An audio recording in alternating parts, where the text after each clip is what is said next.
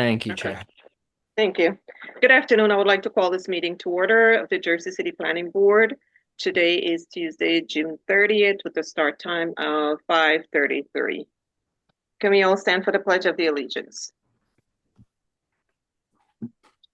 I pledge the Pledge allegiance allegiance To to the the flag flag of of the of United the the States United United States States of of America America and and to to the the republic republic for for which which it we which stands, stand, it stands, one one nation, nation, under under God, God, indivisible, indivisible, with with liberty and liberty and justice justice for for all. all. I like the graphic. Nice touch, Cam. All right. Thank you. Sunshine announcement? Good evening, everyone. Today is Tuesday, June 30th in the year 2026. This is a Jersey City Planning Board meeting with a scheduled 5:30 p.m. start time. And in accordance with the Open Public Meetings Act, notice of this meeting has been posted with the city clerk on the city bulletin and city website on Thursday, June 25th of this year. This meeting was also posted on the Jersey City Division of City Planning webpage, and all distribution materials made available to the board were published and made available to the public. Thank you. Roll call, please. Yes. Vice Chair Wick, here. Commissioner Stamato, Yeah. Commissioner Kaplan, Here. Commissioner Patel, Here. Commissioner Capers, Present. Commissioner Little, Present. Commissioner Barnaby, Here. and Madam Chair Gungadin. Here. Okay, we have a quorum. Thank you. Can we swear in the staff, please?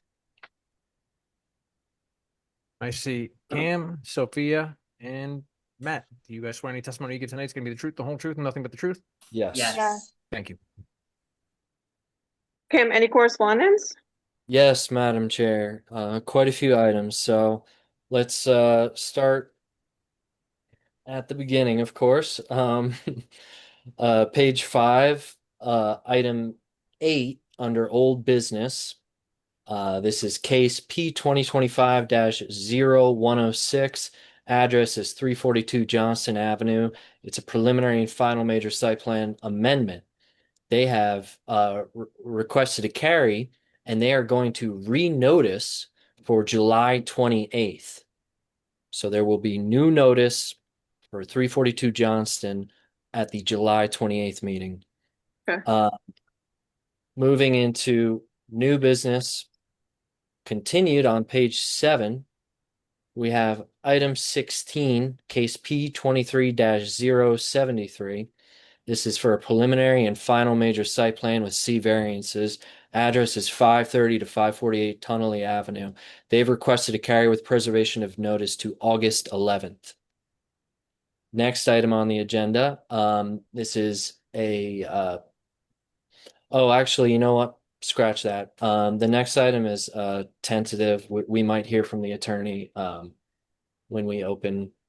But item 20, case P 2025-0244, a preliminary and final major site plan with C variances, address 3000 Kennedy Boulevard.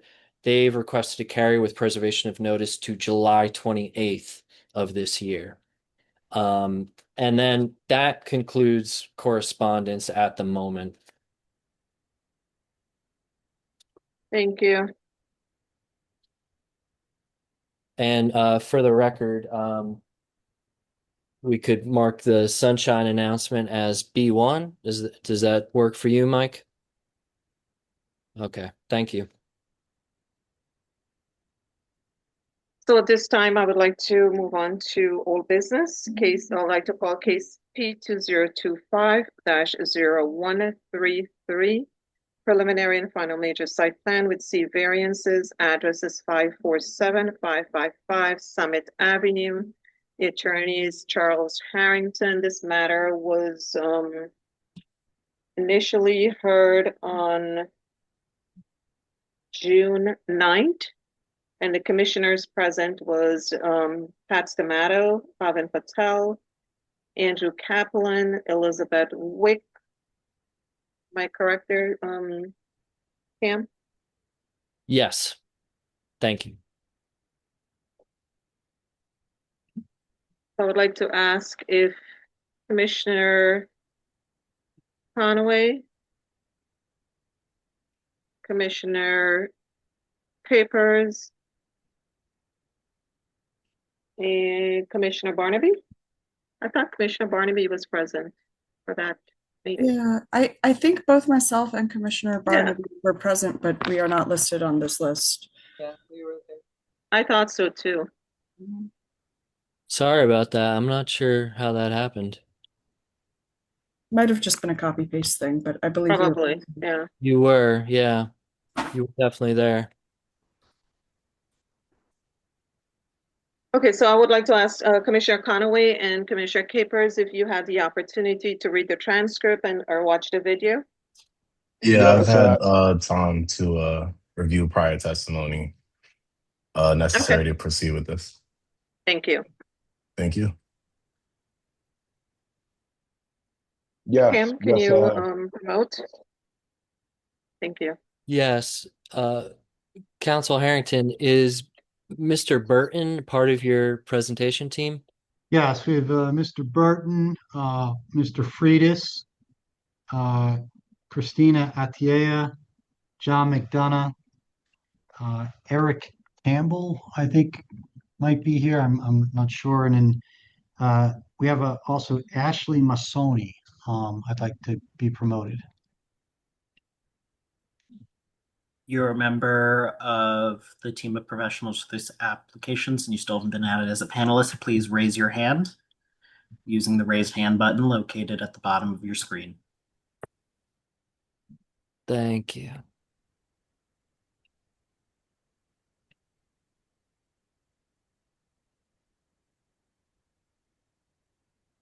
All right, that should be everyone. I do see an Ashley's iPhone, and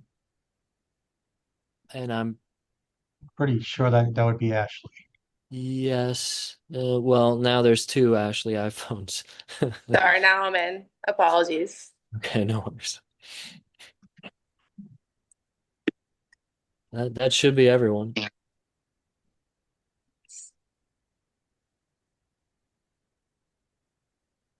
Okay.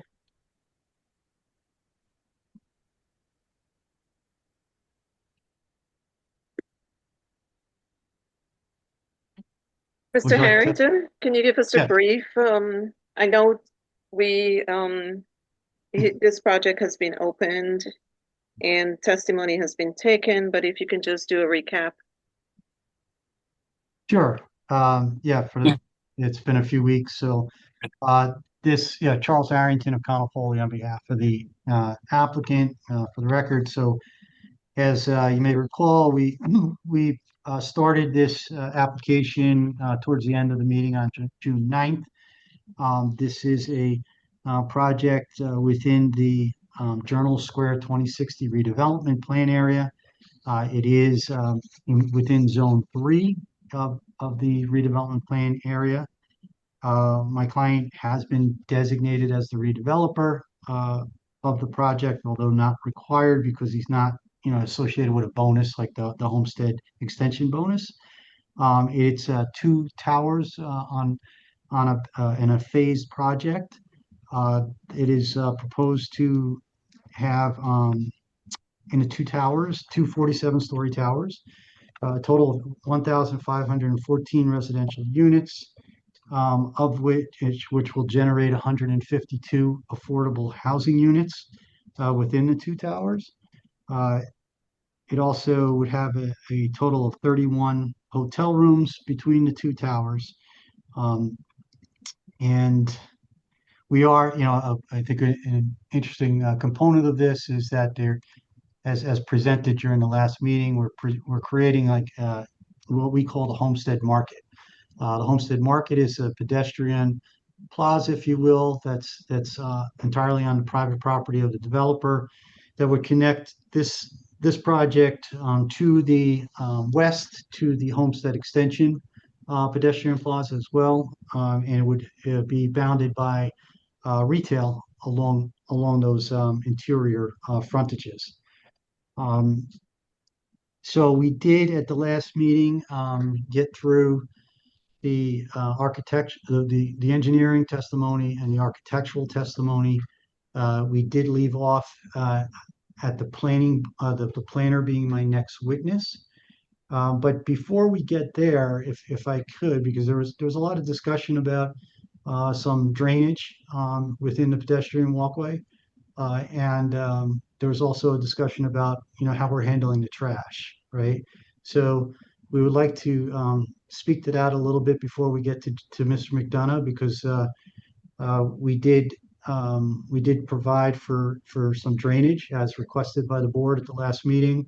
And we do have, some ideas about the trash to present to the board if they would like that as an option, with regard to the southern tower, 547. And we do have our Mrs. Masoni, Ashley, is here tonight because she's from the management company of the developer, and she oversees the operations of the respective projects for this developer, and I think she can add some insight, to the board how this would be, how the trash would be handled, and how this option, if the board is open to it, or if they would prefer it, how that can be processed. So if that's okay with you, Madam Chairman, Chairwoman. Mr. Harrington, Sure. before the chair answers that, were there any additional documents uploaded to the portal with respect to those items? The drainage plan was uploaded. The alternative plans we were going to present as exhibits because it's a small section. All right, because I didn't see any change to the proposed garbage trash situation. So I just wanted to make sure I didn't miss it. Right. This is something that just we've been having discussions, and just within the last 24 to 48 hours, we said, kind of had, hey, how about this? And so we created an exhibit to present to the board if they'd like to review that and consider it. Madam Chair. Yes. Madam Chair, I go along with that. I'd like to hear this. Yes, I would like to hear it as well. So can we mark that as evidence as well, Santo? We can. So, Mr. Harrington, why don't we identify the witness that's going to deal with the exhibit for, Madam Chair, as I understood, trash. I don't know if it's the same witness that would deal with the drainage exhibit, Mr. Harrington. It's not. It's Ian Burton, the engineer, would address the drainage, and maybe I could do that first just to show you where we've addressed the drainage as requested by the board, and then go into the trash and introduce that exhibit. And Madam Chair, your decision. You want to hear the drainage first and then go into the trash, or vice versa? I think we can hear the drainage and then go into the trash. I'll second that, Madam Chair. Okay, Mr. Harrington. Okay, thank you. So they're not going to have Mr. Burton. He did prepare an updated drainage plan that was uploaded, but Ian, if you could maybe mark that as, I forget where we are in exhibits. I think we're at exhibit A5 for your presentation here, Ian. Sure. Let me share my screen. And Ian, I'll swear you in. You swear any testimony you give tonight is going to be the truth, the whole truth, and nothing but the truth? I do. And for the record, can you state and spell your name? Ian Burton, IAN, BURTON. Thank you. Mr. Burton, is your license current and in good standing? It is. Okay, you're qualified. Field of discipline, Mr. Burton. Engineering, civil engineering. Thank you. And for the record, all of my witnesses, my expert witnesses were sworn in and qualified at the last meeting. Except Mr. McDonough. Correct. Thank you. So I guess, yeah, quickly kind of going through this small change. Let's identify it first because we're going to mark it as A5. So I've marked the PDF as A5. This is preliminary final major site plan, unsigned grading drainage utility plan 555 Summit.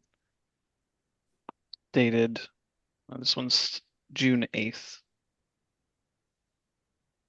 That's the last revision, June 8th? Correct. Thank you, sir. A5. Yeah, this shows the 555 tower grading plan located at the corner of Van Ripen and Summit. And kind of based on the discussion last time, we had replaced what was just one little yard inlet with a trench drain that now spans the full length of the vehicle, the trash pickup area. So now anything that will drain, anything that might be accidentally spilled or dropped in this area will drain towards the trench drain before, not allowing anything to spill over into the sidewalk. And they would go into our on-site storm sewer system and drain into our tank at the end. Relatively quick and simple, but it should alleviate any other spillage in that area. The concerns last discussed. It's quick and simple change.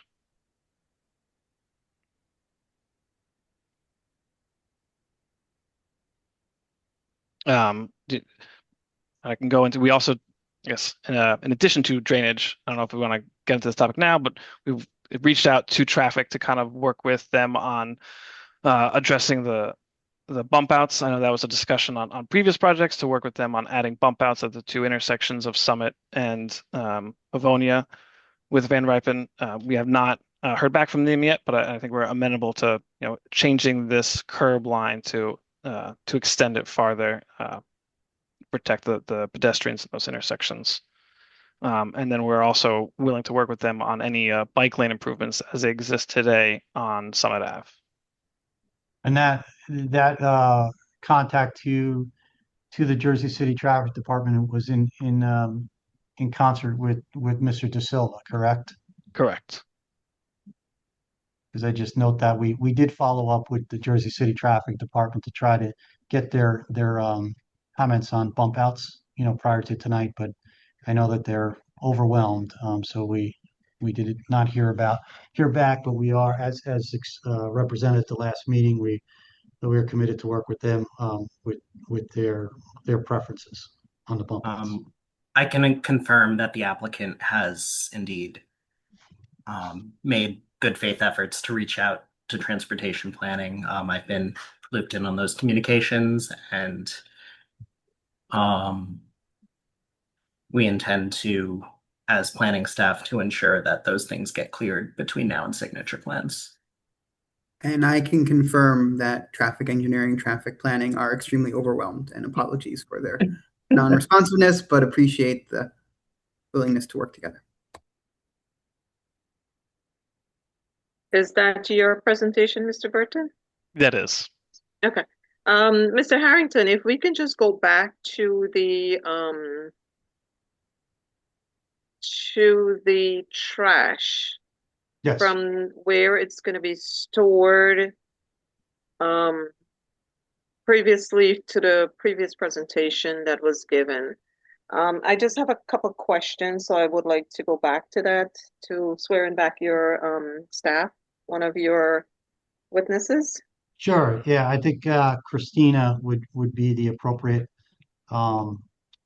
witness to come up and address that, and then we have Ashley to supplement the process of how that all happens.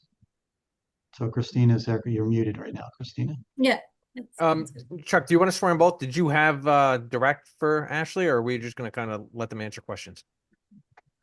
Well, let's I'm gonna have Christina. I guess you can swear them both in right now. All right. So I'll swear both you ladies in, Christina and Ashley. I see you there. If you could raise your right hands.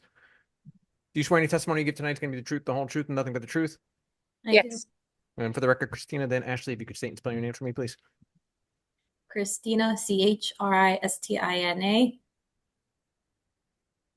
Ashley, Ashley. All right, your last names too, please. Yeah, Massoni, Massoni. Attiyieh. Thank you. Christina, your license is current? I represent as a design architect. Paul is the licensed architect on this project, and I work closely with him for this one. If you recall, Madam Chair, at the last hearing, Mr. Freitas was sworn in as the licensed architect for both projects and qualified, and then Christina was testifying as the project architect. Okay, can Mr. Freitas verify that? Yes. Mr. Freitas, He's unmuting. you're muted, Paul. I can verify that that is the case. And I guess I'll swear you in, Paul. Sure thing. Do you swear any testimony you give tonight is going to be the truth, the whole truth, and nothing but the truth? I do. Thank you. And Mr. Freitas, your license is current and in good standing, correct? That is correct. Okay. And Christina will be acting on your behalf in regards That's to the correct. presentation. Okay. If we can go Yes. back to the trash, is there trash chutes in the building? Yes. Okay, can we go back to there? Yeah, let me pull up the plans. Okay. So looking at 555 Summit, the trash chutes are here that connect to the two compactors with the containers that are going to be loaded in the room and serviced out through this back of house corridor where the truck picks them up from this side here, and then the added trench drain that Ian was mentioning. And then for 547, we also have two trash chutes that connected to compactors with the containers in the room that last we discussed could be rolled out, taken through Homestead Market at an angle, and pulled up to the truck here as well. And to Mr. Chuck's point, we've created two exhibits for alternate options that we would like to present with you as well. So that was the plan and that continues to be the intent, but now we have possible options of additional garbage routing and trash routing. And that's for both trash and recycling currently? That's correct. So we wanted to bring it back to the board for their consideration. Okay. Before we do that, can I ask a question, Madam Chair? Sure. Both buildings will have chutes basically handling both recycling and trash. Is that what my understanding is? Correct. All right, so you're talking 40 stories and that chute will go from the top down, correct? Correct. Okay. Large cardboard that doesn't fit in the chute gets picked up by staff, though. This I is more understand. for, yeah. No, I understand that. Is there a Commissioner service Simon, elevator? I assume there's a trash room on every floor with access to the chutes. Those chutes go down into the trash room on the ground floor, and those chutes go directly into the compactors. Is that accurate? Correct. And the recycling, the same thing? Will you be able to utilize the chute? We could Or utilize chute? we could utilize one chute since we show two, or we could depend on building staff depending on the bulk and load of the building. You got to run that by me again. You came in a little broken up on it's probably my computer, my screen. Yep. So What we happened?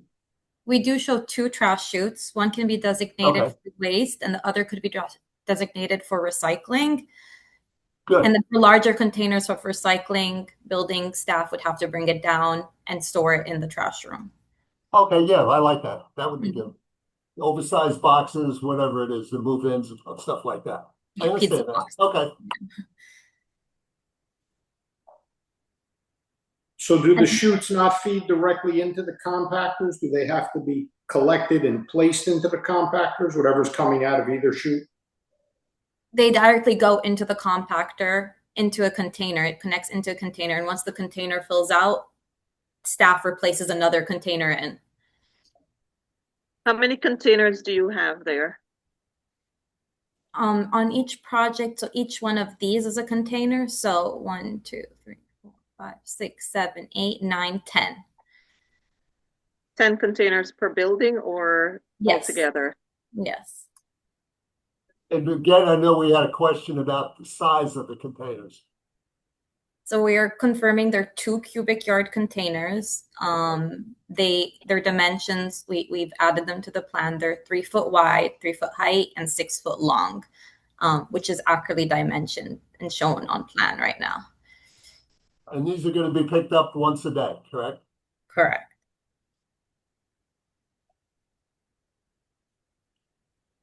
All right.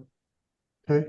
So at this point, would you like us to show you, mark that exhibit to show you, you know, the change proposal that we're asking, presenting for consideration? Madam Chair, if I could just add something to this. You said you had two types of plans for us to review tonight in reference to this. Is that correct? Well, it's a very minor difference between the two. It's 2 sheets. All right. Why don't we hear what the second one is, or the first one, whatever you have. So, Mr. Harrington, just to be clear, what was just presented and discussed was what was originally proposed back on June 9th, correct? That's right. Right. So now you're going to show us a 2-sheet exhibit of 2 additional options, or it's 1 additional option for each building? No, it's 2 options for 547 Summit. One feeds off the other. One, you'll see we're basically have All right, let's look at it. That's going to be A6 is going to be a 2-sheet exhibit. Yeah, let's take a look at it. A6.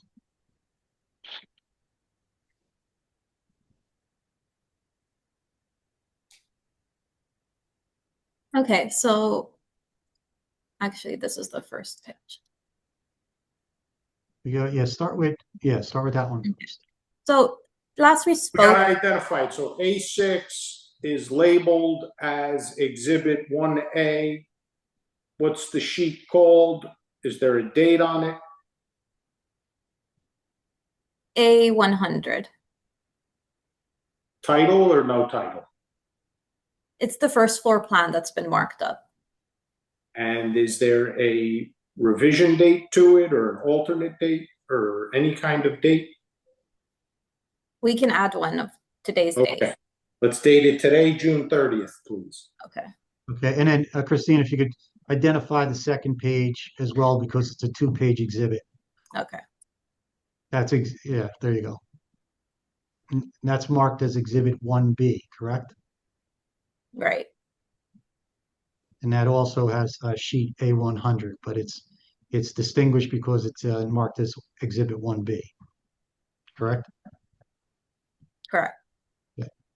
Thank you, Mr. Harrington. So A6 is Exhibit 1A and 1B 2-sheet exhibit, dated today's date. So go ahead.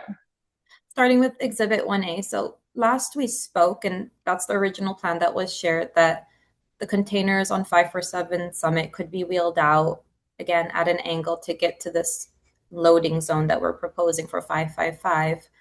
But as an alternate, we could also propose going out to Pavonia if the city is more interested in it. Maybe you want to call it a shorter route, by adding a set of doors on the left of the staircase here and providing a clear 5-foot walkway out to Pavonia.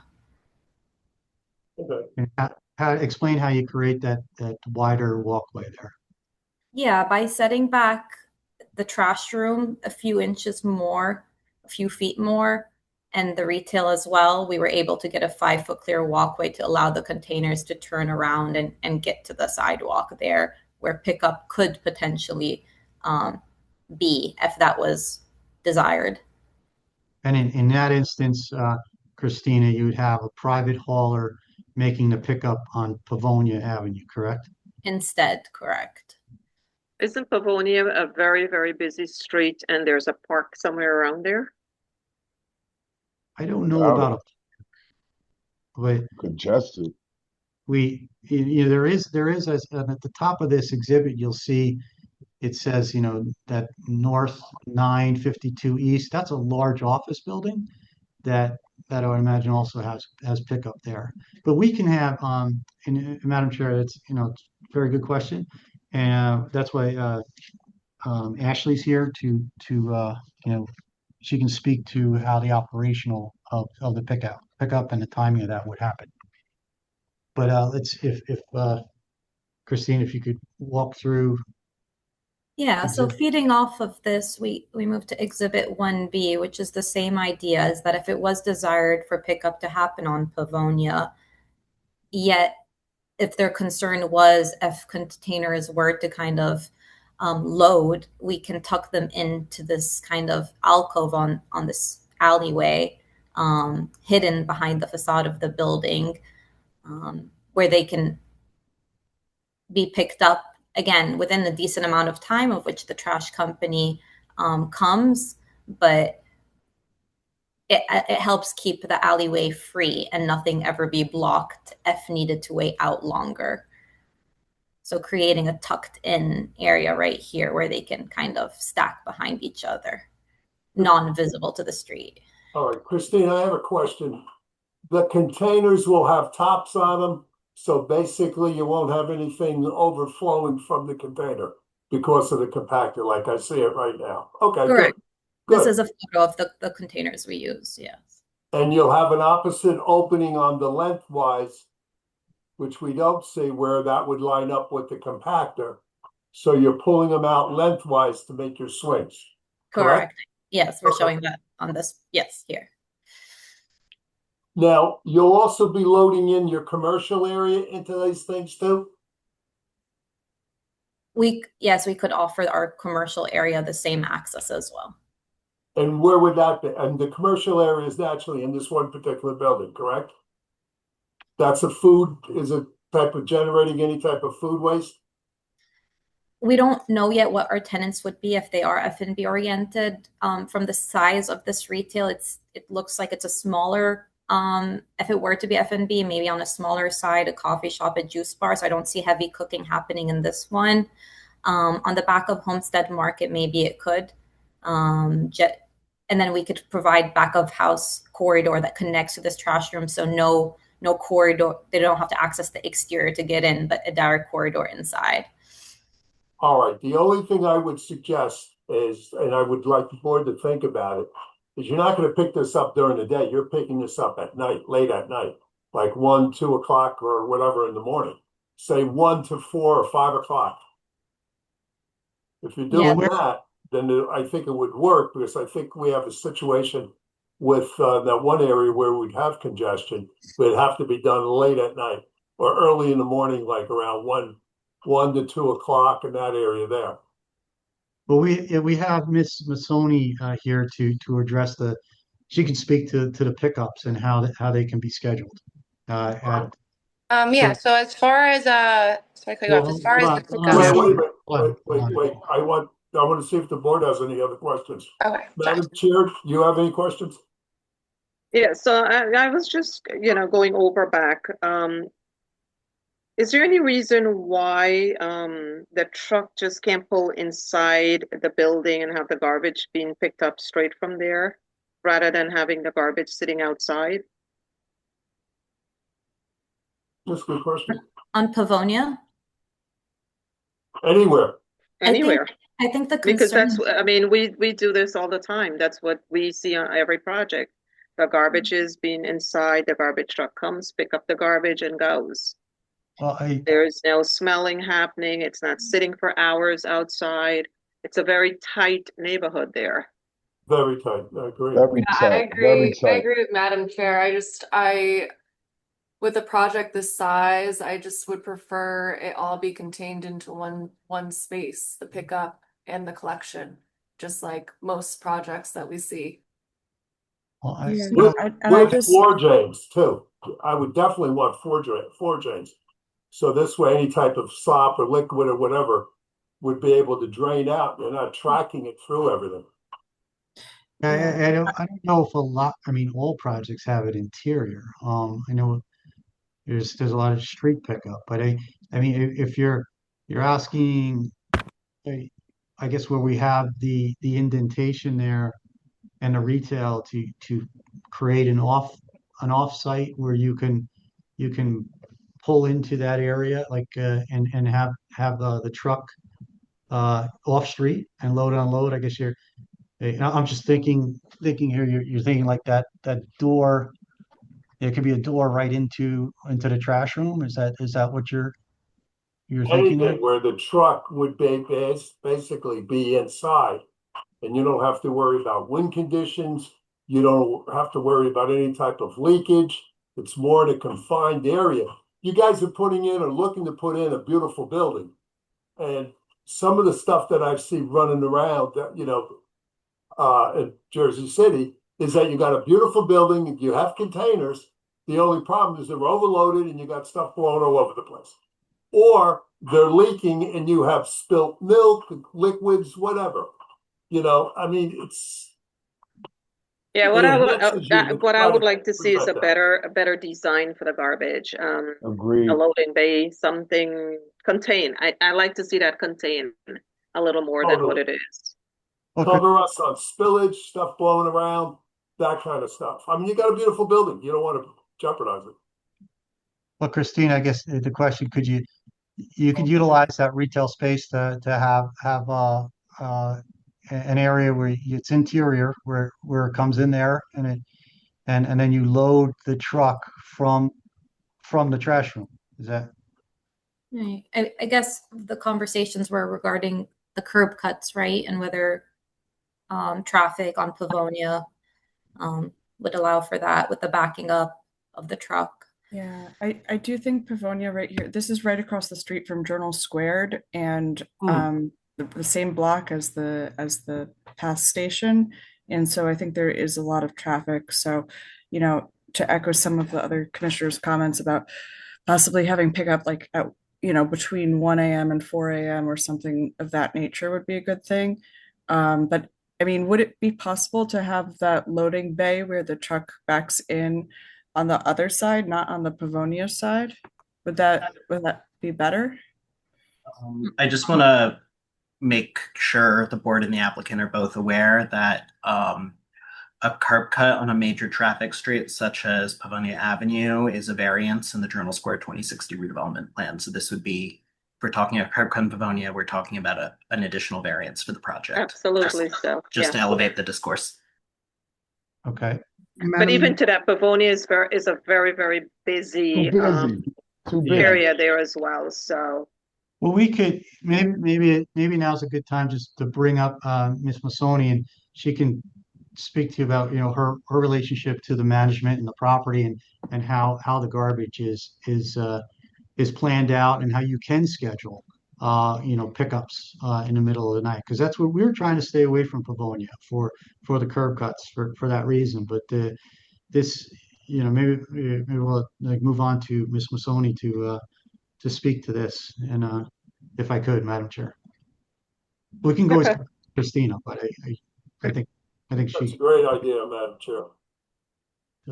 So Ashley, if you just give the board the benefit of your job and how you're affiliated with the number of projects within the Journal Square area, and then we can talk about the garbage. Yeah, of course. So I oversee all the buildings so far that we have, occupied right now. As far as the garbage, we do use a private company that we partner very closely with. So scheduling is pretty easy for us. We're a big customer of them. They respect us.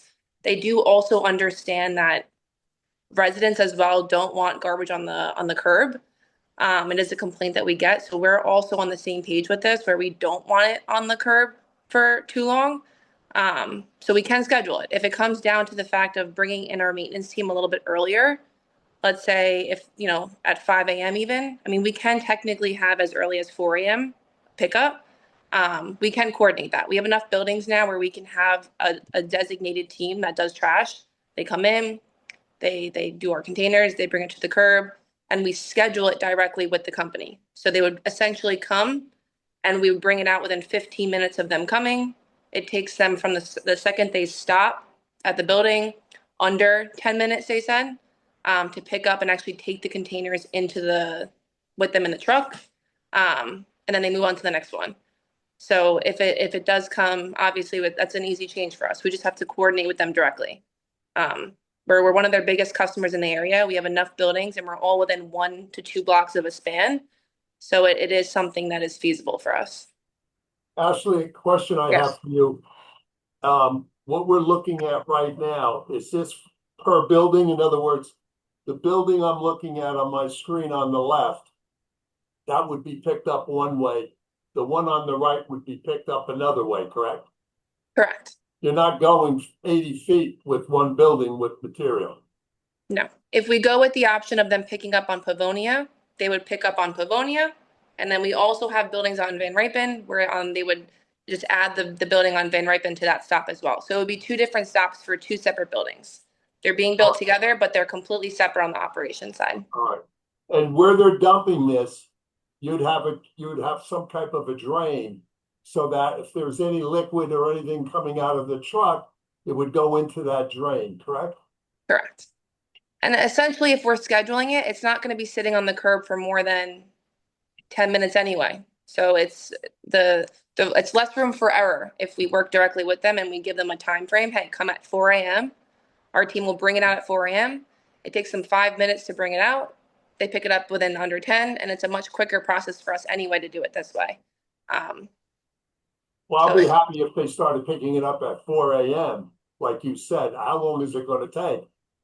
It's going to take more than 10 minutes, but that's all right. I'm not going to argue that.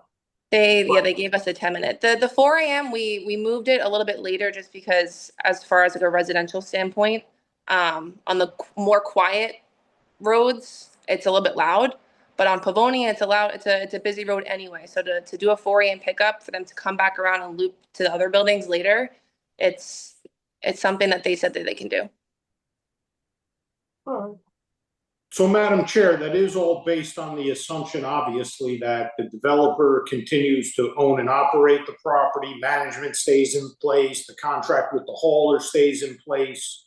So while I can appreciate what's being proposed in that regard, I just want to be clear to the board that obviously that could change if there's a change in ownership or operation procedures. This is what is being told as the assumptions based on current operations and contracts.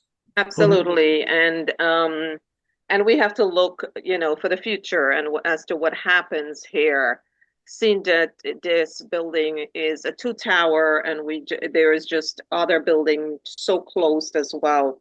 I'm still not buying into it. I still want to see a better design for the garbage, for a garbage truck to come in, have a loading bay, pick up the garbage and go, and not having garbage all over. It's a lot of units. It's 1,000. It's over 800 units. Well, I think as to the issue with new owners, that I think that's a simple fix in that it can be a condition of approval. So it runs with the land and runs with any approval. So Mr. Harrington, it becomes an enforcement issue, as you and I both know. Well, any violation of a condition of approval is an enforcement issue. That's a zoning issue. So it comes back to being on me to make sure that everybody's following something buried in a resolution somewhere. I think Pavonia Avenue is not a good idea. I think a good idea is to redesign and come up with a better plan on how the garbage would exit the building. Agreed. And that would require somewhat of a loading bay, garbage contained. Agree. Per building. Per building. I'll also ask the question if there's a way to consolidate the trash into the North Tower. I mean, I think we're confident. Can't speak for all the commissioners, but I'm comfortable with the trash plan for the North Tower. So if there's any way to create a connection, since the South Tower is being built second, so that all of the trash's function is in the North Tower and then unloaded into that area, that may be another approach for the applicant to consider. If I may, for the question for Ashley is, what about inclement weather as far as snow and everything? You say that these guys are going to roll these dumpsters out But what in the event if there's a snowstorm of that nature? What would be the plan then? I mean, yeah, in those cases, you kind of have to take it day by day. Our team has equipment on site. The second, it starts snowing, we have our team on site. They're shoveling, they're creating pathways. Will it cause a little bit of a delay?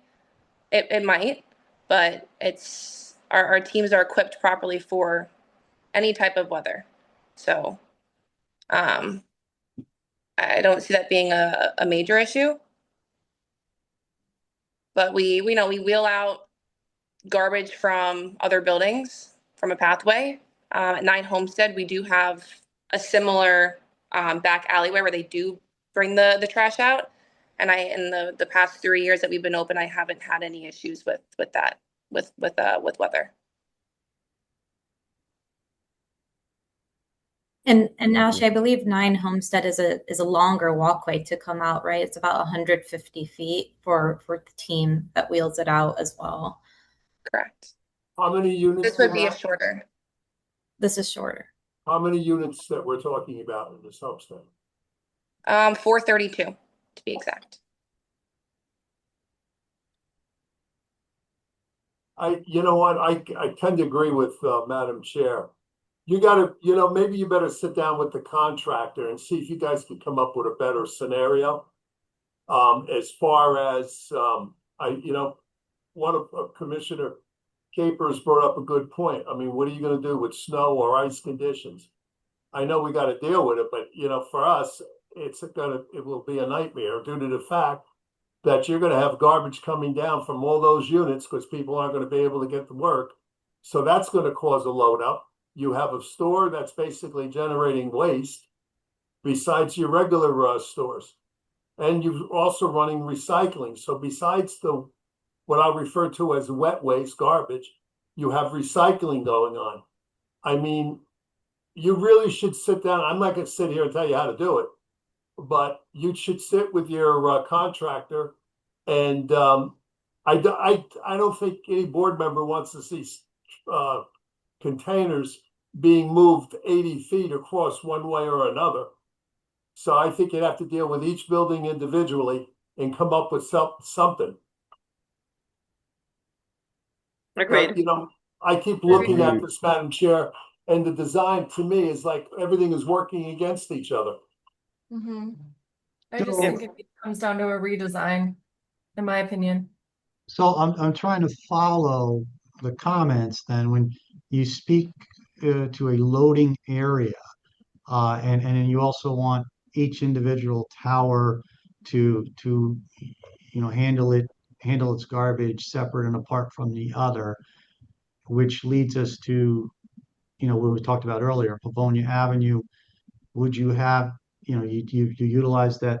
I'm not an architect, but simplistically I'm thinking I use that retail space that fronts on Pavonia, and I have a truck pull in there, and then I can load and unload there.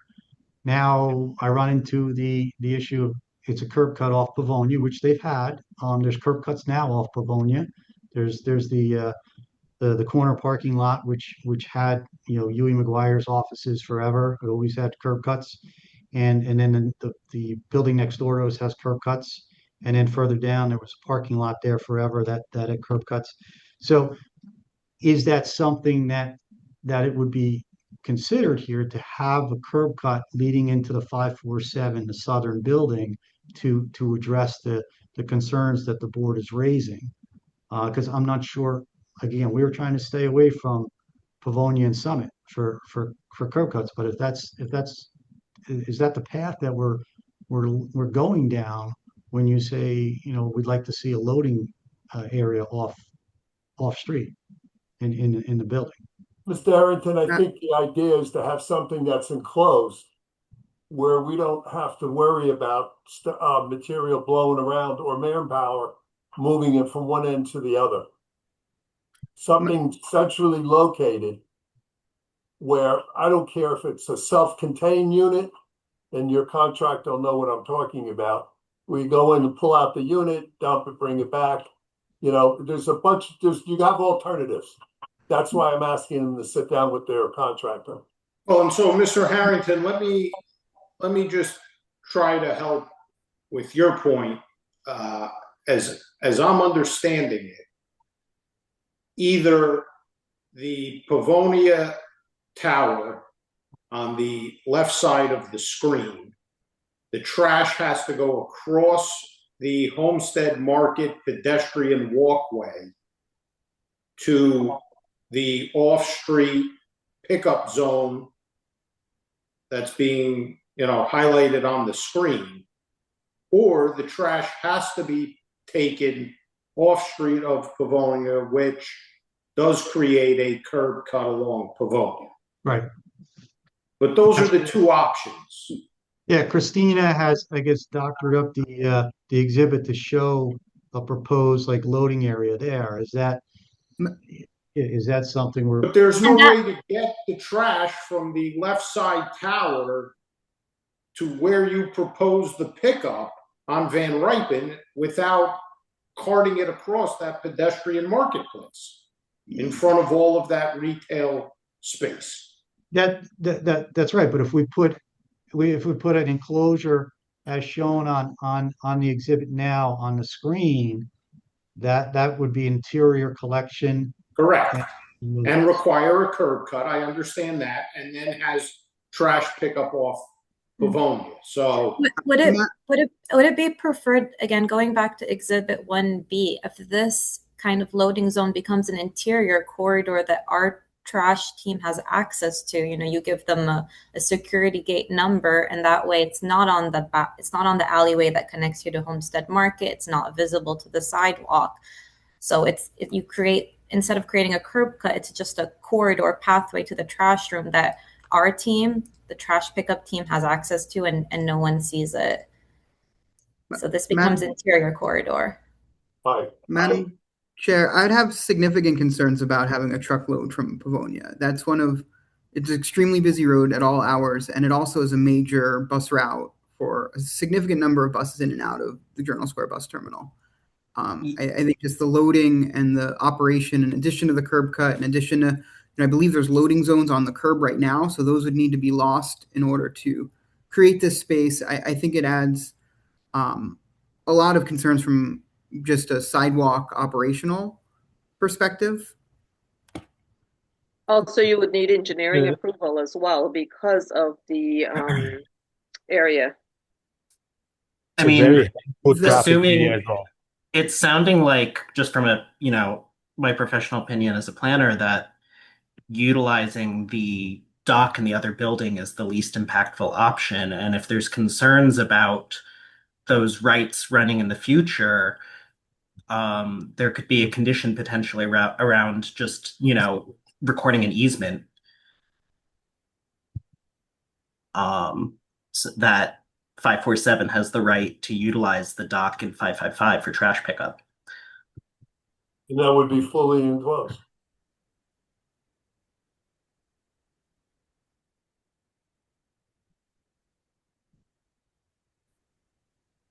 So we're adding more stuff to the sauce, Mr. Harrington, but I guess Commissioner Kaplan's comments, given his expertise, obviously is something that I can absolutely appreciate. Perhaps Pavonia is not preferred over Van Ripen. So again, I can appreciate all of that.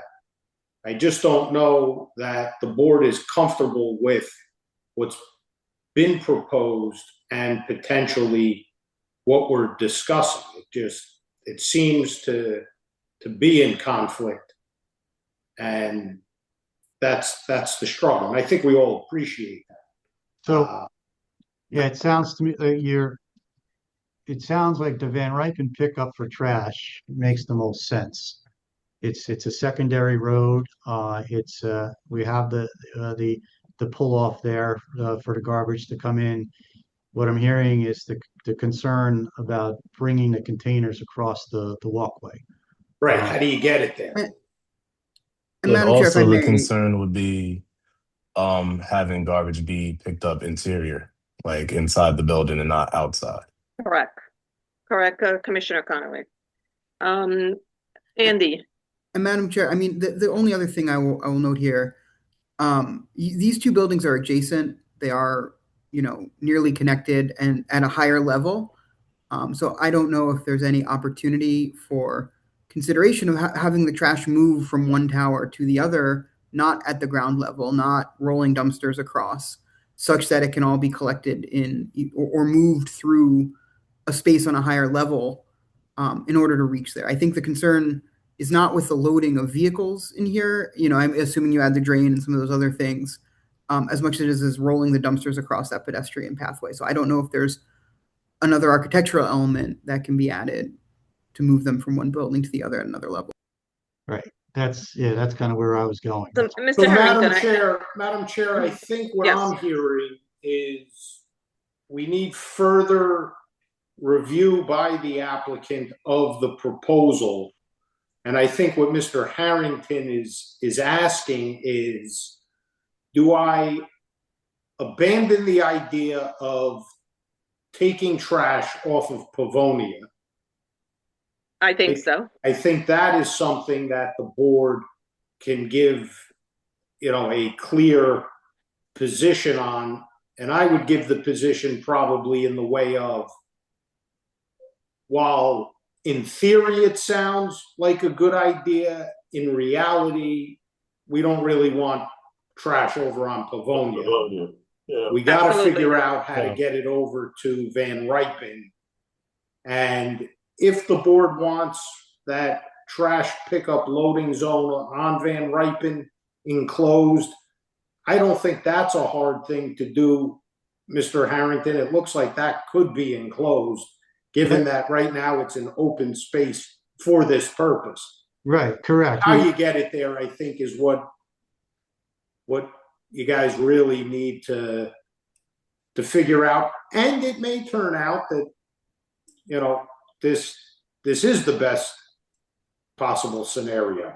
But I would also like to see the full plan to deal with all of the retail and commercial space trash as well. I think that's got to be dealt with too, whether it's getting it into those trash rooms and what happens from there. I think the scheduling of pickup is an operational thing that you guys can deal with, but it's really that left side tower, and I think getting the trash over to that Van Ripen loading area, that is the work to be done, as they say. Yeah, And it's, agreed.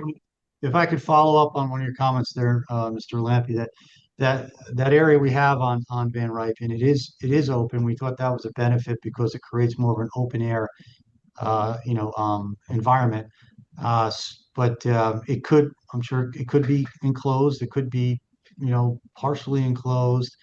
I don't think the elements would have an effect there, but that, since we're here, I'm trying not to throw darts in the dark. So, if is there a preference on that? I know we would have to develop something here, but is there a preference to enclose that? Because if being open is a non-starter, then we'll enclose it. And as part of the plan. There are buildings that you have right now down in that area where it's enclosed. And when the truck comes in, it's just basically a door opens up, pulls out like a container, let's say, and runs away with it. Another one will come back and drop off a container. Can I I also don't think any of the other buildings we have approved down there. Not you. I'm just talking in general. I'm not talking to you in particular. There are other high rises that do have what I just described. Yeah. Okay. Can I also add something here? We wanted the retail here to have its own glass corner, but it seems like that might be causing some issue. And we can actually create a shortcut instead where 547 loads in a corridor that connects here, and that's a much shorter pathway. And the containers could load in here, and then the management team of 5557 rolls it out closer to the time that the truck picks up. So at least you've saved a certain amount of distance. You've loaded this tower's containers on this side as well. And then once they're piled up in this service corridor, within the 5-minute time, they roll them back out to this loading area. That loading dock is basically for all your commercial areas and everything else, correct? Yes, and it's also to serve the PFC and G transformer. So I need to confirm with them if they're okay with an enclosement because they may require an open area. Oh, okay. Madam Chair. And Mr. Harrington, I assume other than that shared loading area, we're intentionally trying to keep the two towers separate for further legal purposes. I think also, speaking of the architecture itself, is that, you know, we can go up to the residential layouts and you want your trash refuse room to be placed in a central location near your core, right? So if you are living in this unit here, you don't have to walk all the way to this site to drop off your trash, right? So I think we still would need the two chutes, and ideally they do go to the ground floor to the compactor with that. It's easier for the tenants to access and not have to ask them to walk the full 200 feet, you know? So, Mr. Harrington, again, I think the comments of the board are really this concern about dragging or pushing containers across that pedestrian area. And, you know, I think I agree with the comments. I'm not going to tell an architect how to design a building, how the building has to flow and be used. I get all of that. I think this was the thing that really the board does not like, for lack of a better term. I think functionally, you know, it's a detriment, I think, is what I'm hearing. So I think that's where the focus of the design team should be. Madam Chair, board, is that fair? That is very fair. To be honest, I am not comfortable with it as it is. Agree. I'm sorry, may I ask just from an operational standpoint, is it more so the cleanliness or is it as far as dragging it across, what would be the main concern? And maybe I can speak to it. I don't know if. I think that's for Chuck and his team to work out together. I will not tell you how to go about doing it. I'm just saying this is not what we comfortable with. And it's just, I mean, that was the purpose of our changes tonight to not have it go across the walkway. Right. We thought that was, you know, we thought it was a good solution. So to keep them separate, because we didn't want a curb cut on Pavonia. We didn't think that was something that would work or be feasible. Charles, on what level do these buildings connect? Let me pull up the renderings. I think we haven't shared them tonight. I wanted to see if the opening doesn't show here, but they're two separate buildings with a recess, but they do have a dividing wall between them. And they connect on the fourth floor. On the fourth floor. Yeah, I'm wondering if could be a corridor built on the fourth floor that would be for this purpose. That way you keep everything inside. You don't have to worry about sleet conditions or snow conditions. You don't have to worry about them sitting outside and rotting, creating a nuisance. Maybe something like that could be considered. I think Kaplan mentioned that. I do think we can move the compactor from the first floor up to the third floor and then have our team bring them all into one location on one side. Yes. Yeah, I think that's something we have to look into because I agree. If we get a connection, bring it across internally and then drop it into one trash room, that's in 555. And I mean, that's not a problem legally. We can work through documents on that, you know, as an easement or otherwise. The only other thing I concur with kind of investigating that, and I appreciate the applicant walking down that road. The second thing that I'd appreciate, if you go back to the plan just showing the pickup area, there was a conversation about whether it should be enclosed or not. I think just a little bit of clarity from the applicant. You know, my understanding from reading plans, being an engineer, this is covered. This is somewhat contained from the elements. But if you could speak to what this looks like, or if you're having to come back, provide a visual of this space, and what sort of protection from the elements it may have in your design. I think that is the concern.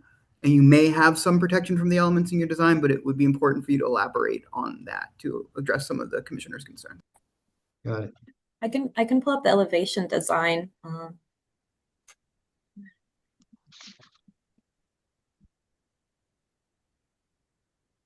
So, Mr. Harrington, I think we've given enough input into what our concerns are. So I think it's, something the team's got to look at and come back to us with what can or can't be done.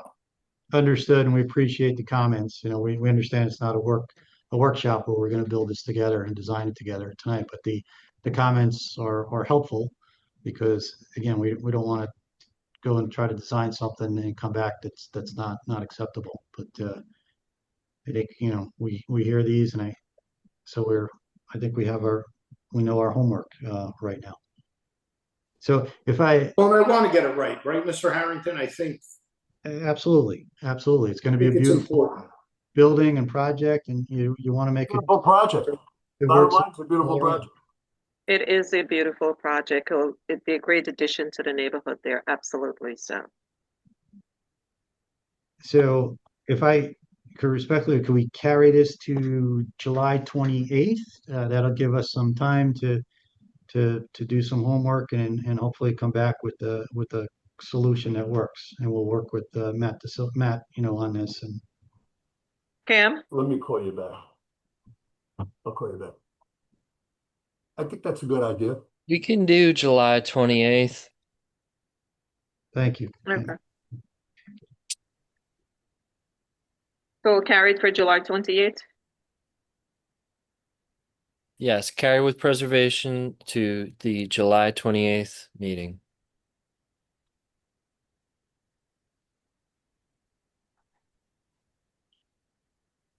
Thank you, Chuck. Okay, thank you, Walt. Thank you. Thank you. Thank you. At this time, I would like to move on to new business.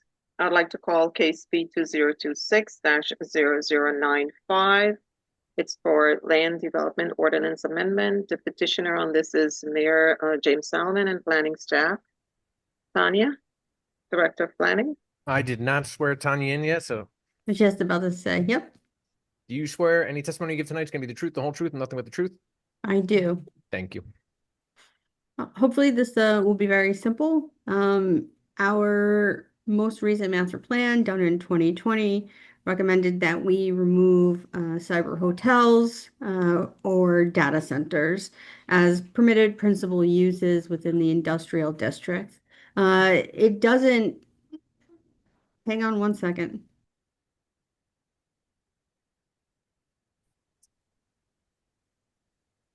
Anybody want a 9-year-old? So, trade. Stop. I'll take 2. Take 2. Yeah. So, just so we're clear, this doesn't counteract anything in the 2000 master plan. I actually think it kind of solidifies it, and it's backed up in the 2000 master plan. As in the 2000 master plan, when we were really kind of looking at data and the internet in a different lens than we had ever been before, needing the places to have capacity in order to get all that data, all that energy. It was really done with the idea of co-location. So there are data centers that exist, but they exist within existing office buildings. Like, for example, Newport has one or two of their floors that exist as data centers and support the other offices within their building, and other similar situations within downtown. So this is very specifically for a permitted principal structure where it is only used as a data center within our industrial districts. So again, this is really just following up on the master plan recommendation. It just removes cyber hotels, which for reference, I've never heard anybody use cyber hotels as a description. So I'm not 1,000% sure where we got it, but we got it, which are really just data centers, and changes the definition so that it is consistent with what we are recommending. Like I said, pretty straightforward. If you have any questions, I'm happy to answer them, but that's really it. Any board comments? Just one question, Director. Could you define a data hotel? Like, is there a definition for that term? Again, it's new to me. So yeah, if you in the I'll share. Here we go. You ready? Let's share it. So this is the amendment. You can see that it said just really quickly data center. So we don't even have a separate definition for cyber hotel. So actually, I'm sorry. Yes, we do. Data centers were the only place where I was adding it that they shouldn't be considered warehousing was within the data center definition. No, I don't have the cyber hotel definition, but I can call it up real quick if you want. It's the same idea. I'm pretty sure, and I'll check myself, that if you look up cyber hotel, it tells you to look up data center. But I'll take a look just to ensure that I'm not lying. Any other board comments? No, Madam Chair. No comment. If there is no other board comments, I would like to open for the public. Is there anyone from the public that would like to comment on the land development ordinance amendment? Anyone from public? I see no one from the public. I'd like to close the public portion.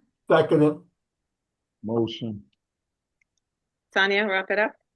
Yeah, can Cam, secretary, want to take that one?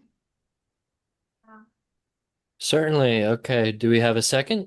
Second. No, we need to entertain a motion. Entertain a motion. Second. No, Liz, we need to entertain a motion. Yeah. I'd like to make a motion to approve case P2026-0095 as presented to the board this evening. Second it. Okay, on a motion to approve, Vice Chair Wick, Aye. Commissioner Stamato, Aye. Commissioner Kaplan, Aye. Commissioner Patel, Aye. Commissioner Conaway, Aye. Commissioner Capers, Aye.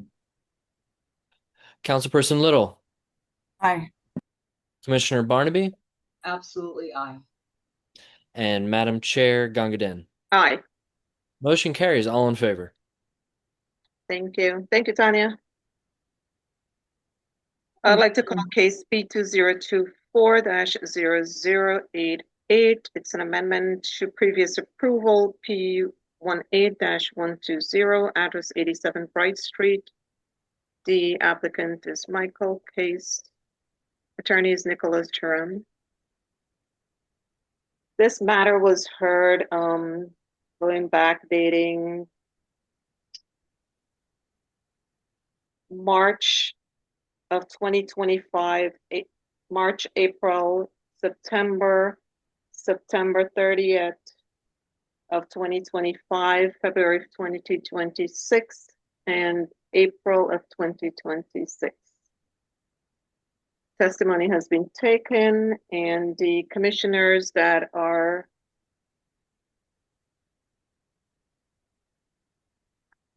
present was Wick, Patel, Stamato, and myself. So I'd like to ask if Commissioner Barnaby, Commissioner Little, Commissioner Capers, Commissioner Conaway, and Commissioner Kaplan, if you had the opportunity to review the transcript and the recording or the recording. Sorry, can you repeat which application number this is? This is P2024-0088, 87 Bright Street. Okay, I need to recuse myself from this application. Okay, so noted, thank you. Should I log off and someone can text me when we move on to the next one? You don't have to log off, Councilperson Little. You can just shut your camera, mute yourself, and step away. Okay, thank you. Thank you. Madam Chair, I believe I was present at the last meeting, but not all of the meetings. And at the last meeting, so you were present at the last meeting, which was in April? Yes. And at that time, Commissioner Kaplan, I think, had certified that he had read. And I think he was reading and watching the video is what he actually had certified. Okay. Correct. The prior meetings I was not at, I did watch or read. Okay, so you're up to date with your with this matter. Correct. Commissioner Conaway, Commissioner Capers, Commissioner Barnaby.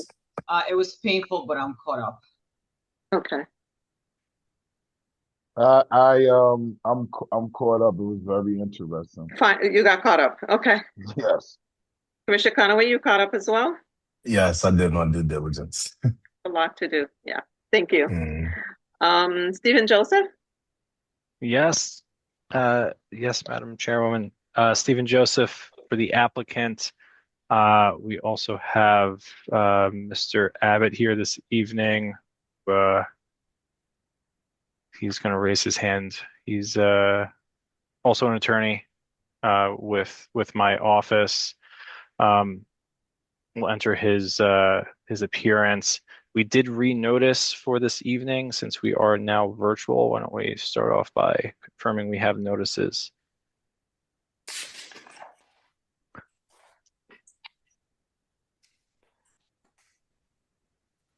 Good evening, everyone. Skylar Abbott of the firm Castano Cooley Cerami on behalf of the applicant. Good evening. Thank you, counsel. Mr. Joseph, I am in receipt of your affidavit of publication proof of mailing. It does appear to be in order. We did ask that it be renoticed for the obvious reason of being virtual. Looking at my notes, Mike, I was up to A9 is the last exhibit marked. Is that accurate or inaccurate? I don't know. I don't have it up right now. I can pull it up real quick. But I trust you. You know. I trust me as well. So that notice will be A10. Great. So at the last hearing, Mr. Joseph, we do need to recognize Yes, Ms. Hajianis. I thought I saw her on the screen. Janice, if you can Are you there? do your parent. There you are. I'm here. Thank you, Madam Chair, and I'm appearing on behalf of the Opera at Van Voorst Condo Association. It's a condominium at 83 to 85 Bright Street. It's immediately next door to the applicant's property. Thank you and welcome, Ms. Hajianis. Madam Chair, my recollection and my notes reflect that where we had left off, the applicant had finished his direct testimony, calling his witnesses, and we were up to Mrs. Hajianis. Mr. Joseph, is that accurate? that is absolutely accurate. Thank you, Mr. So, Joseph. but if I may ask Mr. Joseph to do a recap. You absolutely Sure. may, Madam Chair. Thank you. I think that's appropriate given we have some new commissioners. So Correct. I'm going to do my best here to kind of briefly summarize where we are and where we have left to go. So the application before the board is an amendment to an existing approval. It was previously approved back in 2019. It was a referral from the Historic Preservation Commission where the commission did not deny the application, but it didn't have enough votes to approve the application. This board unanimously approved an application for preliminary and final major site plan approval with C variances. The substance of the application before this board is the changes to the site plan. And I think Jeff Lewis most clearly articulated what those changes are, but they fall into two categories. I'll say design changes. So changes to layouts, materials, colors, utility connections, lighting, mechanicals, and then fire safety code changes. The fire escape is what we're talking about there. These changes are not, they're proposed before this board, but they were already built. Due to a conflict in interest, the construction portion of this project was sent out to Hoboken. So the Hoboken Building Department had jurisdiction over review of the construction drawings, inspections of the property, final approval on all of that. And the building department approved a variation for the fire escape. They signed off on construction drawings. They did final inspections, and ultimately it went to Jersey City zoning officer for CO inspection. A CO was not granted. A TCO was granted at one point.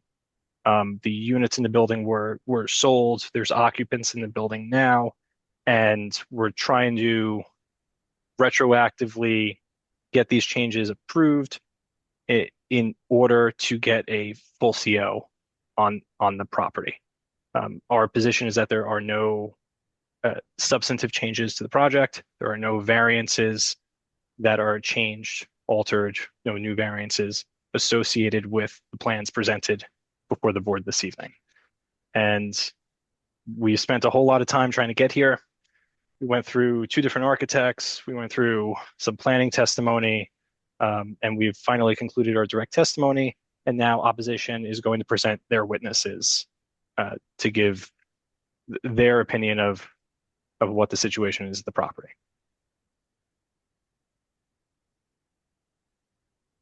I would say that's a fair and abbreviated kind of summary of where we are. Thank you. I would say that's a position of the applicant as to where we are. Fair. Okay, Madam Chair. It's Ms. Hagianis's case to proceed. Okay, thank you very much, Mr. Lampe, and I just wanted to thank the board for the effort and the time they put in and they've devoted to this application over many hearings. And for those of you who are newly appointed, I want to thank you for the time you put into reviewing the record to prepare for the hearing this evening. So I do recognize that this matter has developed an unusually lengthy and complicated record, and we're going to try not to repeat everything that's already been said, but just to clarify the portions of the record that we feel need clarification through witnesses with direct personal knowledge and professional expertise. So I did just want to talk about some of the issues that we're going to be covering. First, we feel there are life safety issues having to do with the fire escape as constructed and that it interferes with existing emergency egress that serves neighboring properties. Second, we will touch upon property rights, including construction within a Board of Education easement and the impact that has on neighboring property owners. Third, we're going to talk about floodplain and zoning compliance and changes that were made during construction that were never part of the plans originally presented to the board.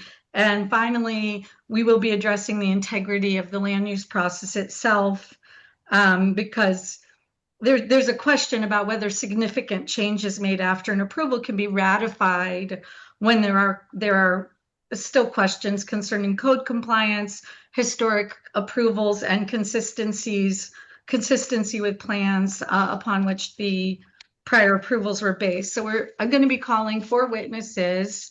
Our first witness is Cecilia De Leon. She will testify both as a licensed architect and a fact witness. She'll talk about the evolution of the project, the differences between approved plans and what was constructed, and talk about building code, zoning, floodplain, and historic preservation issues raised by the amended application. Our second witness is Thomas Ogarzalik. He's also an architect, a long time adjacent property owner.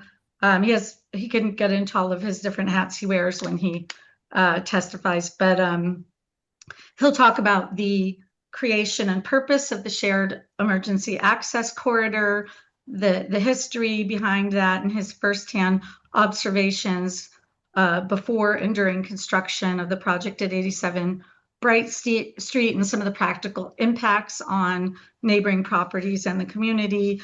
Our third witness is William Slover. He is an attorney in private practice whose practice concentrates on New Jersey real estate law. He serves as the New Jersey State Underwriting Counsel for Security Title Guaranteed Corporation, and he regularly testifies as an expert in matters involving easement, title, property rights, restrictive covenants and related issues. He's going to talk about the legal principles governing easements and rights of access.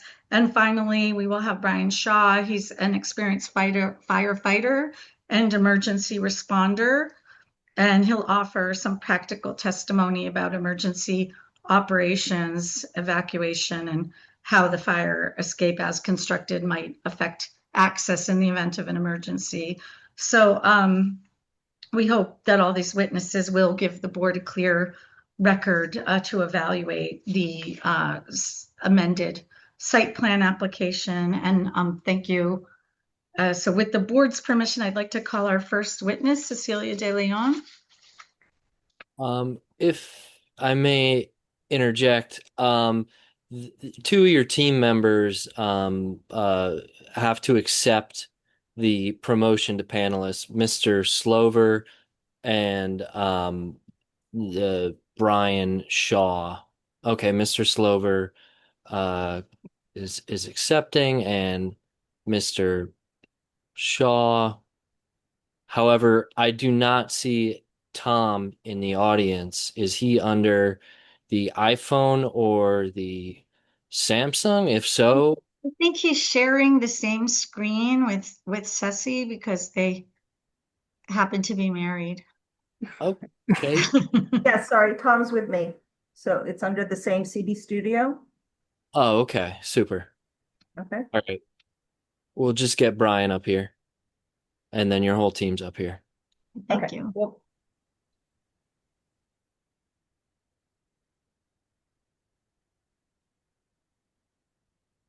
Okay. Okay, we have to who's wait for going first? Brian, or should I start? Or Cecilia De Leon. All right, Cecilia, swear you in. yes, You swear any testimony you give tonight is going to be the truth, the whole truth, and nothing but the truth? I do. And for the record, can you state and spell your name? Cecilia, Cecilia, last name DeLeon, Deleon. Thank you. Ms. De Leon, is your license current It is, yes. and in good standing? It is in good standing. Okay. You're qualified? Okay. Am I able to share my screen? Yes. Yeah. Not coming up. Oh, here we go. Okay. Okay, and Ms. De Leon, before you start your testimony, can you just give the board a little bit of your background? Sure. I'm a licensed architect in New York and New Jersey. I've been in practice for over 30 years, testified as an expert witness in Jersey City, the historic zoning and planning boards. I'm also a certified zoning officer in the state of New Jersey with a certification from the Rutgers Center of Government Services. That license is current as well. I've lived in Jersey City for close to 30 years. I'm an active member of the Van Voorst Neighborhood Association, and I serve as co-chair of the Van Voorst Neighborhood Association Planning and Development Committee. I live at 8385 Bright Street, right next door to this application, and I am the treasurer of the Condo Association. Yeah, that's enough. Is that enough? Okay. Hold on, I'm still, am I sharing my screen right now? I can't tell. You are. Yes. I am. So you okay, so I am sharing, you see the timeline, right? Okay. Ms. Hagianis, can we identify and mark what is on the screen? Sure, I can do that. Oh, sorry. She's muted. Cynthia, we can't hear you. My apologies. Okay, the first exhibit, and this is part of a deck, but the first exhibit, it's pages 1 and 2 of the deck. It's marked as Exhibit 01, and it's a timeline prepared by Ms. De Leon. This was exhibit that has been on the portal. It's a 17-page document that was that goes in one PDF, but I had labeled each one at the top as an exhibit number. If that helps. That actually makes it harder, but okay. So it's a 17 slide deck. Exhibit 01 is the 87 Bright Street project timeline to December 9th, 2025. And it's 2 pages. And it's 2 pages. Yes. Okay. So, Ms. De Leon, as you move into what I presume will be Exhibit 02, will be page 3 of the 17-page deck, et cetera, we'll just identify. Yes, sorry about that. I guess I could have put them all separate, but they're all as one. So yes. Okay. Ms. De Leon, you prepared that timeline? I did, yes. Okay, it's marked 01. Oh, right. Ms. Okay. Hajianis, your witness. Yeah, okay, so Ms. De Leon, could you walk us through this timeline that you prepared? Sure. I mean, I can start there. I mean, because it's a little small. I'm sorry? Perhaps zoom in on the timeline. It's a little small on the screen. Oh, okay. Yeah. That's all right. Is that a little better? That's better. Okay. Just as a general overview, I'm going to give you what I'm going to testify to this evening. I'm going to say this application cannot be considered as a minor amendment or an amendment, an administrative cleanup. There are major code violations and infractions that cannot be ignored or even resolved by this board. My testimony will demonstrate that the applicant built an illegal structure on an adjacent property without prior approval from the Jersey City BOE, HPC, Planning Board, or the DOB of Jersey City or Hoboken. It will demonstrate that the applicant built within the flood zone without prior approvals. Demonstrate that the drawings and the application that the applicant has presented as approved are not the same as the drawings that were originally presented and approved by the Planning Board in 2019. Demonstrate that the applicant expanded a non-conforming structure without zoning approvals. Demonstrate that applicant did not build as per the historic standards of Jersey City or meet the conditions of approval by the Planning Board. Demonstrate the applicant has misrepresented misinformation and facts throughout many of the Planning Board presentations and have taken place over the past 2 years. There's obviously a lot to be said, but since there has been a very long and confusing application thus far, and since the board has stated that they are looking for the truth, I wanted to provide some clarity on what happened and set the record straight. So I'm going to start with a general timeline of the project. This is a 17-page PDF, which where you went over. For each of the items listed on this PDF, where the information is available on the portal, as well as where it was obtained, is listed, as well as other relevant information. I'll start from the beginning, which is over 7 years ago, believe it or not. This project was first presented to the Planning and Development Committee of the Van Voorst Park Association and the Historic Preservation Officer during the course of 2018. Staff uploaded the final iteration of these drawings onto the portal. They are dated 9/22/2017, existing conditions in the title block on the right side of the drawing, and August 7th, 2018 in the lower left corner of the drawing. What is significant to note on this particular set of drawings is it also says approved by ARC, which are the initials of the director of the HEDC. At that time, the Van Voorst Park Association questioned if these initials on the drawings could unduly influence the members of the land use boards or the staff. We were assured by the planning staff that it would not, and that the director had nothing to do with her husband's office. And when the drawings were presented to the HPC at a special meeting held on December 3rd, 2018, the initials were changed and we did not press the conflict of interest issue any further. It is important to note that HPC application H18216 was never approved by the Historic Commission, but the testimony and the drawings presented to this board by the applicant for this amendment repeatedly state that it was. The first planning board meeting for this project, we're down here, was on January 8th, 2019, and the drawings are the same as those presented to the HPC. At that meeting, after lengthy discussions, revisions were requested by the planning board, and the applicant was asked to revise those drawings and return to the planning board with all the changes on the drawings bubbled accordingly. Application P18120 was approved with conditions on January 22nd, 2019.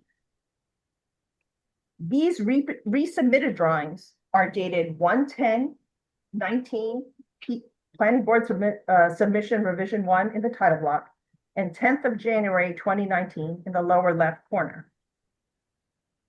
Since this exhibit was originally created and submitted for the meeting last February, I'm going to say that this exhibit is incorrect. So the drawings are now available on the portal.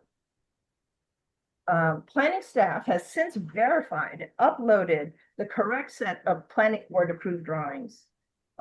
They were uploaded 4/1/2026 and are named 87 Bright Drawings 19_0110 PB revised -1708_87 Bright Street _PB set revision approved _011019.pdf. They are noted planning board approved set.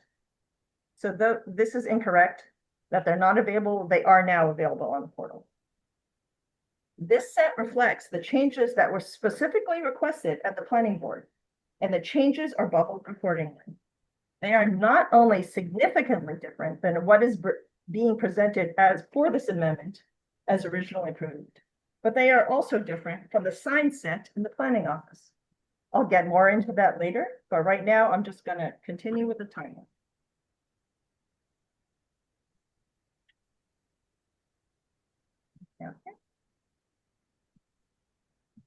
Jersey City permits. The construction permits were bifurcated, meaning they would allow for partial permits for certain portions of the work while waiting for approvals for the remainder. The Jersey City Building Department issued permits for the structural work as per rule plans on August 14th of 2019. These are screenshots. I'm gonna go to Exhibit 3 at this point. These are screenshots of the public information available on the data portal. Jersey Ms. City. DeLeon, did you just change to a different exhibit? I know you're scrolling. I'm scrolling. I just scrolled to the next page. Yeah, to a different exhibit. You said exhibit 3 though, right? Oh, it's Exhibit 3. Yes, it's Exhibit 2. This is Sorry. Exhibit 03. No, 02. 02, page 3. Okay. 02, page 3. Sorry about that. You So gotta this- identify it. This is Exhibit 2, Go page ahead. 3 on the portal, which has the Jersey City permits. So these are screenshots of what's available on the public portal. So this shows that a permit was issued by Jersey City, which included the creation of a new basement in the flood zone, inclusive of new helical piles and a new relocated rear wall. This work was not on the drawings approved by the planning board. If I scroll down to the bottom of the page, on September 23, 2020, an application for the remainder of the work, September 23, 2020, with the remainder of work was submitted to Jersey City Building Department for the conversion of a 4-unit condo as per board approved plans from a warehouse to a residential. But 4 days after that, I'm scrolling to the next page, which will be Exhibit 03, page 4. 4 days later, on September 27th of 2020, the owner requests transfer of the jurisdiction from Hoboken. This correspondence was received from an Oprah request to Hoboken. I got it from Hoboken. The VVNA states this fact in a 9/19/24 letter, which is available on the portal. You can read it. When asked about this fact by the former Commissioner Lipsky from the plant at a previous planning board meeting, the applicant accuses the neighborhood association of making false statements and states that it was the neighbors who requested the change of jurisdiction. We did not. We did not question we did question if it was appropriate during the historic and planning board phase, but we never requested the transfer of jurisdiction and would not do so in the middle of a building permit process because of the confusion it obviously creates. So this email received via Oprah from the Hoboken Building Department. It's dated 9/27/2020 from the owner, Michael Case, to Ray Meyer, the previous construction code official in Jersey City.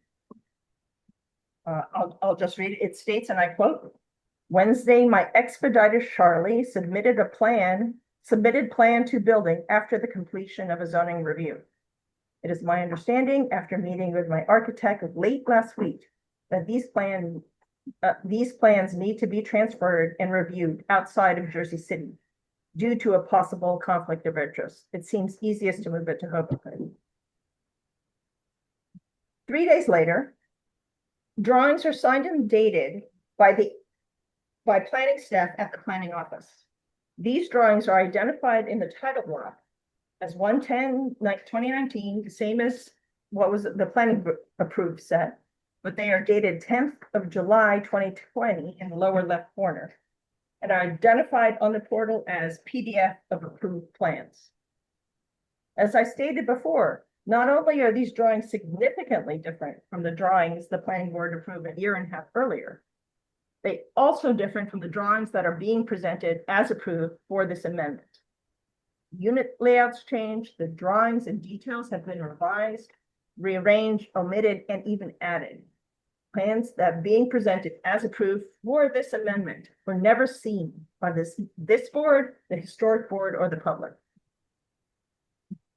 On 10/15/2020, the Jersey City Building Department, I'm going back to the previous thing, you can see the 10/15/2020, Jersey City passed their last slab inspection for the foundation work under the structural. A few weeks later, if I'm going now to exhibit, what's listed as exhibit 4, page 5 of this exhibit. This is permits for the rest of the construction. So 11/4. This has been marked as it. We gotta try to keep it clean. 04? 04. Oh, yeah. Oh, exhibit 04. It says on the bottom. It's page 5 of the exhibit. Of the slide deck. And what is it? It is a permit from Hoboken. This is a screenshot of Hoboken's permit portal. Okay.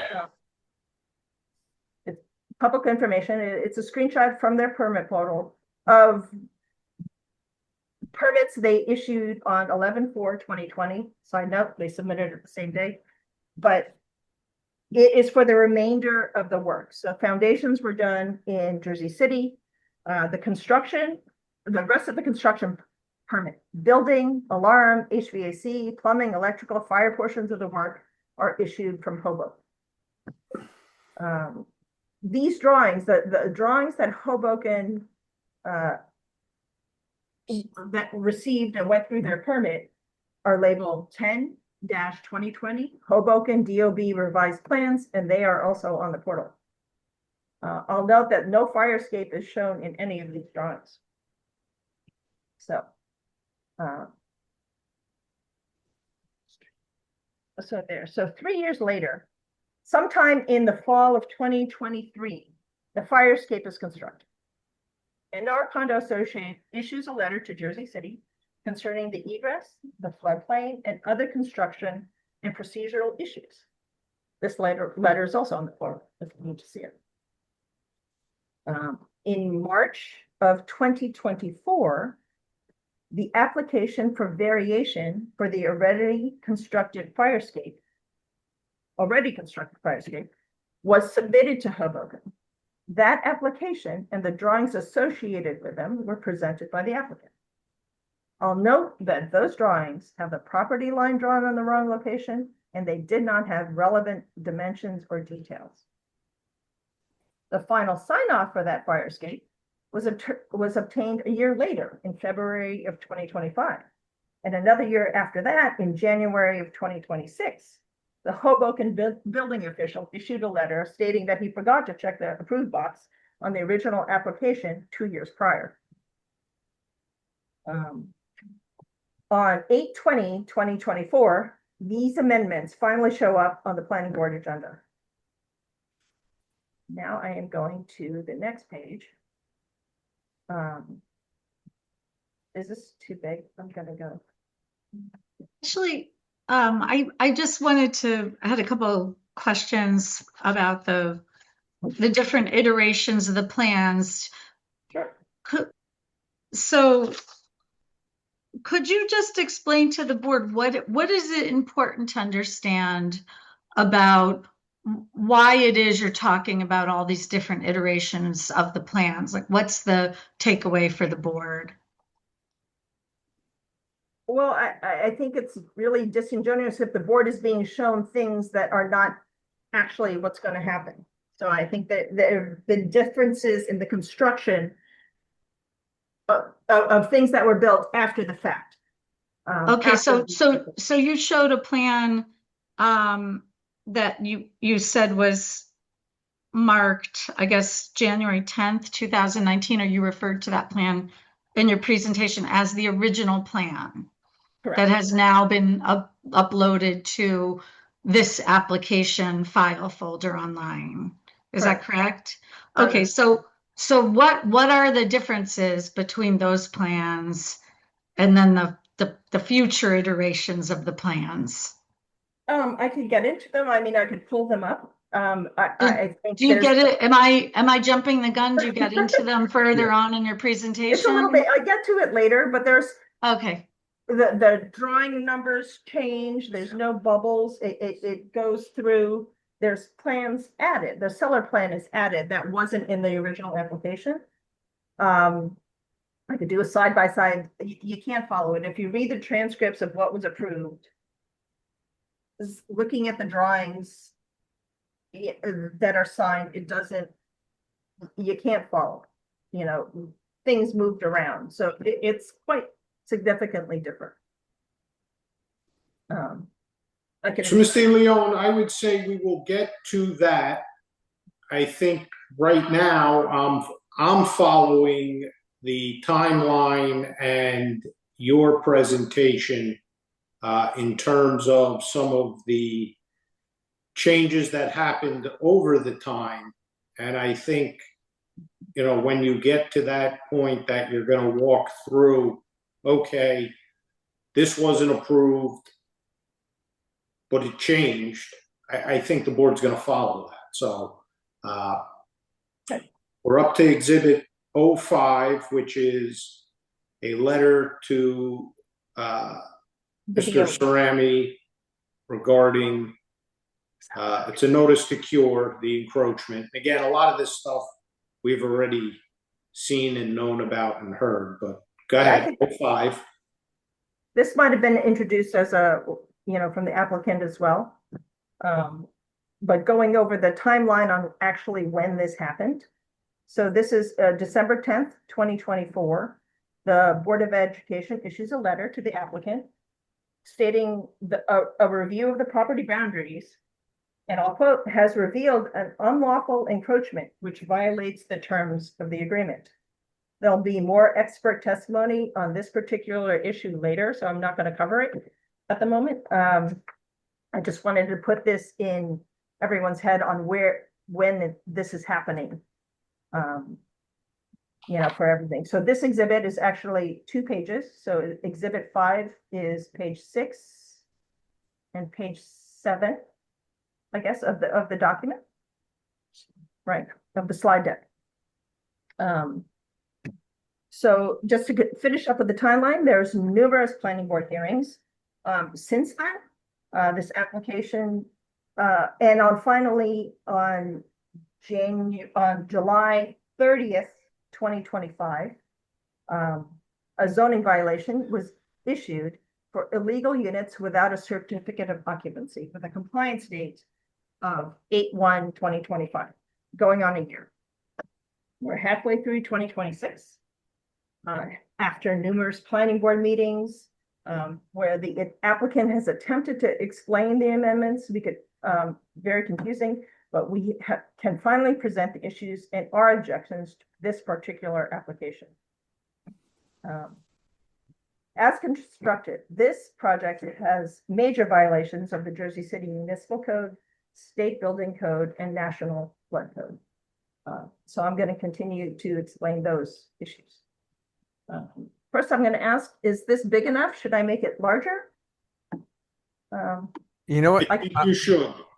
And I'm sorry, I was going to request a break at some point, and I feel like this might be a good time to request a break as you're going into I guess this area, and I just don't want to interrupt you.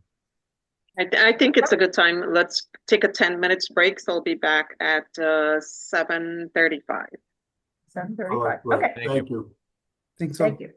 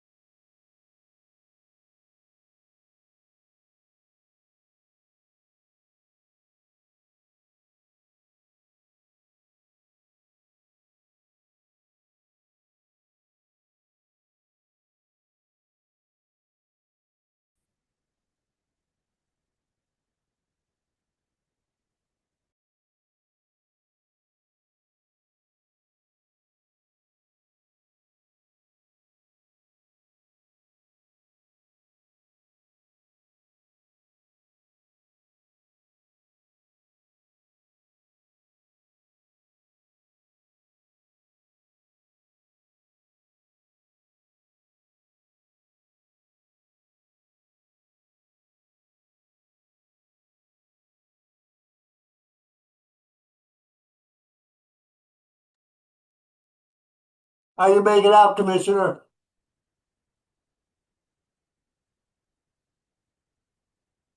How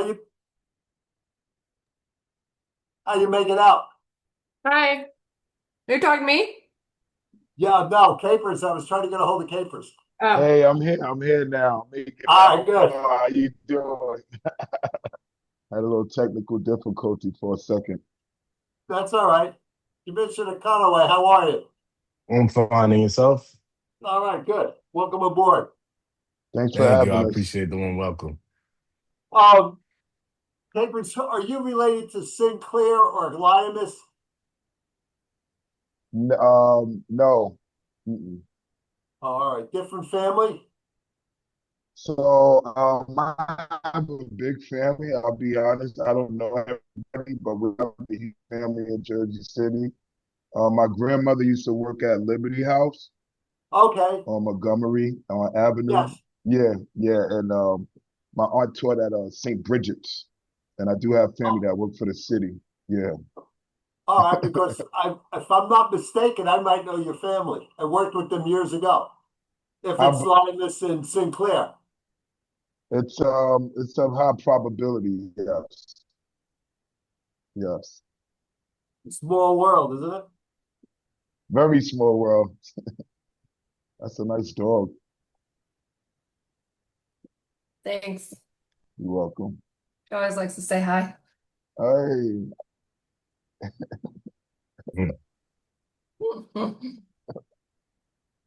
What's your dog's name? This is Lola. Hey, Oh, Lola. Lola. Hey, Lola. Come here, Bear. Mine's just a little bigger. Oh, wow. That's Whoa. Whoa. Kevin.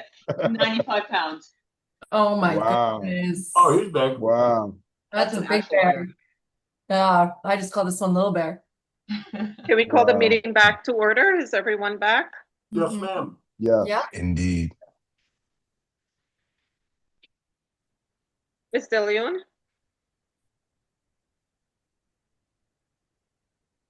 This will come up. Sorry, yes, I'm here. You may proceed. Okay, great. Is this large enough? Should I make it bigger, this exhibit? Yeah, zoom in up just a little. Yeah, a little bit, please. A little bit more. Little bit more. And Madam Chair, we have Mike back. I'm here. Yeah, thank you. Thank you, Mike. Are we good? Okay, Ms. De Leon, we were about to mark this. I believe you had stated it was 06. It is 06, page 8. 06 Number page. of pages and what is it? This is, I'm starting to diagram and I will explain the different violations that I see in this project. This is the same exhibit I had opened before, and it's page 8. So 06. 06, Page 8 of the 17 or 16 page slide deck. Correct. 17 page slide deck. And it is a 2-page exhibit? No, single page. Single page. Fire escape violation. You prepared this exhibit? I did, yes. Okay. Thank you. Okay. 06. 06. 06. Okay. Go ahead. Thank you. Okay, so this is a photo looking west in the easement area. So this little recess over here is on the right side of the photo is actually where you would exit 8385 Bright Street, the adjacent property. There's a recessed door there that enters into the egress easement. So as you egress, this is what you would see going down the egress corridor. They're immovable. From the fire escape, there are immovable columns. There's a platform that you must go under. There's a stair. There's a stair beyond that you have to go around. The stairs also have open risers that you could see right through. That makes it even harder to see. It's like right here. You could see right through them, especially in emergency situations. The red line here is the approximate location of the property line. The masonry wall on the left is the school's retaining wall. The space between these two is what this easement area is. More testimony on the easement and the necessity of it and the creation of it will be explained later by others. Right now, I'm going to stick with strictly the code issues.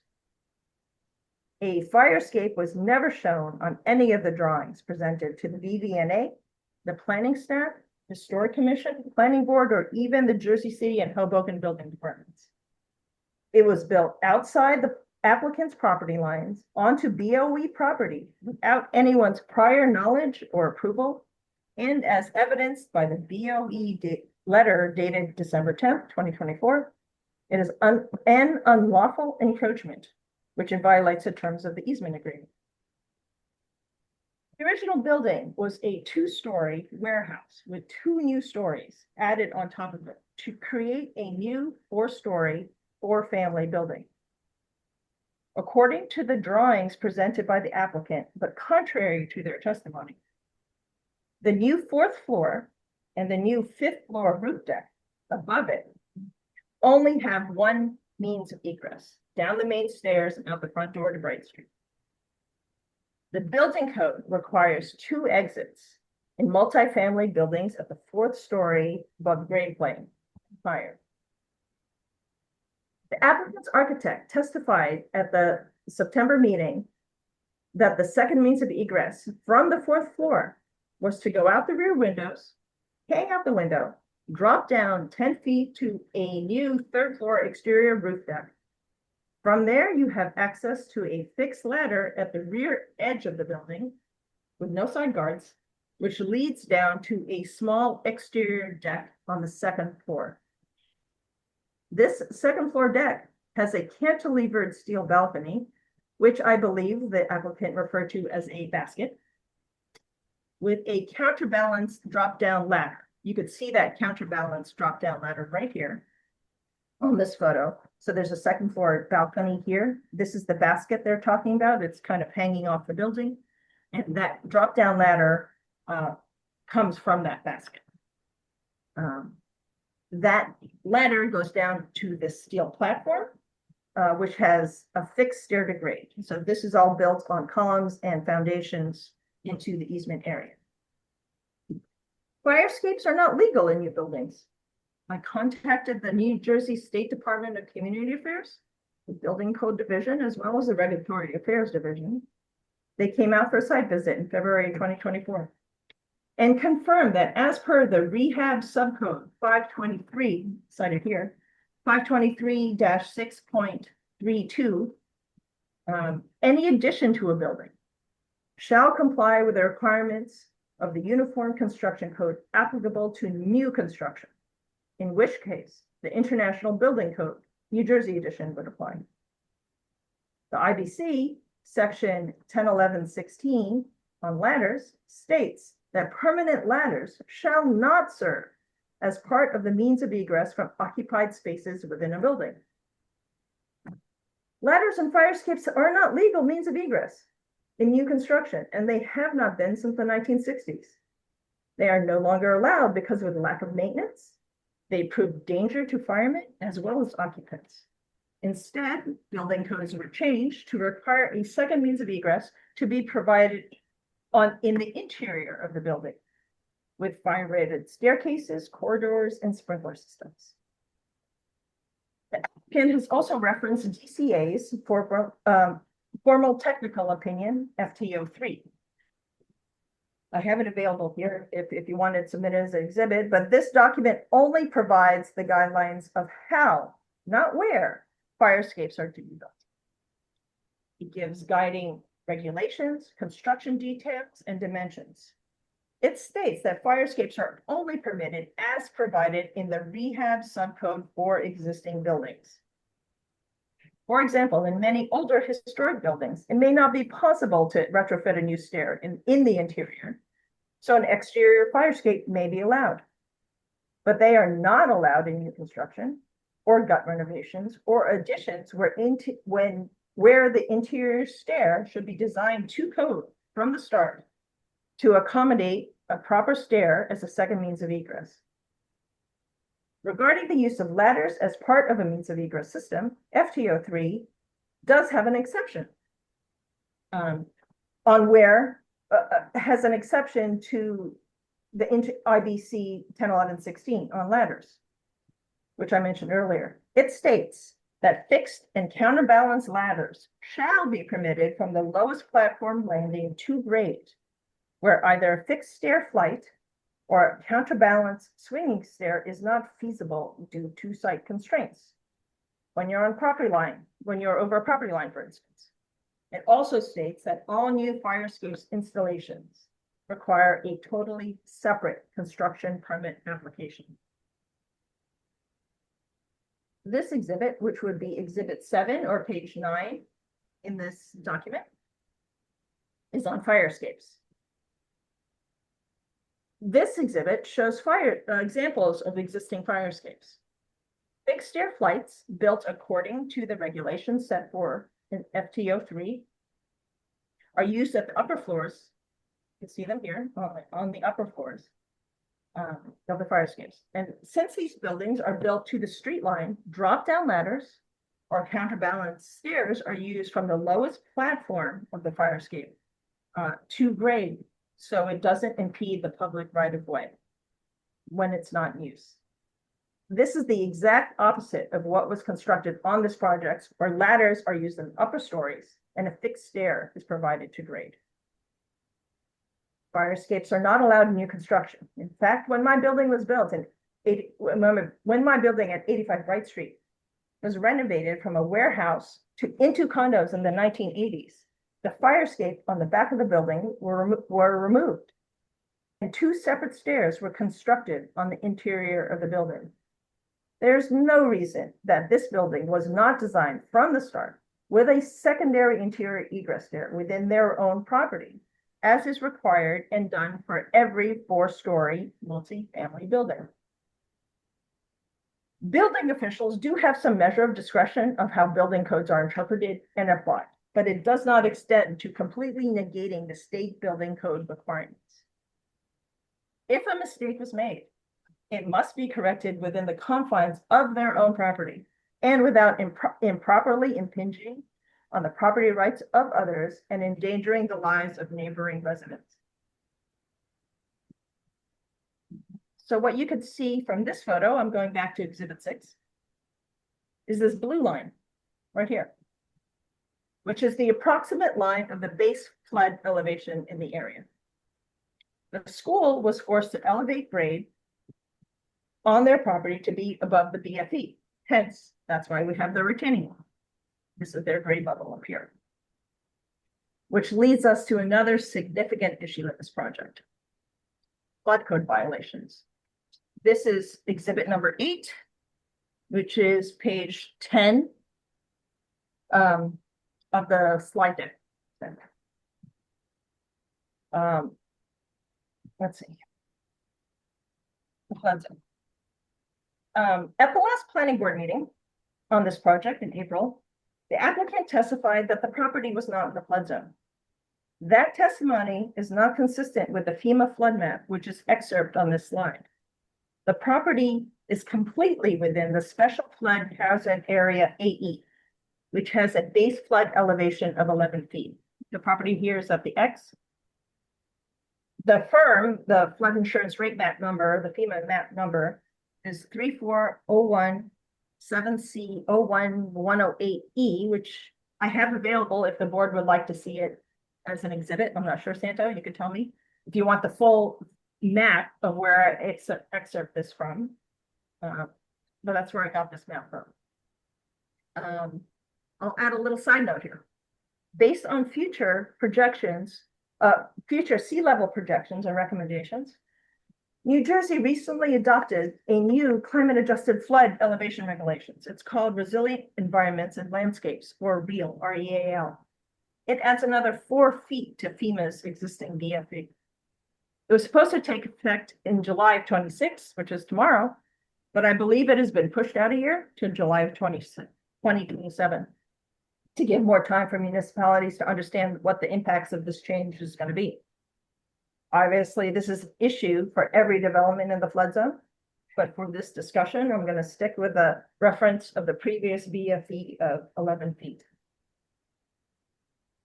Contrary to the applicant's testimony, the ground floor of the original building was in an existing slab on grade with a very small cellar only in the northeast corner of the building.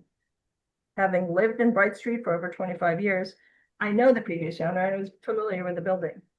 There'll be further testimony from this and others as well. The applicant removed the existing slab, dug down and built a new slab to create a new full basement. This new basement is approximately 6 to 7 feet below the area's base flood elevation. This basement contains living space, sprinkler pumps, alarm panels, building meters, elevator, and utility equipment, which for new construction are not allowed to be in the flood zone. As per the code cited here, Jersey City Municipal Code 172-5.2, the Uniform Construction Code 523, 6.3a, the International Building Code 1612.2, and ASCII 24, American Society of Civil Engineers.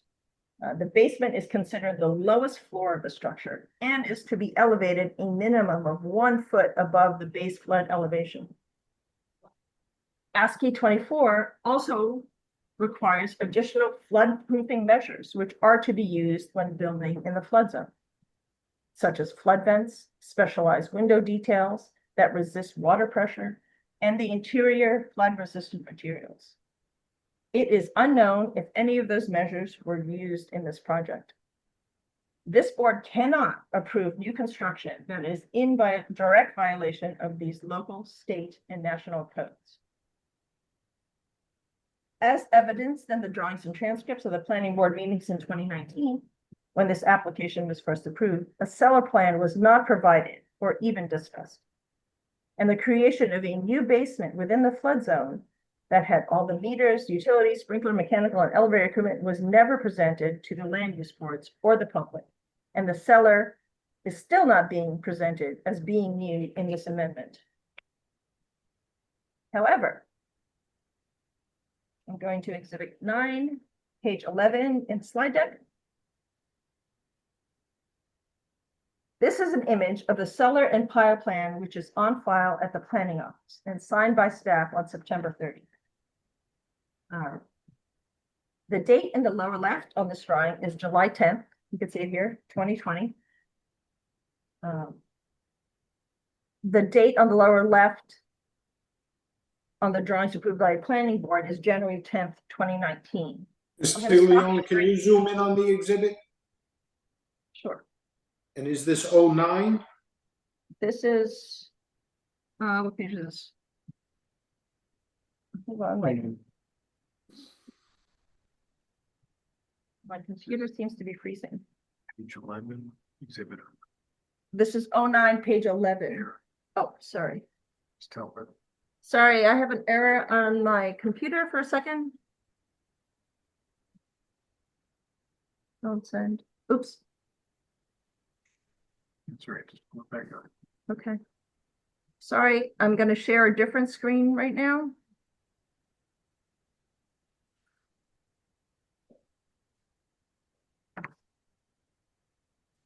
No, all the PDFs closed. Oh, hold on one second.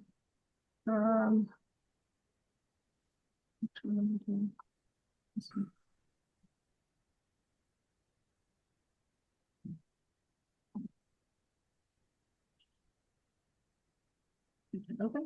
Sweet. Where's the share?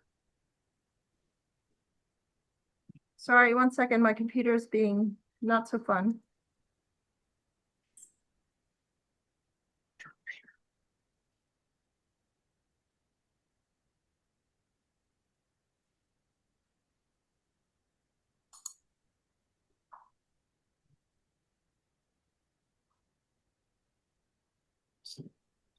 Can you see this drawing? Yes. Okay.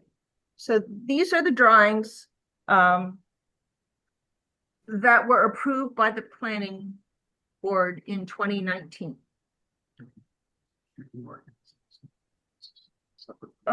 This is on the portal. I don't know if it needs to be introduced as another exhibit. Ms. DeLeon, anything that you're going to introduce, we are going to mark as an exhibit, and we're going to describe it so that we can attempt to keep the record clean.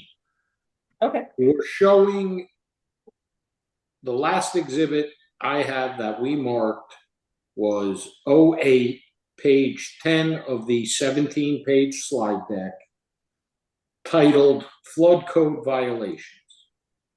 And Correct. she did bring up 09. And you started to bring up 09. 09 looked like a screenshot of an approved drawing, is what I believe you were testifying to. Correct. correct. It was a screenshot of the drawings signed in the planning office. Right there. Okay. So that is 09. And I had asked if you could zoom in on it, and that's when it went Wacky. Okay. Sorry. legal term. So what do you want to see? So the I'm lower looking left. I'm looking for the date of the drawing. This is the lower left corner of the drawing, says 10th of July, 2020. And you said it was signed by staff. The set is signed by staff. Can we see that? Staff didn't sign every drawing. I think they just signed the cover sheet, but this is a photograph of what was there. So, Ms. DeLeon, that's why I wanted to zoom in. Of where? Over here? Yes. That whole side. So it appears that this sheet has a date of July 10th, 2020. And I am looking to see, right, what the sheet is labeled. Okay. So this says pile and cellar floor plan. Right. Sheet A110. 110. And it appears that there were multiple revision dates, with the last one appearing on the left side as July 10th, 2020. Yeah, 2019. A10 is the pile and cellar floor plan.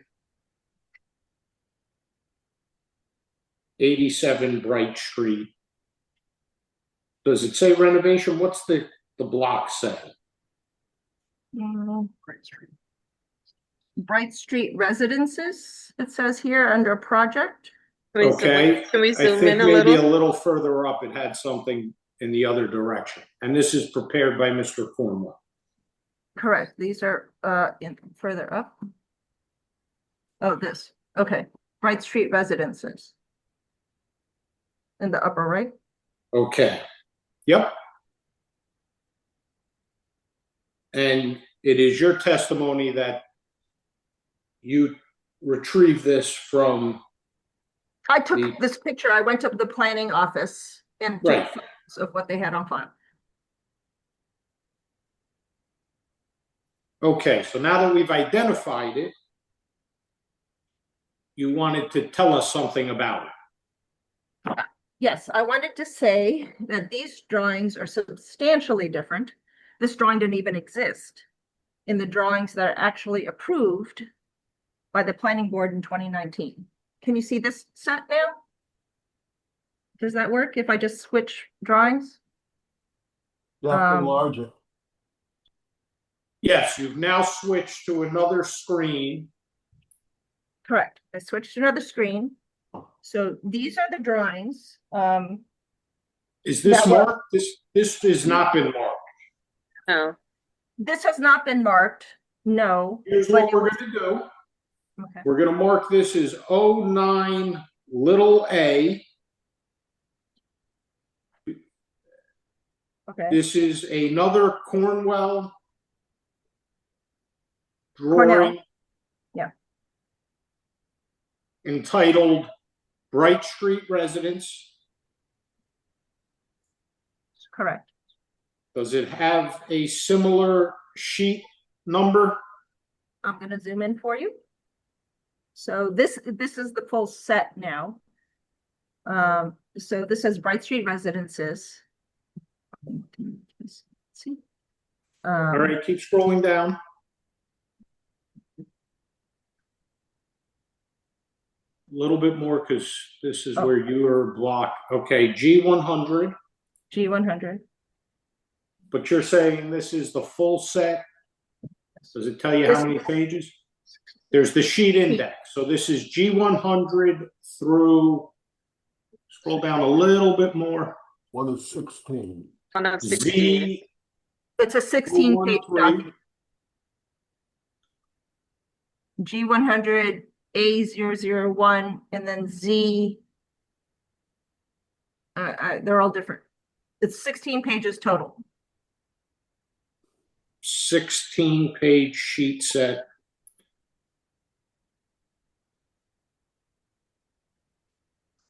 And the most, what are the dates? Okay, so if we go back up here, the dates he lists, the latest date is the same, 1/10/2019 PB submission revision 1. Okay. Which is the same as the other set. But the lower left corner, if I move down here, 10th of January 2019. Okay, so in this set, this 16-page set, is there a A110 sheet? No. So if I go through this set, so you have the G100, I'll Right. just scroll through. A001, Z100, Z01, Z002, Z003, 4, 5, 6, 7, 8, 9, 10, 11, 12. That's it. That's the last page. You said there were 16 sheets, but I thought we were only up to 13. It's Z's are the 13, but he had a G up here. And he had he has a G100, which is another one. So if I go to the sheet index, oops, Okay. All right. they're named differently. So he has an A and a G and a Z001 and a Z001.1. So there's sheets. Different labeling, but all included. Right. Santo, if it helps, on the bottom right, it has sheet number and it's 1 of 16, and each page is individually identified that way. Mhm. Correct. I'm just trying to keep it as clean as possible, Commissioner Kaplan, for the record. So A9 or 09 has a sheet A110 dated July 10th, 2020. 09A, the January 10th, 2019 board approved set does not have that sheet A110, which is that seller plan. Correct. Right. That was the only point I was really trying to make. It's a very good point. Okay. Hold on, now I have to try to get my original document back. Let's see. Here, okay. So I was showing the original seller plan that, oh, am I on screen? Sorry.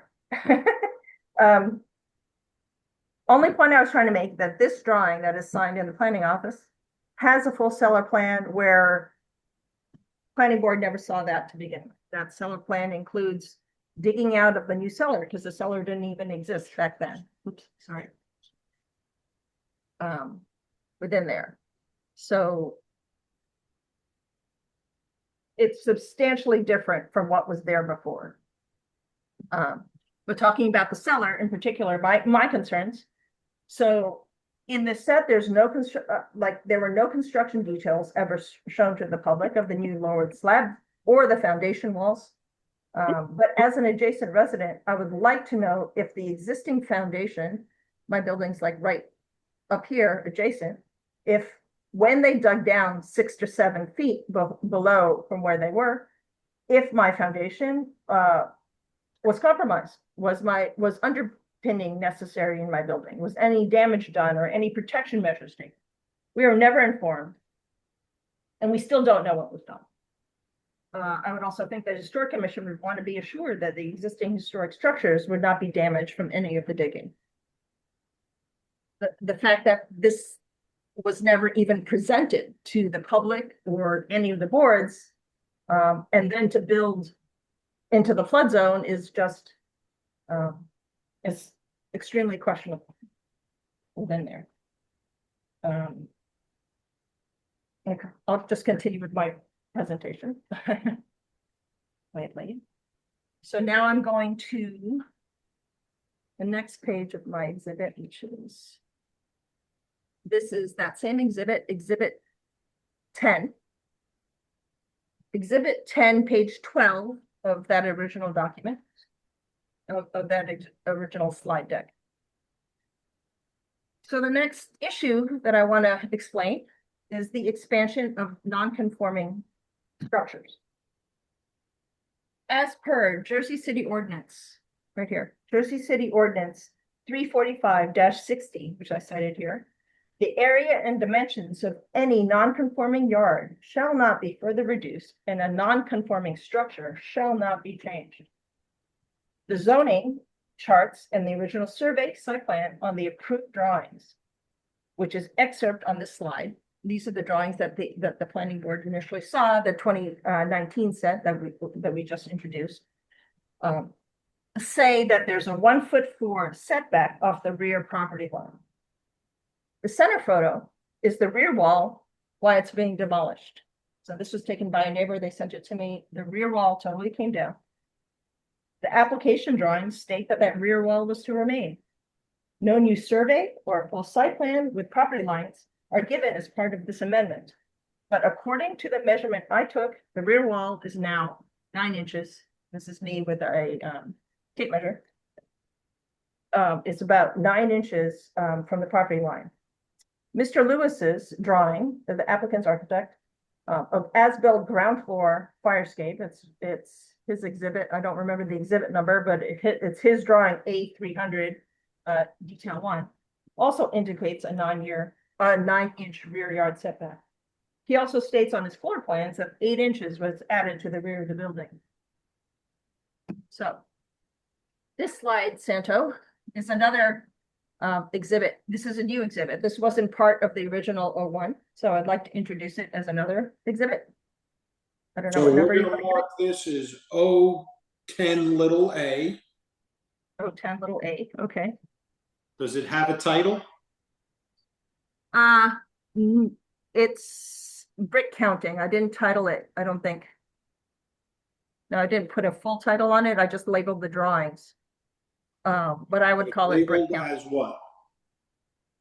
I'm sorry, expansion of the non-conforming structure.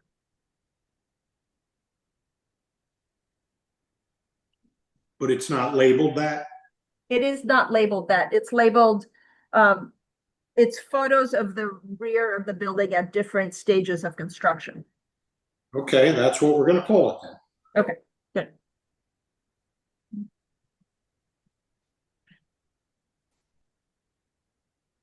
So that's O10A, you said? O10 lowercase a. Okay. This photo. You took these photos? I'm sorry? Did you take these photos? I took this one on the end, the after construction and the pre-construction. The one in the middle, I did not. That was taken by a neighbor who will be saying something later on as well. And you had witnessed the building in that state, and you Yes. recognize that as the building, the middle photo? Yes, we had many parties back there, so we know. And then it you was have minimal. put these, I guess, scaling on the photo. Those look like they've been added to the photo. Yes, I'll explain. I annotated the photos a little bit to explain what you're looking at, essentially. So please explain it. Okay. So this is all of the rear portion of the western wall of 87 Bright Street, as seen from the neighboring property. The photo on the left, this photo here, shows the original wall before construction. I don't have a dimension of what that wall was, but using an old architectural measuring method, I counted the existing brick from the end of the wall of the second floor, which you could see on the top portion of this photo, to the end of the building at the first floor, which is on the right side of that photo, on the first floor. There are 9 full bricks. I can zoom in a little here. So here, a brick is 3 inches tall by 4 inches deep by 8 inches wide. Architecturally, we've done this a lot for a couple of, when we can't physically get to something, it's an estimation tool of what these are. So by looking at the photo carefully, I put little blue lines to try to count the brick, how many brick went from one to the other. So you can see on that photo, I went 9 bricks to the edge of the rear wall, essentially. The second photo here in the middle is a similar photo during construction. So the perspective is a little bit different here, but you could estimate just the same way. So you could see here that the wall is starting to get demolished. The middle portion of the wall is gone. The top portion of the wall is still there, and you can see the bottom portion of the wall is still there. So you could tell where that existing rear wall was, kind of around where that number 7 is, right? So that's the brick 8 and 9 are probably the new rear wall. So on the photo on the right is when they were done, post-construction. You could clearly see the demarcation line here of where the original building was. You could see the old brick kind of around the number 7 line, but you clearly see 8, 9, and 10 being an extension of what they built when that wall was rebuilt. They took down their own wall and they built it a little bit farther, 1 brick wide farther than what it was. So if the original setback was 1'4", as per the original drawings, 16 inches, if you extend that building by another brick, another 8 inches, you get an 8-inch rear yard setback, which more closely relates to Mr. Lewis's as-built drawings that say 9 inches, and my physical measurement of what I did at 9 inches of what that setback is. This is considered an expansion of a non-conforming structure and would require additional variances for the rear yard, building coverage, and lot coverage. The creation of a new basement under the structure and into the rear yard setback could also be considered an expansion of a non-conforming structure. Also, to answer some questions from the last hearing from former Chair Chris Langston of the Planning Board, this newly built rear wall is now considered new construction, and it should be subject to the requirements of the International Building Code 705.8, which does not allow any windows within 3 feet of a property line. The new floor-to-ceiling curtain wall glass windows on the rear of this facade are roughly 9 inches from the property line. According to FT03, which the applicant states a lot, any window openings adjacent to fire escapes shall be safety glazed, but there are no opening protectives for the windows such as fire shutters, fire-rated glass, or even additional sprinklers. The windows are operable and they open out, which the windows on that facade are operable and open out, which further reduces the width of the egress passageway. And as I stated before, some of these windows are also well within the flood zone and would require additional flood-proofing protections. So I will move on from here.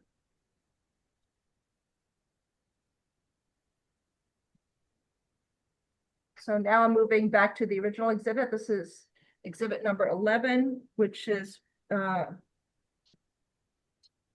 page 13, I believe.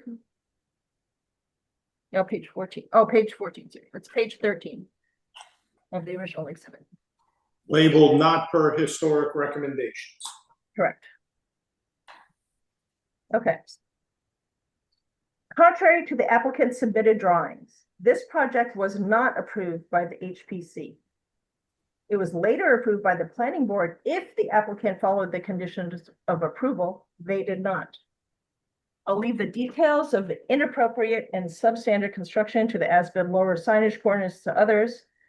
But as a former member of the chair of the HPC and chair of the HPC, I will note one of very noticeable intrusions to the historic character of the building and district are the new incoming utility lines, as you could see from a few photos on this slide. The farthest left is the historic 1938 photo. Circled in red here shows the incoming utility lines coming in just about above the second floor window, and then going down. The second photo is what they showed on their approved drawings, which shows it coming up above the higher cornice, actually, and then proceeding down on the interior of the building, staying out from the front.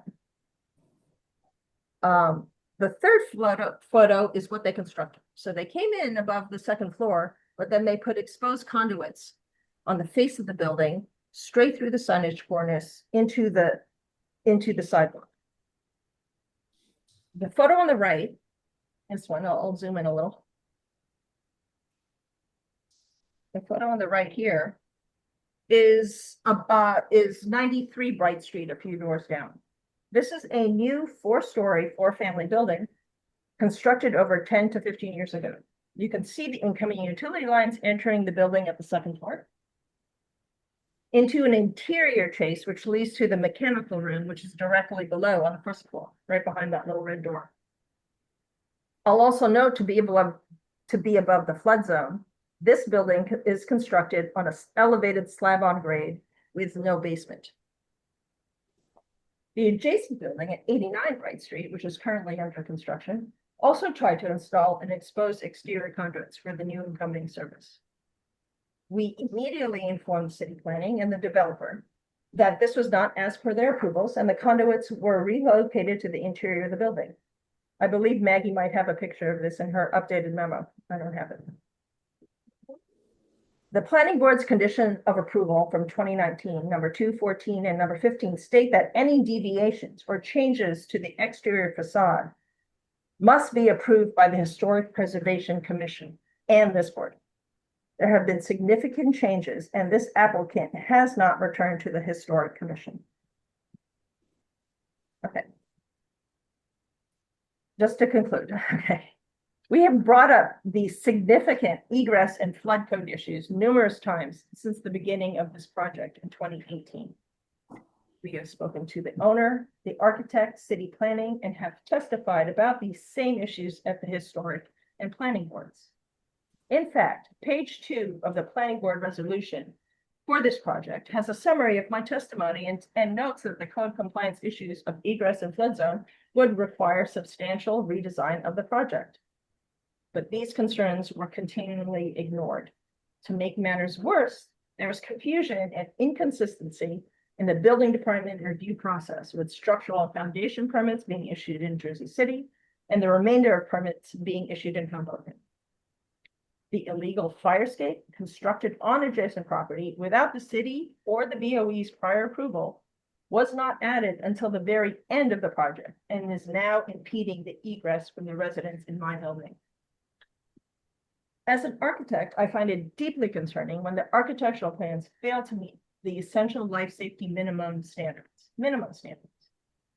One of the primary responsibilities of an architect is to ensure that their design protects the health, safety, and welfare of not just the occupants of the building, but also the public.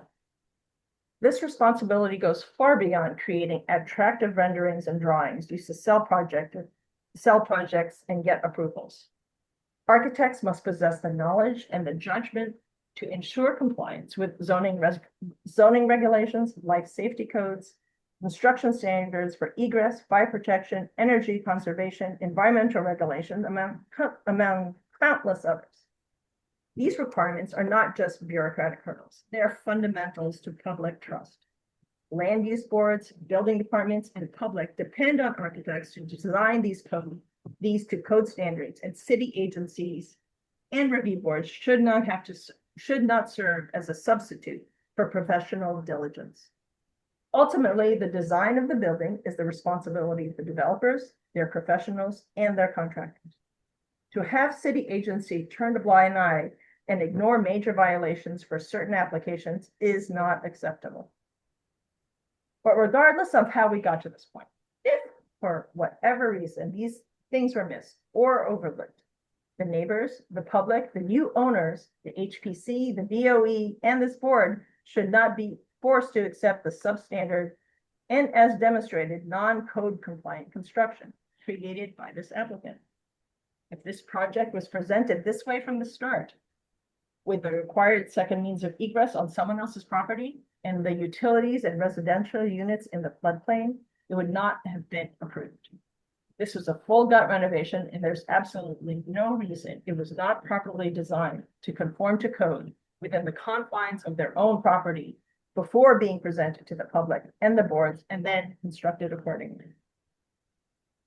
Throughout this entire project, this applicant has demonstrated a blatant disrespect for the process, the neighbors, the community, Jersey City boards, and even the rule of law. They have done so with an arrogance and with an ignorance of the building codes, and have done so without consequence. They have cost us and the city thousands of dollars and an unbelievable amount of time in trying to explain the changes they made, and their presentation is still very confusing and unclear.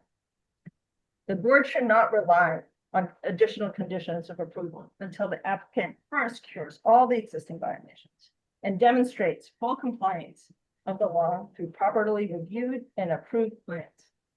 Any approval without these prerequisites would condone the non-compliant construction rather than resolve it. This application should be denied, the TCO revoked, and appropriate maximum fines levied until all these issues are resolved to the satisfaction of the neighbors, the city, the DOE, and the public. The property rights and life safety of the neighboring building residents, as well as the current and future occupants within the building, cannot be compromised because of this application. Laws and ordinances matter.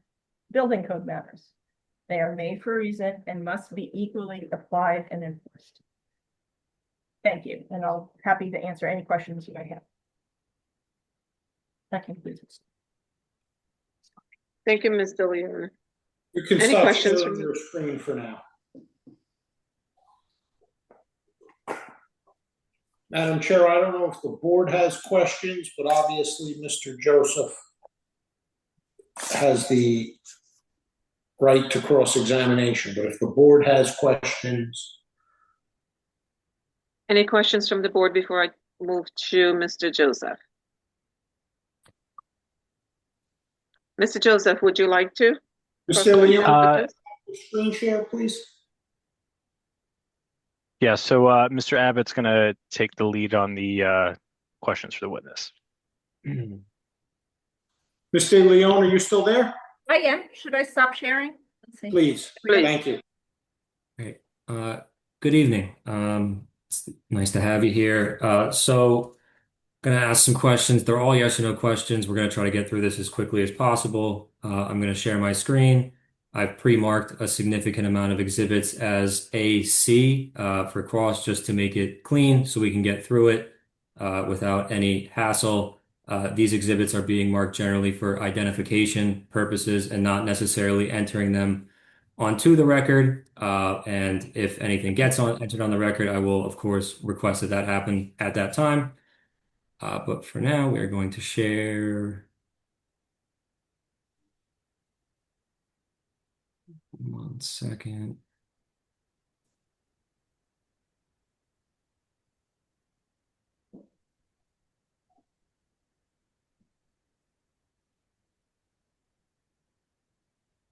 All right, can everybody see this? This is what's been entered as Exhibit 05.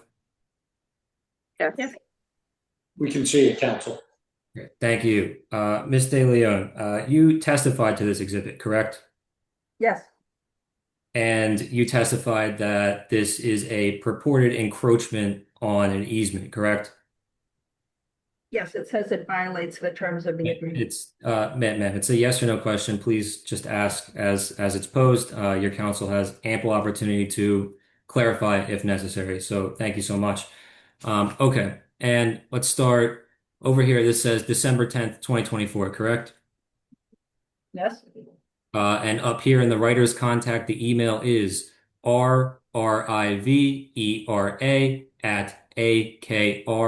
rrivera@akrlaw.com, correct? yes, And at the bottom, it is electronically signed by an individual named Ramon E. Rivera, correct? yes, Great. Now I'm going to show you what has been pre-marked as Exhibit AC1 for identification. And this is an email, correct? yes, And this is from Raymond Riviera, correct? yes, And his email is rrivera@akrlaw.com, correct? yes, And this is sent to Nicholas Cherami, correct? yes, And it was sent on Tuesday, February 4th, 2025, correct? yes, And the email reads, "Good evening, Mr. Cherami. Please accept this email as confirmation that the Jersey City Board of Education does not have any further concern or objection to your application based upon the approval of the fire escape by the Hoboken Fire Department official," correct? that's what it says. All right, now we're going to go to what has been entered as Exhibit 06. Do you see this? Yeah, Great. And looking at the top right, I think that you had mentioned this. It provides a citation to the New Jersey UCC, correct? yes, And so it would follow, and you would agree with me that the Uniform Construction Code applies in this case, correct? can you say that again? Uniform Construction Code applies to this, To this Stop. case. to this project, yes, Great. All right, we are going to go down to your Exhibit 03 next. And you described this exhibit a bit earlier, correct? yes, And I do want to take a moment and read the email at the top. This email is from Raymond Meyer, correct? yes, It's dated Monday, September 28th, 2020, correct? yes, And it's to Michael Case, correct? correct, And it copies Claudia, and I apologize for this, Berikovic and Mario Petruno, correct? correct, And it says, "Mario, as per the email that has been received, due to a conflict of interest, we cannot review these drawings or issue permits. Michael, they can be picked up downstairs so you can go to Hoboken," correct? correct. And you would agree with me that by virtue of this transfer, Hoboken had plan review responsibility for this project, correct? I don't necessarily know how the building department works there, and I don't know what reviews, since Jersey City did issue permits, what they reviewed and what they didn't, and when. I can't answer that. Yeah, I'm gonna just register an objection for the record that that's the internal workings of both building departments. It's not within my client's personal knowledge. I don't necessarily feel that I need to respond to the objection. That can just be the testimony. If she doesn't know, she doesn't know. That's totally fine. But we'll continue. All right, now I'm going to show you what has been pre-marked as Exhibit AC2 for identification. And here it reads NJAC 5:23-2.13, correct? Correct. And below that, it says authority to grant variations, correct? Yes. And this statute reads, the enforcing agency with plan review responsibility shall have the sole authority to grant variations, correct? That's what it says, yes. Now we're going to go to what has been marked AC3 for identification. And at the top here, it reads NJAC 5:23-2.9, correct? Correct. And below that, it reads variations and exceptions, correct? Yes. And this A section reads no variations or exceptions from the requirement of any subcode of these regulations may be made except upon the following findings. One, that strict compliance with any subcode provision, if required, would result in practical difficulty to such owner. And two, that the exception, if granted, will not jeopardize the health, safety, and welfare of intended occupants and the public generally, correct? Correct. Now we're going to go to what has been pre-marked as Exhibit AC4 for identification, and this reads NJAC 5:23-2.10, correct? Yes. And below that, it reads application for variations, correct? Yes. And subsection A of this states, an application for a variation pursuant to this section shall be filed in writing with the construction official and shall state specifically, one, a statement of the requirements of the subcode from which a variation is sought. Two, a statement of the manner by which strict compliance with said provisions would result in practical difficulties. Three, a statement of the nature and extent of such practical difficulties. And four, a statement of feasible alternatives to the requirements of the subcode which would adequately protect the health, safety, and welfare of the occupants or intended occupants and the public generally, correct? Correct. We're going to go to what has been marked AC5 for identification. And at the top here, it reads NJAC 5:23-2.12, correct? Correct. And below that, it says final decision on variations, correct? Correct. And we're just going to read the first two sentences here. We won't do the whole paragraph. The appropriate subcode officials shall make the final determination with respect to matters within their jurisdiction. The construction official shall notify the applicant of that determination, correct? Correct. Now I'm going to show you, and this is marked, I have it marked as AC6 for identification. I'm under the impression this has already been marked and entered into evidence. I do apologize. I didn't have the proper number, but I just AC6 for identification for this purposes is fine. If that's okay with you, counsel. So, counsel, let's do two things. One, AC 1 through 5 are going to be moved into evidence. They are the statute. They've been referenced but have not been shown and marked. So we are going to mark them for purposes of the record. This is the application for variation. It's dated March 15th of 2024. Yes, that is the date of the signatures at the bottom. It was dated March 11th, 2024 by the applicant. So, Mr. Joseph, I have this marked as A4 for purposes of the record, but we're going to cross-reference it as A6, previously marked as A4. Okay, thank you, counsel. All right, Ms. De Leon. Let's start at the top here, and this is, I guess the best word for it would be the New Jersey UCC logo, correct? Correct. And this reads application for a variation, correct? Correct. And it says identification, block 13905, lot 12, correct? Correct. And worksite location, 87 Bright Street, Jersey City, New Jersey, 07302, correct? Correct. And here in the applicant statement section, it states, please state the requirements of the subcode for which a variation is sought, correct? Correct. And below that, it's in handwriting. It says rear yard fire escape conformance with FT03, existing conditions, open parenthesis, glass curtain walls, close parenthesis, do not allow for install of brackets for a basket, correct? That's what it says, but it doesn't give me a subcode. How would compliance with the next section, how would compliance with said provisions result in practical difficulties? Explain the nature and extent of these difficulties, correct? Correct.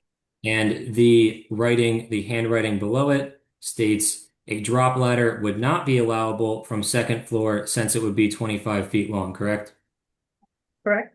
And below that, it says, please state an alternative to the subcode requirement that will still protect the health, safety, and welfare of the occupants, correct? Correct. And the handwriting states a platform with post supports allowing adequate headroom for egress, fixed stair to grade from platform, and fixed ladder to second, and then it's illegible, correct? Correct. And it's dated March 3rd, 2024, correct? Yes. And there's a signature line above the applicant section, correct? Correct. And right here it says determination, correct? Correct. And below that it says, after reviewing the facts, there is not a box check for deny, there is a box check for grant the above variation request in accordance with NJAC 5:23-9 through 2.13. Right. Right. And below that, it is dated March 3rd, 2024, correct? March 15th. Sorry. All right. And there is a signature above the building subcode official line, correct? Yes. And there is a signature above the fire subcode official line, correct? Correct. And there is also a signature above the construction official line, correct? Correct. All right, great. Let's move on to your Exhibit 08. And you previously testified to this, correct? Yes. And you provide a snapshot of the map utilized in your analysis, correct? Correct. And you mentioned that you have the map, but it wasn't provided in the slide deck presentation, correct? Correct. And that's not a problem. We got the map, and I've actually pre-marked the map AC7 for identification. However, because of technology, I went ahead and got the better copy so that we can actually all see it. So this is AC7 for identification. I zoomed in here to make it easier. This is the map. And so is this a copy of the full map? Oh my gosh, my computer's freaking out. I apologize.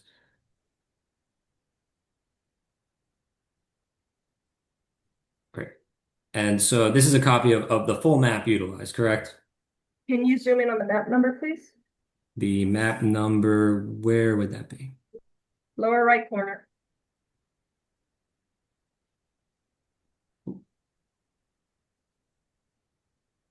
Three four one seven C 418 preliminary January 3rd. Yes. Okay, great. I have to move myself, sorry. Okay. We'll come back to this. All right. So going back to your Exhibit 08, you had cited the Jersey City Municipal Code at section 172-5.2, correct? Yes. All right, great. Now we're going to go to what has been marked AC8 for identification. At the top here, it states Chapter 172-Flood Damage Prevention, Code of Ordinances. Jersey City, New Jersey Municipal Code Library, correct? Correct. Now let's go down.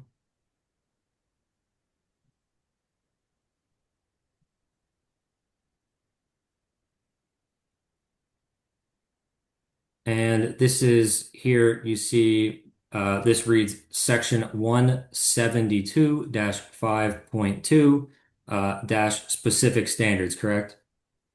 Correct. And this is the ordinance you cited, correct? You don't see it from what I'm seeing right now. If you go a little bit further down, yes. But the whole section 5.2 is what was referenced, correct? Correct. Great.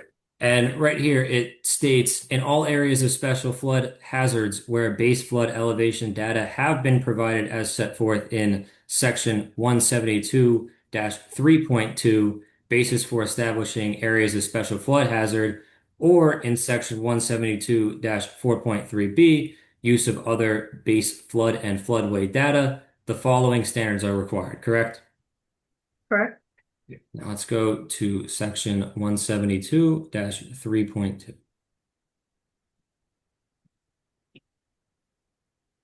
And I don't know if you see this, but this reads section 172-3.2 dash basis for establishing area of special flood hazard, correct?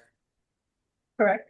And here it reads, the areas of special flood hazard for the city of Jersey City, community number 340223, are identified and defined on the following documents prepared by the Federal Emergency Management Agency, correct? Correct. And below that, subsection A states a scientific and engineering report, quote, flood insurance study, Hudson County, New Jersey, open parentheses, all jurisdictions, close parentheses, quote, dated August 16th, 2006, correct? 2006, that's before Sandy, that was changed, but yes. And subsection B states insurance rate map for Hudson County, New Jersey, open parentheses, all jurisdictions, close parentheses, as shown on index, and I believe the Jersey City logo is in the way. I believe it would be map numbers 0039, 0043, 0101, 0102, 0103, 0104, 0106, 0107, 0108, 0109, 0111, 0112, 0116, whose effective date is August 16th, 2006, correct? Correct. And let's quickly go back to the map utilized in your analysis. And if we go to the bottom of this map, this states that the map is dated January 30th, 2015, correct? Correct. That was the map that was in effect at the time of the application. So you used the wrong map in accordance with Jersey City ordinance, correct? No, I used the map that was in effect. If the Jersey City ordinance wasn't updated after Sandy, this is a national flood code, not the Jersey City flood code. All right, let's go down. We're going to go to exhibits, what was marked as O10 lowercase a. And you testified to this exhibit, correct? Correct. And you would agree with me that there is no citation to any statute, administrative regulation, or professional regulation contained in this exhibit that supports the counting of bricks as an accepted standard of measurement, correct?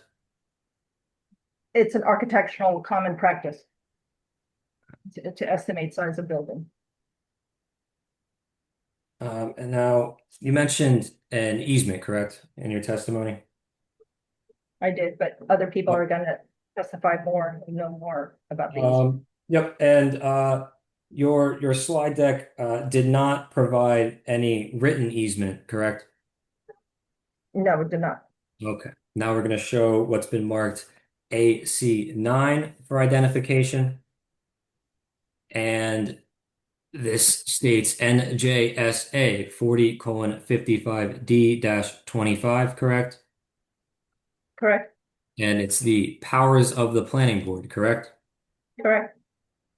And this subsection A reads, the planning board shall follow the provisions of this act and shall accordingly exercise its power in regard to 1, the master plan pursuant to Article 3, 2, subdivision control and site plan review pursuant to Article 6, 3, the official map pursuant to Article 5, 4, the zoning ordinance including conditional uses pursuant to Article 8, 5, the capital improvement program pursuant to Article 4, and 6, variances and certain building permits in conjunction with subdivision, site plan, and conditional use approval pursuant to Article 7, correct? Correct. And below that, subsection B, the planning board, it reads, the planning board may, 1, participate in the preparation and review of programs or plans required by state or federal law or regulation. 2, assemble data on a continuing basis as part of a continuous planning process. And 3, perform such other advisory duties as are assigned to it by ordinance or resolution of the governing body for the aid and assistance of the governing body or other agencies or officers, correct?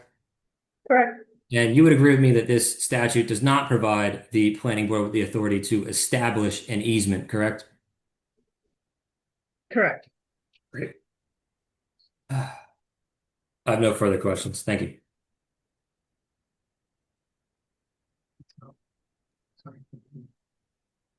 I have a Madam short. Chair, for purposes of the record, I've got AC1 through AC9. And council, we're going to mark and accept all of those for what they are. Go ahead, Ms. Hajianis. Yeah, Ms. De Leon, actually, could we pull up AC3 for a moment? Yeah, one moment.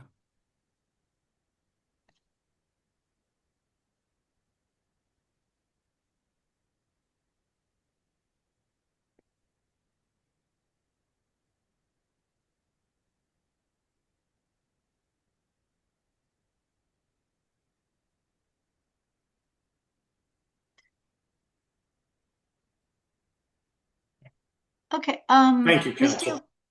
Yeah, thank you very much. So, Ms. De Leon, Mr. Abbott asked you to read this regulation into the ordinance, and the ordinance references the necessity of making certain findings in order to grant a variation or exception. Do you recall having seen any specific findings made by the Hoboken code official, Mario Petruno? The specific findings, no. You know, Okay, so you didn't see anything in your review of No. the record that showed that Mr. Petruno made specific findings? No, I did not. Okay. And if Mr. Petruno did grant a variation or exception, do you feel he was mistaken in doing that? Do you have any idea what he may have overlooked or what information may not have been provided to him? I do. I think he was mistaken because the drawings that were shown to him did not have all the information he needed to make a proper judgment. It didn't have the property lines shown in the correct location, didn't show the extent of what that easement and properties it served. That was the drawing. Those were the drawings that were submitted for the variation. But have the property lines, he had no idea that he would have no idea that that was not the applicant's property. Okay, and so what was the context that he would have needed to make an informed decision? I would think he would need a full site plan, more dimensions that showed what the actual egress width was.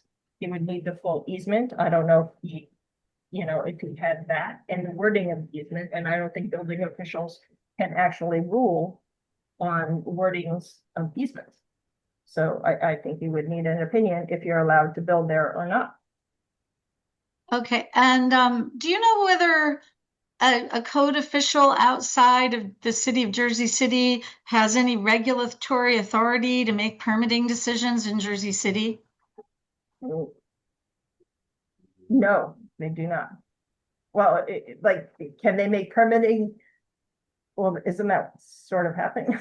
I mean, they transfer the jurisdiction of this project. So in terms of Hoboken issued the construction permits for it, but they can't issue like the final certificate of occupancies, I guess is how I understand it. Okay, and but you're not sure, right? You're just describing what happened here. I am describing what happened. I have not gone through that process myself, so I do not know the exact process on what would happen. Okay, so it's possible Mr. Petruno didn't even have authority to issue a permit or a variation or an exception. Possible, yes. Okay, that's it for my redirect.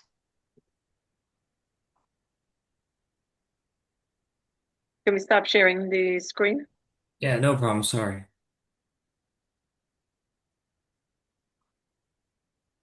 Ms. Hajianas, that's one of your witnesses' testimony there. Yes, our next. Was your next?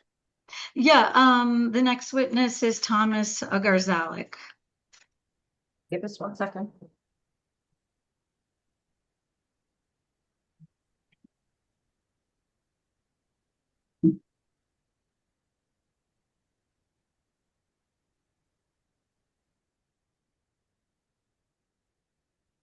All right, Tom, are you settled in? Yeah, getting there. All right. A little I don't want to warm. rush you. We don't have AC. I'm sorry to hear that. Not a good day. That's okay. But I'll swear you in, okay? Sure. You swear any testimony you give tonight is going to be the truth, the whole truth, and nothing but the truth? I do. And could you state and spell your name, please? My name is Thomas Ogrzalik. I reside at 83-85 Bright Street, Unit 3A in Jersey City. And Mr. Ghazali, you're testifying as? Hold on, I'm just making adjustments. All right, so tonight I'll be testifying as a fact witness in regards to 3 specific items. The first item will be my personal role in the creation of the egress passageway with the BOE. The other thing I will be testifying to this evening are my observations as a 27-year resident at the adjacent property. I reside at 85 Bright. It's adjacent to the subject property. I'm going to be testifying to my knowledge of the site prior to construction, as well as the site post-construction. And I'm also going to be voicing concerns as the president of the Opera at Van Voorst Condo Association. Lastly, I'm going to be reporting on my role. I wear multiple hats. I've been a community activist for 25 years. I'm currently the co-chair of the Planning and Development Committee of the Van Voorst Neighborhood Association, formerly known as the Van Voorst Park Association when this project started, specifically as it relates to this application. Okay, Cynthia, is there anything else you want from me before I get into sharing my screen? Do you feel you gave the board some context about your background? No, I didn't give any of my background. So just for the board's knowledge, I've been a resident of Jersey City for over 30 years, member of the Van Voorst Park Association and co-chair of the Planning and Development Committee for them for the past 20 years. I am currently a senior university lecturer, and I hold the designation of master teacher at the Hillier College of Architecture and Design at NJIT. And I also have an active architectural practice with my partner, Cecilia Del Leon, in the New York, New Jersey metropolitan area. That would be some of my background. I've testified in front of these boards before for our projects, as well as on behalf of the community. Anything else, Cynthia? No, that's good. So, if you could. I'm gonna start sharing. Okay.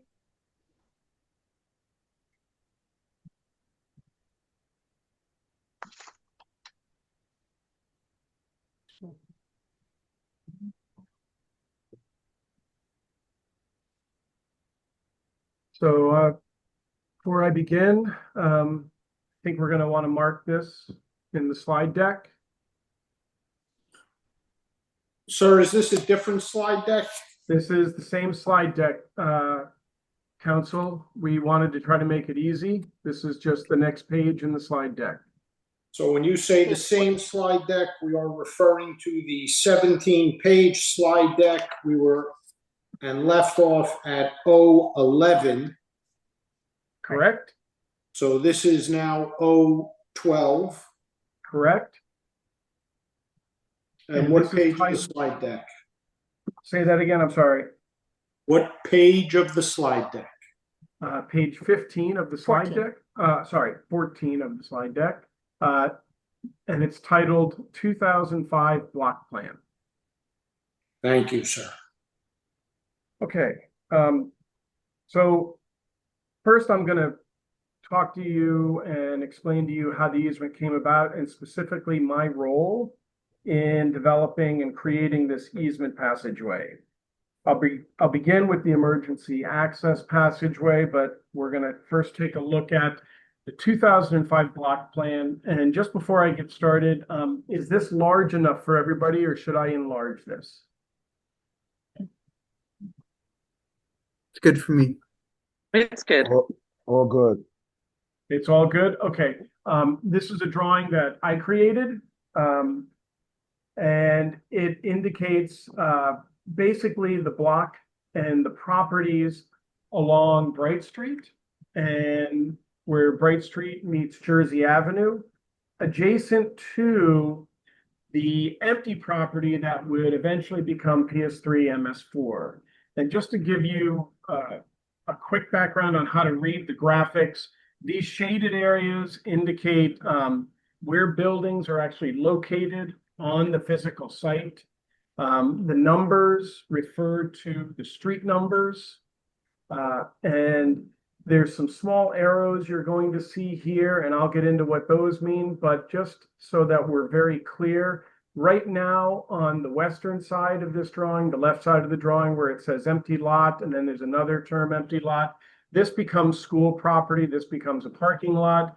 The school property actually runs along the western edge of 97 Bright, and it runs southerly all the way to this line.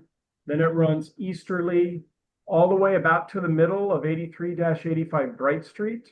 Then it runs southerly again, and then it runs back to the east, south, and then eventually out to Jersey Avenue, adjacent to the property at 427 Jersey Avenue. And then all the space back here where these little circles are that I'm highlighting, where it says open yard, that is essentially properties that were behind all these blocks it's open yard. I'll describe that a little bit more, but that's eventually what the school purchases. So it's important to understand the history and how the shared access passageway was created, specifically my direct role in the process. PS3 and MS4 were constructed by the state at the time around 2004, 2005. At the time, I was concerned with the existing second means of egress for my building. So when you're looking at this slide, there's a note here in the back of 83-85 Bright Street, existing egress. There's two arrows that are kind of indicating that that's where you go out of the building. Those arrows indicate the fact that I have a door back there, and so did some of the other properties, or they had a gate and a fenced yard. So this is actually when I got involved in the Van Voorst Park Association, now known as the Van Voorst Neighborhood Association. And my role was to become a construction liaison because I have some background and expertise in the field of construction, and architecture. So my job was to advocate for the community's concerns, particularly for the buildings along Bright Street and Jersey Avenue that were adjacent to the school property. I communicated these concerns to the school construction team. I personally met numerous times with the Board of Ed Facilities Committee. This included Suzanne Mack, who at the time was the chair of the Board of Ed Facilities. I also met with the district. I also met with the district architect, Diana Pedalino. I met with the design architects for the project, and I met with state representatives overseeing construction of the new schools in Jersey City. For those of you who lived in Jersey City, the state was in control of the Board of Ed and was in control of our schools. So this particular slide shows the block before construction. These lots that I'm showing here that are all shaded, they're all located in the Van Voorst Park Historic District. At that time, most of the Bright Street properties had existing doors and gates at the rear of the property line that opened onto what was then largely an open field. There were some small wooden structures along Grand Street. Grand Street is not indicated on this diagram. But one thing to notice, 87 Bright Street, which was an existing warehouse, did not have a rear door. And there's a reason for that I'll get to in the future. One of the first issues we needed to address with the school design team was the floodplain. The floodplain, the property that the school was purchasing was floodplain. And as a result, it is code that schools need to make sure that their properties and their floors are out of the floodplain. So that would require the school to raise grade and build a retaining wall around the perimeter of their entire property. However, raising grade along the shared property line was not possible. And when I say shared property line, it's this line here alongside the southern sides of these lot line historic buildings. This wouldn't be possible to do without disturbing foundations and and blocking existing rear egress doors. So my job for the neighborhood was to kind of voice these concerns and kind of act as a liaison to kind of figure out, well, how are we going to resolve this so that everybody can maintain their kind of egress in the back? So as the neighborhood representative, I helped negotiate the agreed solution.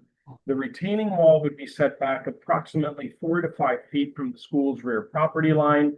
An existing grade right behind the buildings on the school's property would remain as is. This created a shared passageway along the rear of the Bright Street properties that continued through the school parking lot where the walkway was striped and marked as no parking. This would then actually extend to a gate at the sidewalk onto Bright Street, but with panic hardware. This was installed by the school at no expense to any of the properties at the time that this was constructed, at the time PS3 and MS4 was constructed. So just to give you again orientation for this diagram, this is a 2024 plot plan that I created. Bright Street is at the northern part of the drawing. Jersey Avenue is at the eastern part of the drawing. Everything that is shaded represents where there is a building at this point in time in 2024 on the properties. So what you see right here, I'm going to start on the left side of the top of the drawing. You're going to see this dark line that runs all the way down to here, all the way over to here. When I say, I'm sorry, Santo. This line that runs southerly along the Board of Ed property, then it runs easterly, then back to the south, and then all the way out to Jersey Avenue. Thank you, sir. But you did not identify the drawing. So this is 013. It's page 15 of the slide deck, and it is titled 2024 site plan. Right. Thank you, Santo. My apologies. It's all right. The darkened area here represents MS4, the rear of MS4, and then where MS4 goes out. For those of you familiar with the building, this is where the auditorium is. And then this area, just to the east of the auditorium, is a small lot that the BOE uses for parking. what I'm going to show you now is this thickened line it's easier to see it from Jersey Avenue. This thick black line denotes a retaining wall that the Board of Ed built as a result of my negotiations with them in order to keep a shared passageway. Everything to the south of that retaining wall, that thick black line, the Board of Ed was able to raise grade here. So they brought in 5+ feet of fill. They also used this for their detention system. What is the detention system? The detention system is basically the way they manage the stormwater on these buildings and delay it from going back in to the Jersey City Public School and inundating it too fast. This other graphic, this little kind of hatched line that shows a dashed line within it, that represents the shared egress passage that runs behind all the buildings on Bright Street and then runs adjacent to the property at 97 all the way through the parking lot out to the public right-of-way. So along the parking lot here, there is a hatched kind of grid pattern, no parking. And then at this exit area where it meets the sidewalk, there's a gate for the cars, and then there's a gate for personnel with the Panic Hardware. So that would allow all of these properties to be able to get out to the public right of way. Okay, so the neighborhood was appreciative of I would say our negotiations. The Board of Ed, the school, they were incredibly gracious in the way in which they kind of spent their time during construction to make sure that none of the existing properties along Bright Street, their egress would be compromised. So this created the shared passage, which continued through the school parking lot. The actions themselves, the actions of actually building the wall physically recognized and preserved the existing rear egress for not only my condo building, but for other buildings along Bright Street, formalizing a shared passage and public right-of-way. No additional documentation was deemed necessary to access the shared passage at this time, as everybody already had the legal right to existing access to the previously open field. And the constructed retaining wall and gate respected this. Now, one thing I just want to point out on this diagram, this exhibit, this little hatched area right behind 87 Bright, that roughly approximates where the constructed fire escape is at this time. So during this time, I was working with the Board of Ed, and I recently spoke with Suzanne Mack. Recently, meaning I spoke with her back in 2024 when this case started, and then recently got back out in touch with her after she wrote the letter that we will put in the exhibit. At the time, Suzanne Mack served as the Board of Ed chair when the school was built, and she's currently the city planner for Bayonne. Unfortunately, due to her own professional schedule, she was unable to attend this meeting this evening, and she's provided documentation to me that stipulates the negotiation in terms of the shared passage as pre-existing. So I'm going to just go to the next slide. And Tom, I'm sorry, as you're going to this next exhibit, I'm just going to request a break. That's all right. Okay. Thank you. I appreciate it. Santo, do you want to enter the exhibit first, or you want to take the break? I'm going to object to this exhibit, counsel. We're going to take a break because the court reporter needs a break, and he's the hardest working person on the call. So we're going to take a break. Madam Chair, you tell us how long that break will be, and we will take it, and we will leave off right here. And counsel, when we get back, we will deal with your objection. Thank you. Video, we can't hear you. I'm sorry. We'll take a break and be back at 9:20. Thank you. Thanks all.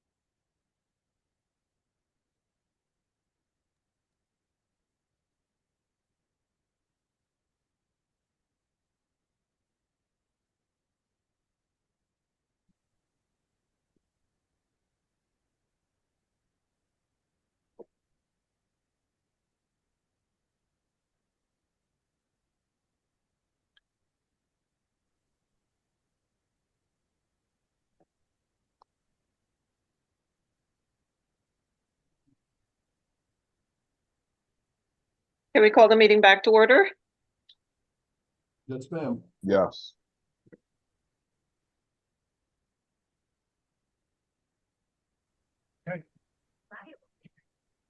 It's connecting with my followers out there.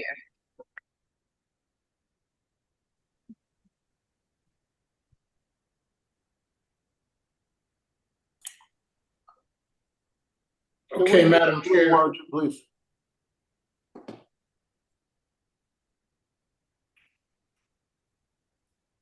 Are we all back? Mike, are you back? Back ready. Thank you. Thank you. So, do we have the witness? I am ready and available. Okay. So we had left off, counsel, you were raising an objection. Yes, counsel. This exhibit is a objection letter submitted by an individual who is not here to testify and therefore unable to be cross-examined. Accordingly, pursuant to Siebert versus Dover Township Board of Adjustment at 174 NJ Super 548, this evidence cannot be admitted.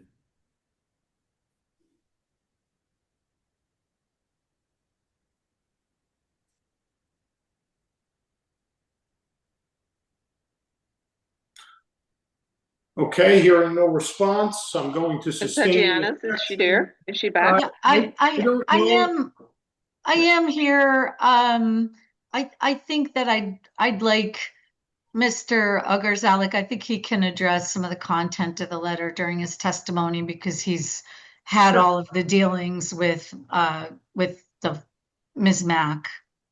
The letter's not coming in, so 014 is not going to be admitted. It needs to stop being shared. How's that? Let's move to the next. I'm returning to a previous document, a previous exhibit. But before you do Mr. Ugarzalik, are you comfortable just characterizing the communication you had back with Suzanne Mack back in 2005? Sure. And the reason I wanted to submit the letter, I would have loved to have had her here. She was available earlier. Unfortunately, it's taken 8+ meetings for us to get to this point. So I wasn't able to get her here. The reason I wanted her to testify and the reason it was important is just to demonstrate that it was the Board of Ed that created the easement intentionally alongside with collaboration by the Van Voorst Park neighborhood, specifically myself as the construction liaison, to provide continued and shared egress for all the properties along Bright Street that were lot line buildings. The history of this block, this entire block was mostly warehouses for those of you who have been around Jersey City long enough. They were all warehouses. So that was the reason I wanted to kind of have Miss Mack's, documentation.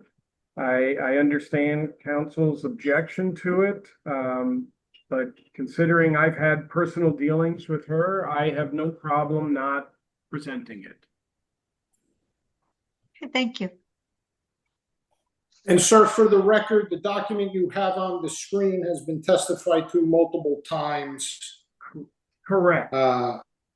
And that document is and has been referenced most recently as 05 this evening. Correct. Council, December 10th, 2024. Council, to the extent that this testimony is going to be the same, just generally about the letter, I would object as cumulative. This has already been entered, discussed, and I would object.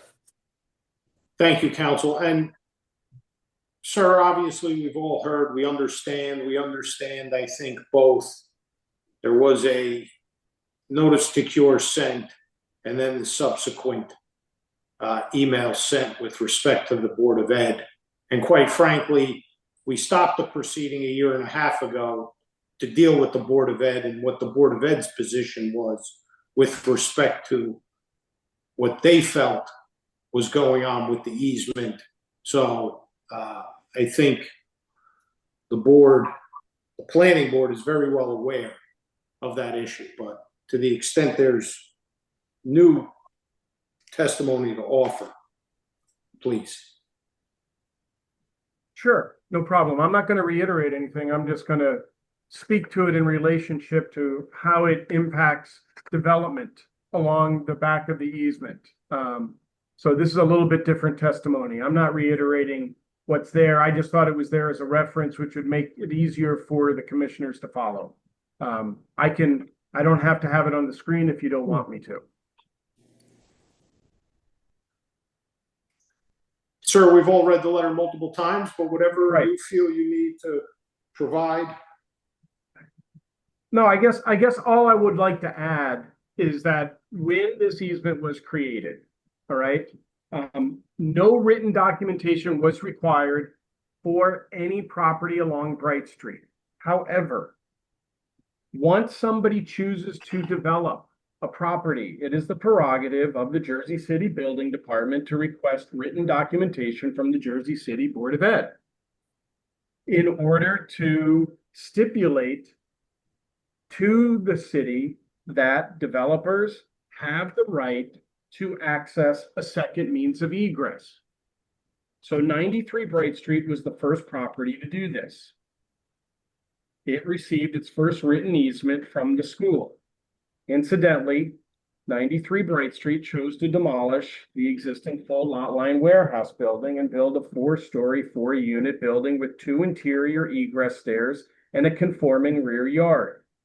95 Bright and 87 Bright, the subject property, also have a written documentation easement demonstrating access, which are extensions of the original easement document. The easement will be talked about a little bit more in detail later. However, the language was the same. And while I will say that I appreciate council's email letter and secondary letter from Mr. Rivera, in no point in that letter that he presented does that letter state that they are still not in violation of the terms of the agreement. They are in violation of the terms of the agreement. They just did not say they had a problem with this applicant moving forward with this presentation in front of the planning board. That's all it says. So I will move past this and we are going to introduce a brand new document. Alternative ladders. This is a new exhibit. Not you. Part of the. Right, it's not a new exhibit. It is an exhibit from the original slide deck. What's the next number that you want to mark it as? This is from exhibit 15. But we didn't submit exhibit 14. So how do you want to admit this? Because we didn't accept exhibit 14. So 14 was marked for identification, and then we can move on to 15. We don't want to change I'm the sorry, I sequence. was muted. 014 is going to be previously marked, unadmitted into evidence. This is 014. And it's titled Alternative Ladder Options. Correct. And I suspect it's page 16 of the 17-page slide. Correct. No, it's the last page of the. Even better, page 17. Oh, we have another one. Okay. It's the last page of the slide deck. All right, we have, okay. A couple of things here. Before I get to this, I had to shuffle my presentation a little bit. This exhibit shows a possible solution that we prepared some time ago. And when I say some time ago, this was prepared back in the fall of 2024. This exhibit showed a possible solution. We can no longer endorse that specific option. We believe other solutions may be possible, but it is not our responsibility to redesign the applicant's project. The applicant has not shown a willingness to pursue a mutually acceptable and lawful solution. I only raise these points to clarify for the record and explain why the fire escape is considered a life safety concern for my building as well as anybody else who shares the passage. And speaking about the fire escape, I want to kind of move on to some of my direct observations during construction. And specifically, I need to address a couple things in the architect's letter, the architect's cover letter, the original architect. We had 3 architects testify. The original architect's cover letter for this amendment application titled HPC Letter of Conformity and Deviation. This was posted on the portal and dated July 12th, 2024, regarding the proposed amendments for this application. And he states, and I'm quoting specifically, the rear fire escape system type was changed from the HPC approved expandable ladder type to traditional steps and landing type as requested by the fire subcode official of Hoboken. So there's 2 important points here I just want to bring up. This letter's on the portal so you can reference it. The first is that the Historic Preservation did not approve this application H18-216. We've already established that, even though the plans presented for this amendment stated otherwise. The plans presented to the VVPA, the HPC, and the Planning Board and the signed plans in the Planning Office, as well as the first submission to Hoboken Building Department, all the drawings, none of them ever showed second means of egress and did not show an expandable ladder, nor did it show any type of fire escape. Secondly, in the architect's statement, it says the Hoboken Fire Subcode official requested, and I'm quoting, traditional steps and landing. The constructed system is not simply traditional steps and landings. It includes a series of drop-down and fixed ladders from the upper levels, as well as the fixed stair to grade. The applicant did request a variation from FTO3, and our position, as stated in prior testimony, is that FTO3 is not applicable to this project because the work involves new construction. This project is classified as new construction and an addition, and it should instead comply with the International Building Code. FTO3 only applies to existing buildings, not new construction. Even if FTO3 were considered, the submitted drawings lacked necessary dimensions and appear to show the property line in the wrong location. I say this because it's misrepresenting to the construction official of Hoboken what they were looking at and suggests that what they would be approving for a variation would be on the applicant's property. Okay, so moving on. Let's go to the next slide. I want to also, before I move to the next slide, I need to share something that I personally witnessed on May 24th, 2024. So the Jersey City Fire Department was called to our building because somebody reported smoke in the area. This is May 24th, 2024. So for people who want to look up the records, you'll find it. After determining there was no fire at 85 Bright Street, firefighters continued checking neighboring buildings and yards, including construction at 89 Bright Street. That is not the subject property. That is the property directly to the west of the subject property, which was under construction. I was with the firefighters on the first floor. They exited the rear of our building. 2 of them exited the rear of the building.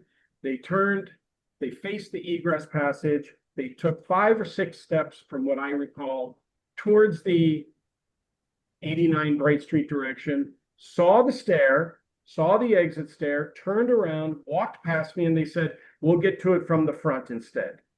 The only thing I can assume is that the fire escape created enough of a visual and physical impediment that the firefighters chose an alternate route because they were fully loaded up with equipment and gear.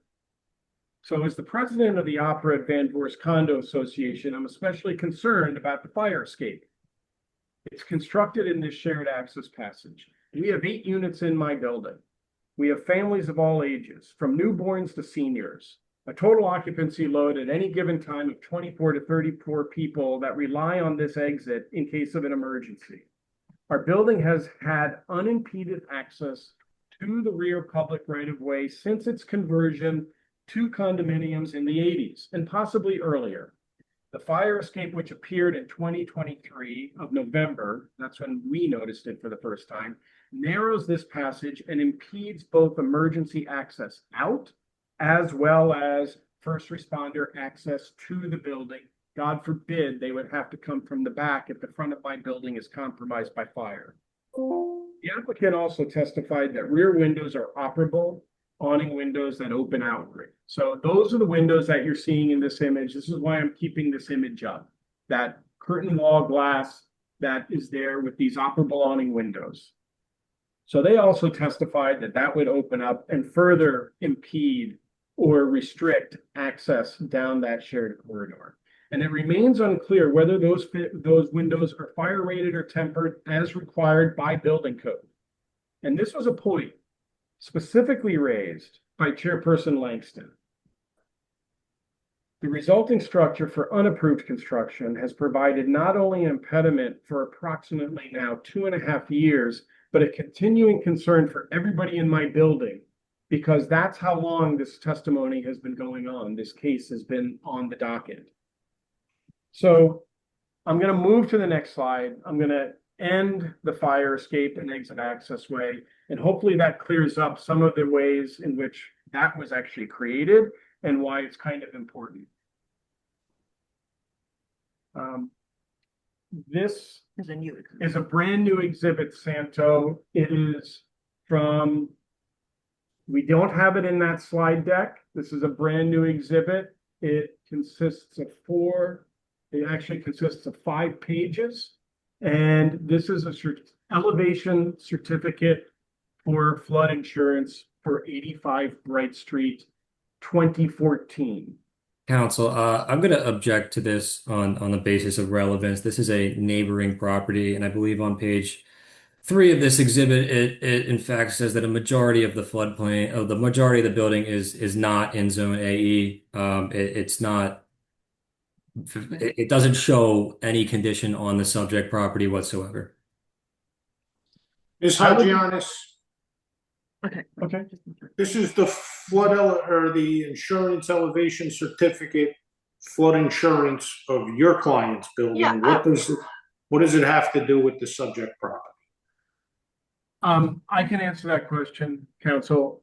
Sir, I need Ms. Hadjianis. We have an objection from counsel, so I need Ms. Hadjianis to deal with the legality of the proposed exhibit.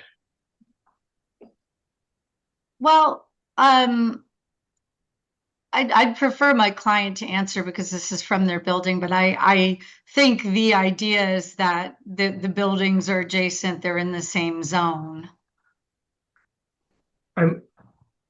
May I speak? Sir, I'll accept the fact that your building is in this zone based on this certificate. How are you going to get that to their building? It's not, I'm not using it for the flood zone. I'm using it to refute testimony from Mr. Lewis with regards to the expansion of the non-conforming rear wall, because there are photographs in this document that show the rear wall of 87 Bright in relationship to 85 Bright in 2014.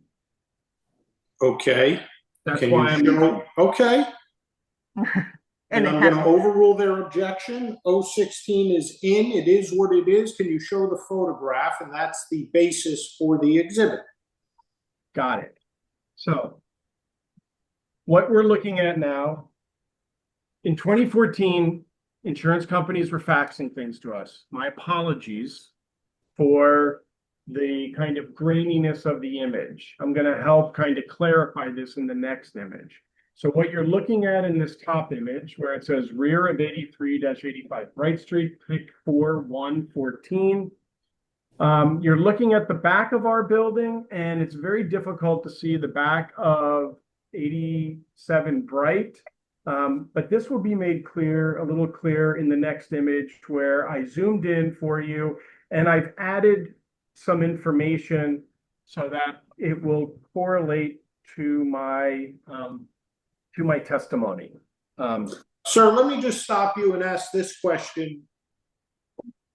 It's your position that the rear wall of 87 Bright has been built out about a foot?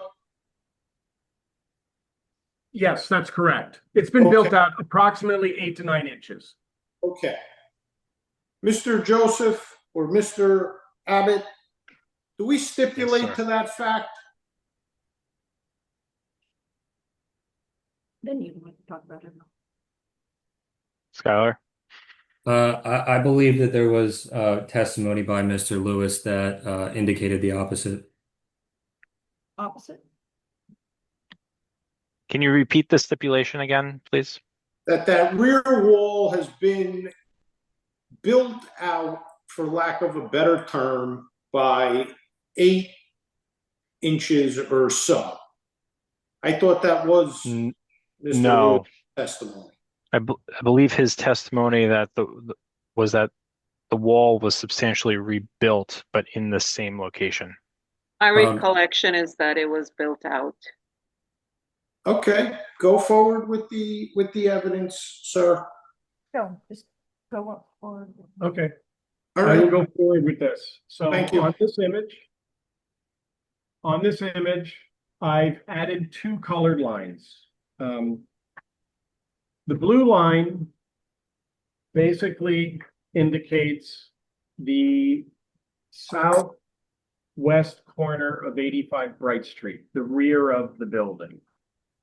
And then the red line indicates the intersection of the rear wall of 87 Bright with the western wall of 85 Bright. Now, this is difficult to see. So what's easier to understand is you're going to see some white spaces in here. Those are the mortar joints in the brick.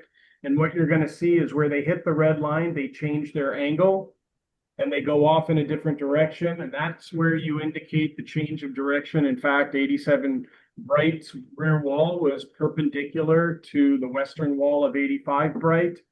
And what you'll also notice in the white lines is that the white lines, I'm going to go back to a very simple thing called counting the brick. All right. Bricks on my building are 8 inches. There are 2 bricks minimum to the back wall of 87 Bright. That would be 16 inches. That would be approximately 1 foot 4 inches. The original architect's drawings, as presented at 1 foot 4, was where the building existed prior to construction. I appreciated Mr. Lewis's hypothesis that there was not access to that and the survey was always wrong and they built it wrong, but this is just the facts. I've lived at this spot for 27 years. I've done rear yard inspections of this. And I thought it would be useful, since this application was in 2018, to show something visible that gave you visual evidence that their building was back about 1 foot 4, and they have expanded it. I don't know why, but they did. Thank you, sir. Okay, thank you. Okay, so I'm going to try to wrap up a little bit here. For this portion of the testimony, I'm kind of just speaking in my capacity as the role of the co-chair as for the Van Voorst Neighborhood Planning and Development Committee. This applicant is seeking approval for construction that has already been completed. As previously testified, several elements built after the planning board approval appear to create life safety concerns. They interfere with the property rights of others. They conflict with flood code requirements, and they conflict with Jersey City zoning regulations. In addition, the drawings currently presented, as previously approved, are not the drawings that were presented at the 2019 Planning Board and HPC public hearings. The life safety and flood concerns that were raised by the owner and the life safety and flood concerns were raised with the owner and the architect by myself and the VVNA Planning and Development Committee in meetings back in 2018. They were also communicated to the applicant's attorney and planning staff as well, and placed on the record before the Historic Preservation Commission and the Planning Board. I did that myself. Those concerns were consistently ignored by the applicant. So here we are again, 8+ years later. And this is what I want to kind of talk about. This raises a broader concern about development review in Jersey City. Applicants should not be submitted to have substantial deviations from approved plans. The applicant has already admitted to this, and then seek, after the fact, approval without consequences. The problems with this project were created by the applicant's own choices and a complete disregard for the issues being raised by multiple people. The applicant has had more than 2.5 years and multiple hearings just at this phase of the project to present a compliant solution, yet the record remains confused and unresolved. Neighbors and professionals, the public, this board, and the city have spent significant time and resources addressing issues that should have been resolved before construction proceeded. Minor interior layout changes aren't the issue here.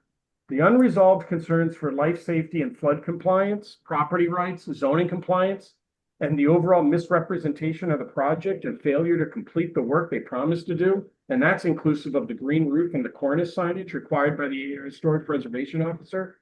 These actions clearly demonstrate a pattern of behavior by the applicant that the rules don't apply to them. All the hardships presented by this application are self-created. This is evidenced in the documentation we have provided this evening, as well as the recorded planning board resolution. And I want to be clear, there are solutions to each one of these issues regarding life safety in the floodplain, but the applicant refuses to pursue them unless legally required to do so. The project creates serious life safety concerns for my condominium building and for the current occupants, even of the owners of 87 Bright Street. If these plans had been presented to this board the way they are now at the start of the project, with an additional extension of a full cellar and a living space in the floodplain, along with construction outside of their property, this board would have probably asked or strongly suggested that they go back and revise it before being heard to kind of make sure that it's compliant, and if at very least all elements of egress are on their own property. All similar 4-story and 4-unit buildings are subject to the same requirements. Yet tonight, this board is being asked to approve substantial deviations after the fact, including conditions that violate state building code, Jersey City Municipal Code, and the National Flood Code. The applicant has provided inconsistent information throughout this application by its own admission. For these reasons, this application should be denied unless and until life safety, flood zone, property rights, and zoning issues are fully resolved. Approving these substantial deviations after the fact would undermine the integrity of this board, and it would weaken the public trust in the review process. So that ends my testimony. I want to thank the commissioners for listening to my rambling. I appreciate your patience. I know this was a lot to get through. I'm here to answer any questions if people have questions. Any questions from the board? No. Hearing none. I think we'll go to Mr. Abbott to cross question like this. I have no questions. I'd rather get through this, and I've said I've hit every point, so we can move on. Okay, Ms. Hajianis. Yeah, I'd like to call our next witness, Bill Slover. Counsel, I would like to request a proffer as to what Mr. Slover is going to be testifying to. Yeah, he's going to be discussing he'll be testifying about how an easement can be created without a written easement agreement. Yeah, I would object to the testimony in its entirety. As we've already established, the planning board does not have the authority to establish an easement. That would be the Superior Court in Chancery. It's therefore irrelevant and frankly going to be confusing to the board to hear this testimony about a decision they cannot make. Well, right. So I understand that the planning board does not have jurisdiction to decide easements, and that's an issue that would be decided by Chancery Court. But here, the applicant is heavily relying on its easement rights and its egress rights that are in writing. And we want the board to understand that my client also has colorable rights to egress that were created through a pattern of or through a course of dealings with the BOE as shown by construction and site conditions. And I think it's important for the board to appreciate that. And it is necessary because your client has relied so heavily on its written easement. So, Madam Chair, I can advise the board that obviously there are ways in which an easement can be created without a written document. The applicant does have a written document. We've heard the testimony. I do not know that we need to hear another lawyer offer their legal opinion. I am more than capable of advising the board. The gentleman is not going to provide any actual fact testimony. He's going to give a legal opinion. So, Madam Chair, I am capable of addressing that and advising the board of our rights and the fact that an easement can be created without a written document. Not sure if it's necessary. The board may have those questions. We may have to deal with them when we get there.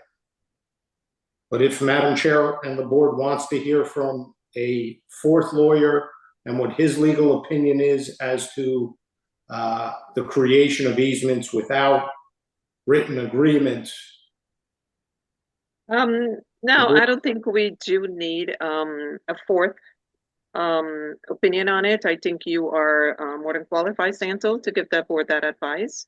The way an easement is created. I'm very well versed in easement as well myself. But if you want to just give a brief explanation, not everybody, has the same understanding, but you can also do that, Santo. I don't think we need another witness for that. When we get to the board deliberation, we can discuss it and I'll render that opinion. Thank you. Ms. Hadjianis, your position is noted for the record.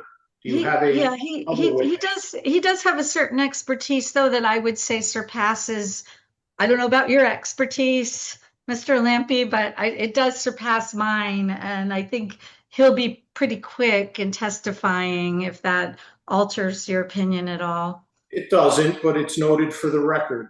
Mm-hmm. How about the other witness that you have this evening, Mr. Shaw? Yeah, we have a fireman, Mr. Brian Shaw, ready to testify. Okay, Counsel, could I ask for a proffer as to this witness as well? I apologize. The proffer is he's going to testify as to the impediment of the fire escape from the easement area, which you're going to object to, and I'm going to overrule. So let's have him testify. And I would like to hear that testimony as well. And I'm sure the entire board would love to hear that testimony as well, coming from a fighter. Yeah. Yes, Madam Chair. All right, Mr. Shaw, I'll swear you in. Yes. Good evening. Do you swear any testimony you get tonight is going to be the truth, the whole truth, and nothing but the truth? I do. And for the record, can you state and spell your name? Name is Brian Shaw, B-R-I-A-N. Last name is S-H-A-W. Thank you. Sure. And Brian, if you can give us a brief background of yourself. Yeah, sure. My name is Brian Shaw. I'm a 14-year resident of Jersey City. I'm a 15-year member of the 15 years on the Bloomfield Fire Department. I'm also I've served 8 years in the U.S. military, 2 combat tours in Iraq. And I've been a Jersey City resident at 97 Wright Street was my former address. I was there until last year, 24 actually, 24. And right when this case started. So I was there when everything began. That's pretty much it. Okay. You may proceed. I'll be honest, what is he being offered for? To discuss. Well, he's seen the fire escape and he wants to testify about how it could present a challenge if to emergency responders in the event of a fire. As an expert in firefighting and accessing fires? That's right. Mr. Abbott, your objection to that, if you have one? No objection. He's been a firefighter for a long time, and I do thank him for his service. Thank you. Mr. Shaw, the floor is yours. Yes. Well, Cynthia, you want to you got me on this, or am I just going on with this right now? Sure. So have you seen the fire escape that has been discussed throughout this hearing? Sure, I have, both in person and in pictures. Okay, and do you have any comments on its configuration and location?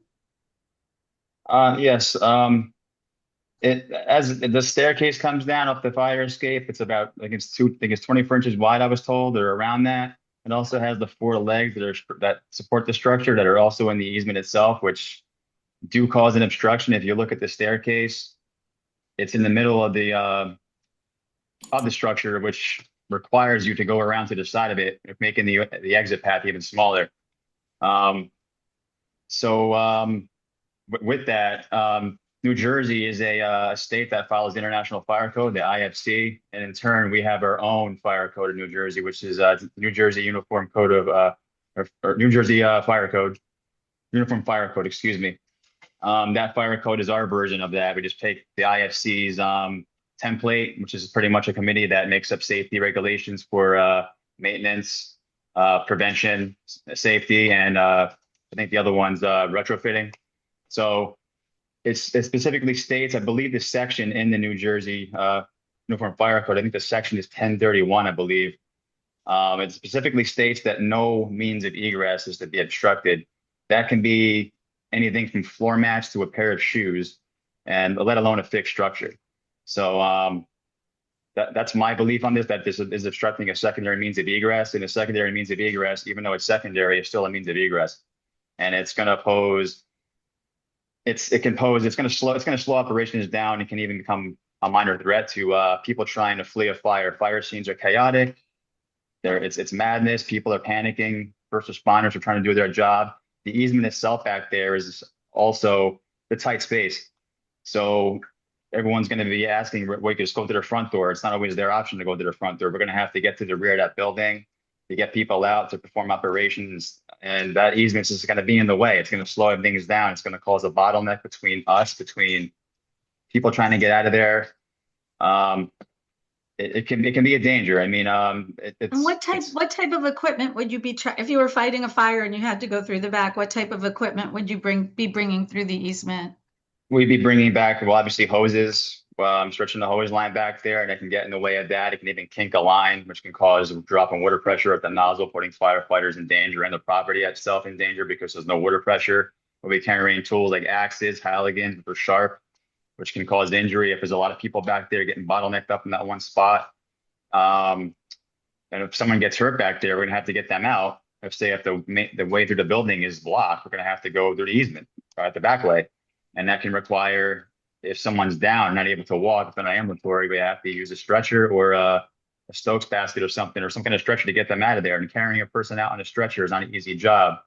And going to that small point is gonna add on time. In my line of work and in any emergency situation, especially fires, seconds do matter. And I can tell you, there's been a few times I've been to fires where seconds have mattered, where people have lost their lives. Okay, and when you talk about seconds, I mean, you heard some testimony about how many people, if there were a fire at 83, 85 Bright Street, and I think Tom Ogarzalek testified that any given time there could be between 24 and 34 people. I mean, how fast should people be able to get out of that building? As soon as possible. It should be as soon as possible, as soon as you can't put a time to it, but it's just as soon as you possibly can. I mean, it all starts with, going off topic, it starts with their own prevention inside their building. Do they have smoke detectors? Are they aware there's a fire, in their building, or how are they going to get notified there's a fire next to them? Because there's all row houses, and fire can extend. That's what it's called. And fire jumps one building to another. It's called extension. That can happen. So it just, you can't put a time to that. You can have a fire start in one building, and then minutes later, people figure out what's going on. It's going into their building. But at that time, it can be first responders back there performing operations and causing a bottleneck. And also there could be fire, there could be embers, there could be smoke, and people think smoke always rises. It's not the case. People can be back there trying to get out, and if they're back there too long taking in smoke, smoke is toxic, and you can be breathing in stuff that can give you cancer or whatever. So it's just, you want to get people out of there as soon as possible, and having that in the way is just going to slow things down. Okay, and have you ever encountered any other types of obstacles when you're trying to respond or to a fire? I've never really encountered thick structures, except maybe partition walls that weren't supposed to be in buildings, which are dangerous for us because fires can jump over them. We can't tell because the smoke's up high. We can't see that, but that's one big danger as far as the structural obstacle that I've seen that shouldn't have been there.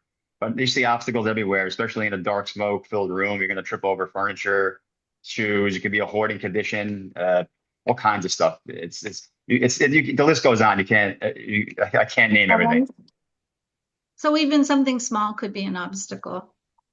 Yeah, like I said, a pair of shoes isn't even allowed in an egress pathway. Okay. Did you want to add anything else, Mr. Shaw? No, I think that's pretty much it. That's all I pretty much wanted to cover. Just get it out there to you. Okay, thank you. You're welcome. Mr. Abbott? Nothing from me, Council. Okay. Thank you, sir. Madam Chair, does anybody on the board have any questions for this witness? I have a question, if that's all right. Sure. So, Mr. Shaw, so what would you recommend to make it safe back there? Obviously, the optimal thing would be for them to have a second staircase inside the building. Outside of that, what are some other recommendations? That's pretty much all it is. I mean, you have to have the means of egress isn't supposed to be impeding the easement or egress point. So you're going to have to get the way to get out of that building. The secondary egress has to be inside their building somehow.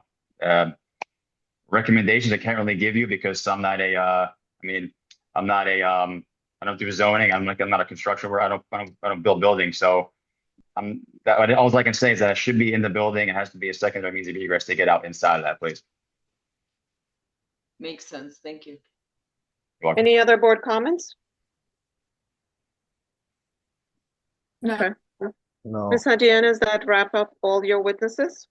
Yes, it does. Okay. Mr. Joseph? In progress. Yeah, so I don't know how we want to go about this, if we want to jump into public comment or if Cynthia had a closing remark to make before we went there. We're going to open a public. No, we're going to open to public. Can I ask a question to the attorney for the applicant? Sure. Yeah.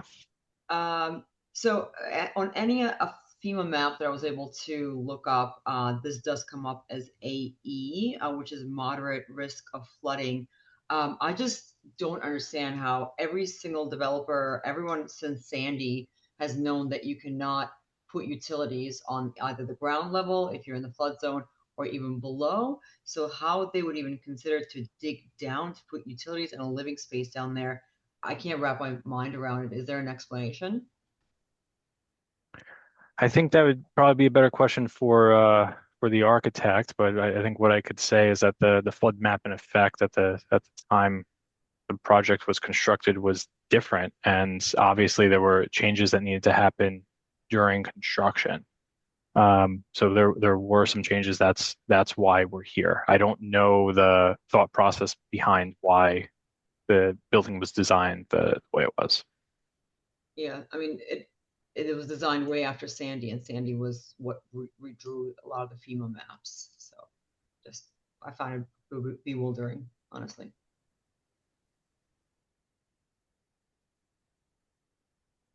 Does that answer your question, Ms. Barnaby? No. I mean, it's more of a comment. If there's no other comments from the board, I would like to open for public. At this time, I would like to open for public. Is there anyone from the public? Are there to any comment on P2024-0088 87 Bright Street? We have iPhone raising their hand. I am promoting iPhone to panelist.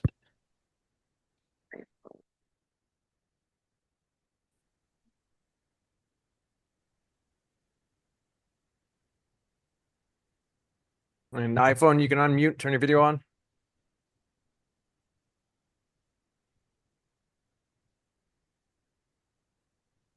There we go. I can see you and hear you. I just need to swear you in before you speak, okay? If you could raise your right Of hand. course. Yes. You swear any testimony you give tonight is going to be the truth, the whole truth, and nothing but the truth? Yes, I do. And for the record, can you state and spell your name and give us your home address, please? Yeah, my name is Craig. The last name is Zames. I'll spell that for you. Z as in zebra, E-H-M-S. I live at 326 York Street. Thank you. Zames, you have 3 minutes. Thank you. As I said, my name is Craig Zames. I've lived on York Street for the past 13 years, and I'm currently the president of the Van Voorst Neighborhood Association and also serve on the board of directors for the Barrow Mansion. My neighbors are very passionate about the community that we live in, and we take great pride in our sense of community. We've discussed the 87 Bright Street issue at several of our meetings, and I want to assure everyone that we have never made any false statements about this project. I've attended almost all of the meetings about this over the last year and a half. And what I've gathered is that the architect of record has blamed the contractor for making a large number of changes in the building, and he hasn't taken any ownership of those changes. But what's most upsetting to me and our members is the code violations. The defiance of safety regulations is quite honestly frightening. What if a fire would break out and the only egress that you had was at the rear of the building? People would die. The VV&A strongly asks you to reject this proposal. Thank you for your time. Thank you. Okay, promoting Tony Sandcamp.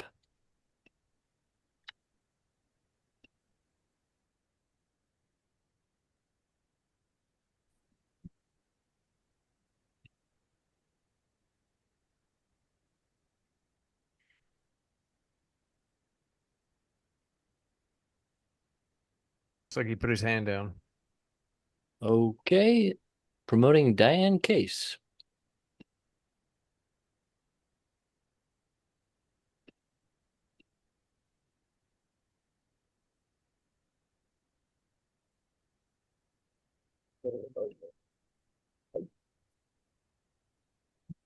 Off.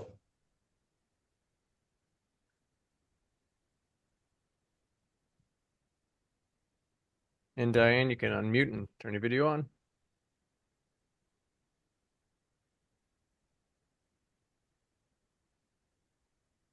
Hello, Diane. Hello.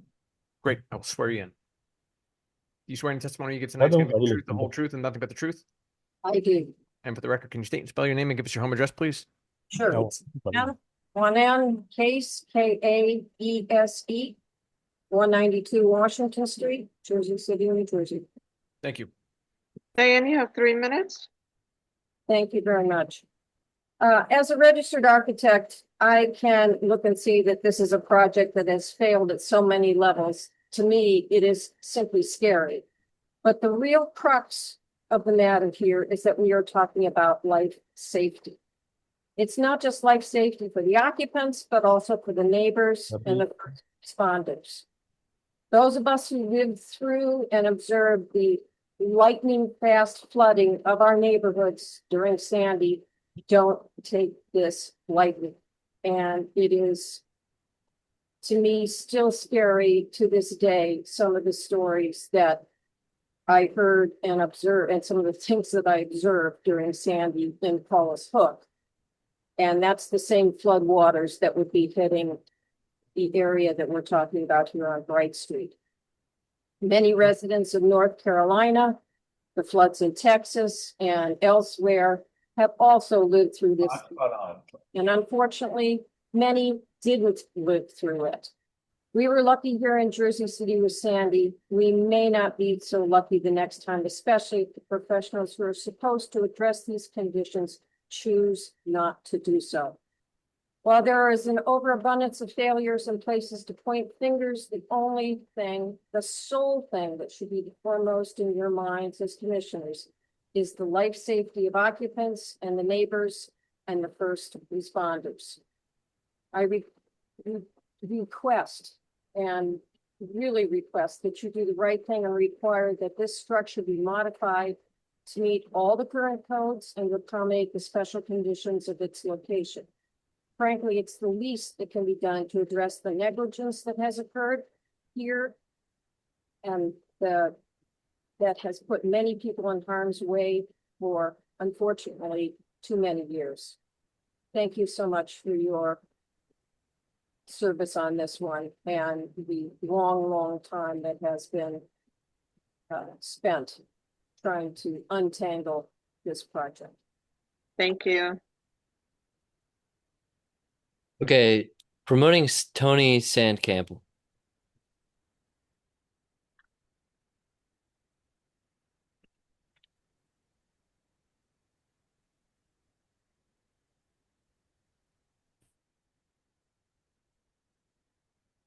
And Tony, you can unmute and turn your video on.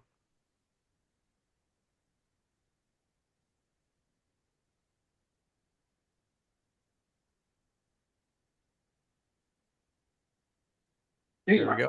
I can see you and hear you, and I will just swear you in. If you could raise your right hand. You swear any testimony you give tonight is going to be the truth, the whole truth, and nothing but the truth?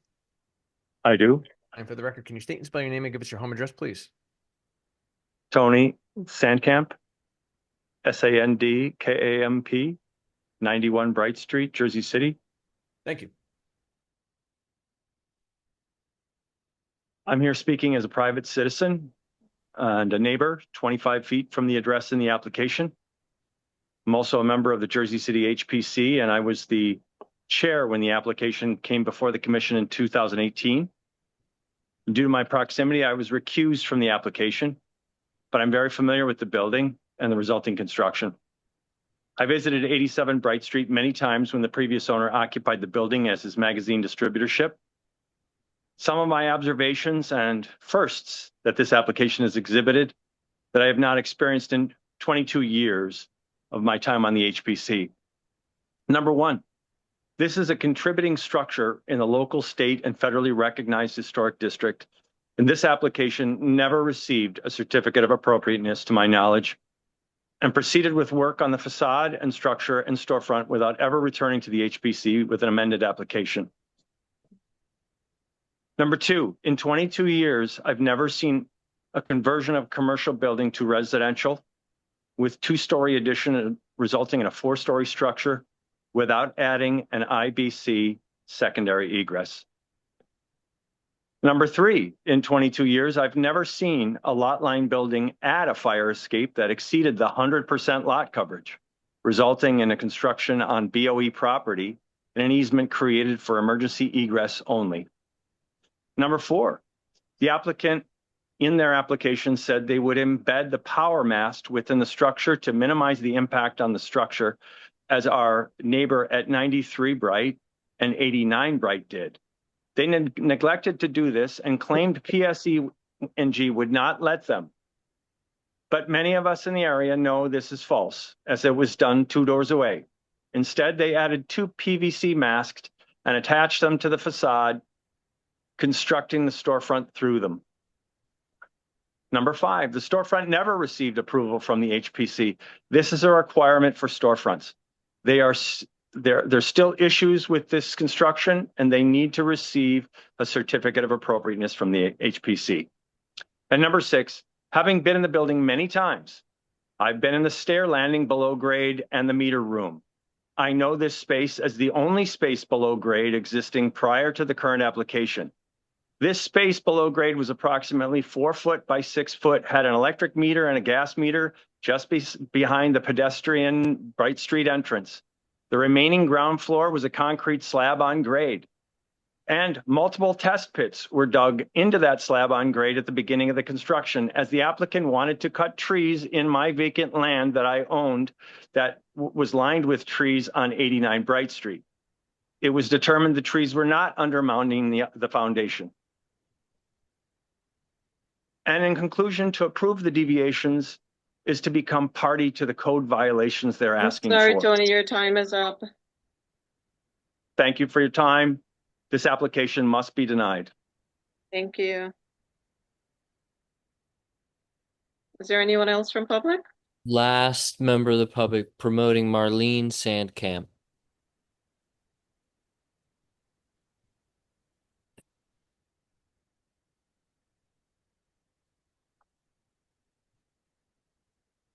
Good evening. Good evening, Marlene. I just need Hi. you to turn the video on, please. And if you can have your, I don't have my video on. Do you need me to turn my video on? I do. Can't hear him. I can't hear what you're saying.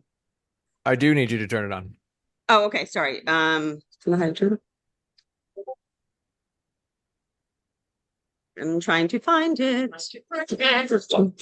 Third button. And if we could just try to have one computer on at a time. I don't know if it's worth switching over to the other one. My camera's not coming on now. For some reason I can't get the camera on. I'm sorry. Are you able to switch to the other computer? That would be my husband's phone. Let me see. Hold on one second. Thanks.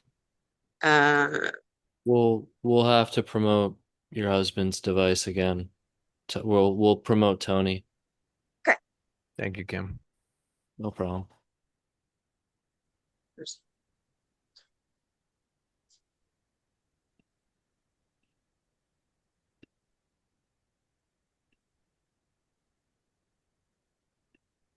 Hello?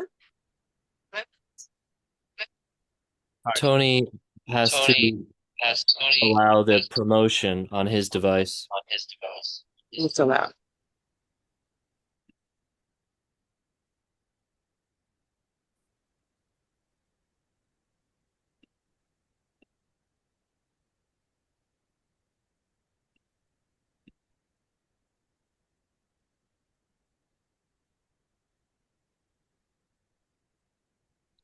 Okay, Tony's joining.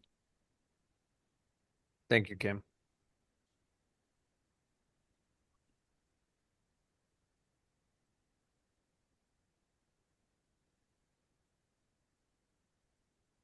Okay, start video.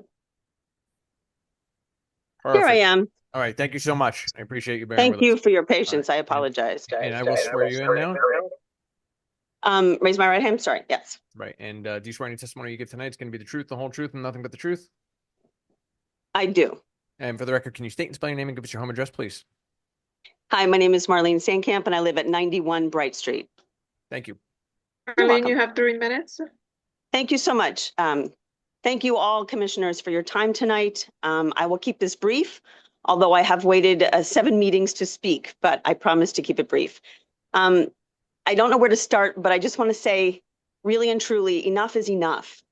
You know, developer after developer, architect after architect, they're wasting the board and the community's time by standing in front of you and in front of us and swearing up and down that they will do what they proposed and what you've approved. This architect and team is not the first, and I can only assume that they won't be the last to come after work is completed and beg for forgiveness. And time again, this board and other boards forgive with little punishment. But this time, the architect's disregard for human safety by installing an illegal fire escape is not a time for forgiveness. And the punishment will happen when the child or the disabled person who can't jump the 10 feet from one outdoor floor to another passes away.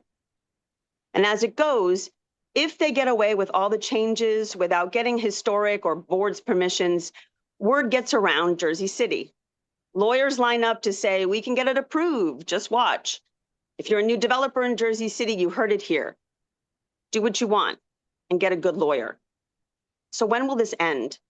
Look, I don't want to see my new neighbors have to deal with this. I really don't. But this architect and the developer, they weren't honest with him. And I think it's time for some tough love. And as a side note, having lived at 91 Bright, 2 doors down during Hurricane Sandy, our entire backyard was a pool. We had 5 feet in our basement. Everything floated to the top of the ceiling. It floods, whether they want to believe it or not. I thank you for your time tonight and for the last 7 meetings. Thank you and good night. Thank you. Is there anyone else from public? I see no one else from the public. I'd like to close the public portion. Second it. At this time, I would like to ask Mr. Joseph to do his final statement. Sure.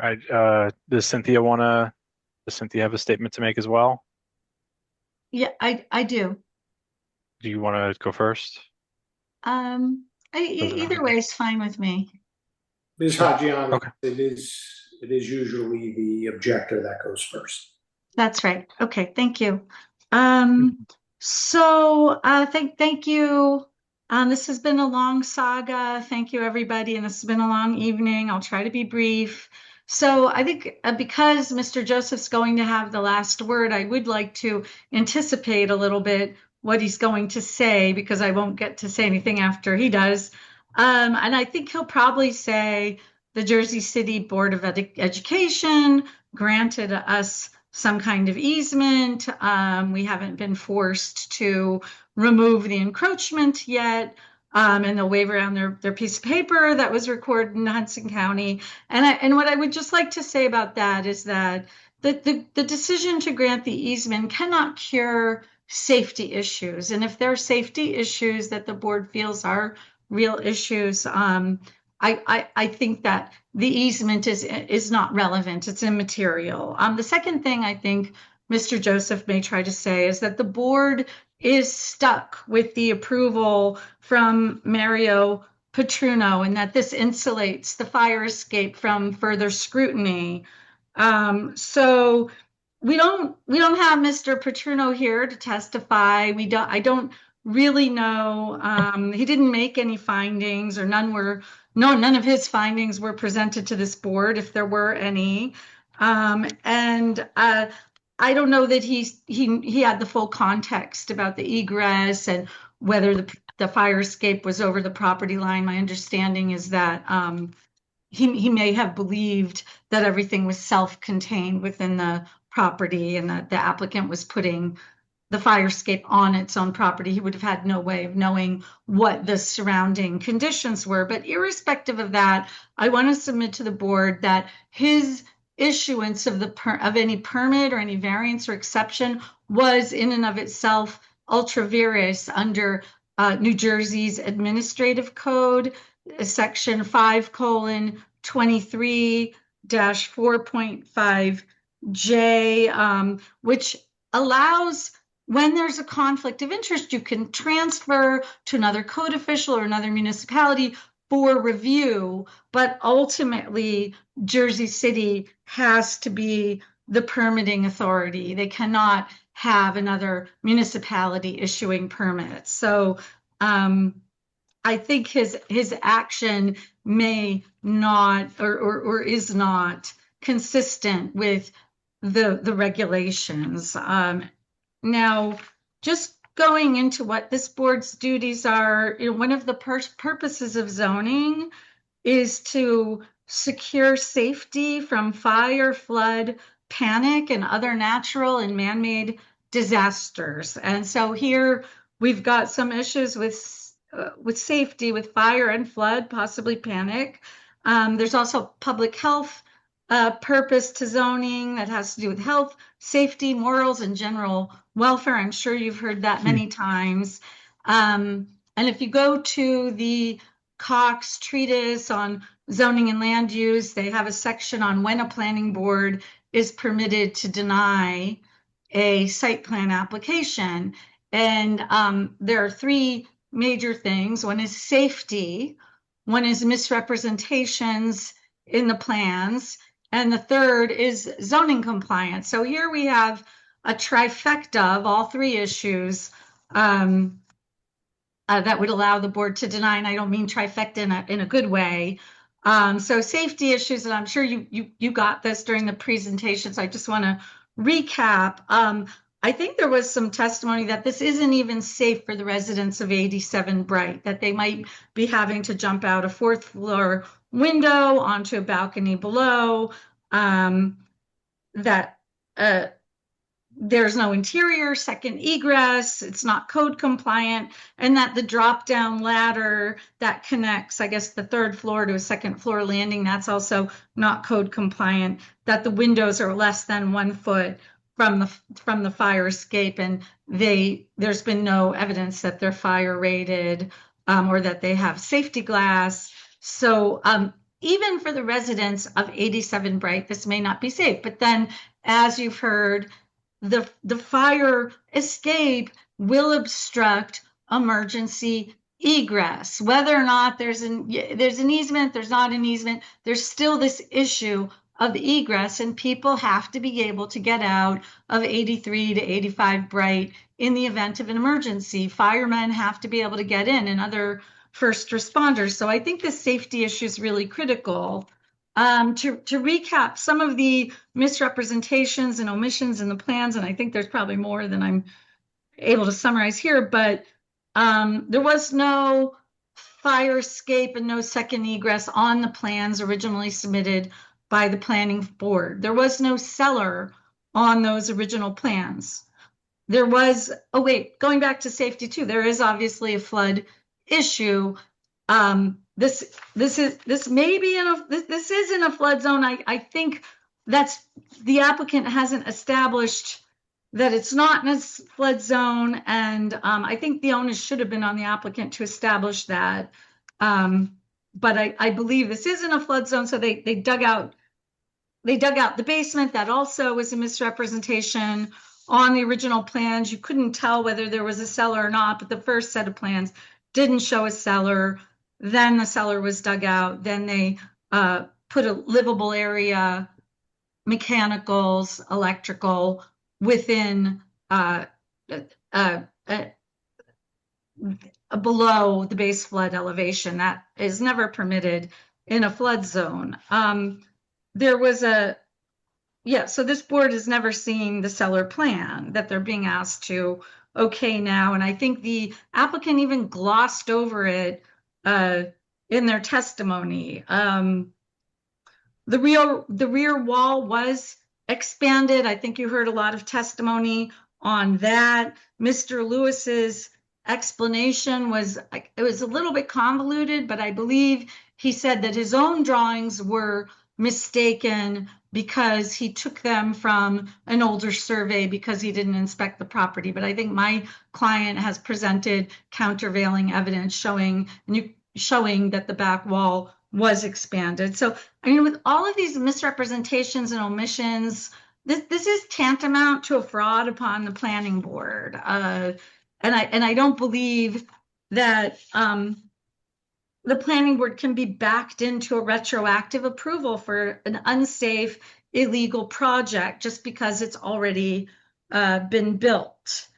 Now, on zoning compliance, you heard that, and that's the third reason the board is empowered to deny this plan. We've got an expansion of the non-conforming use, both with the extension of the back of the building and with the digging out of the cellar. So with that, I think the board is perfectly within its rights to deny this application.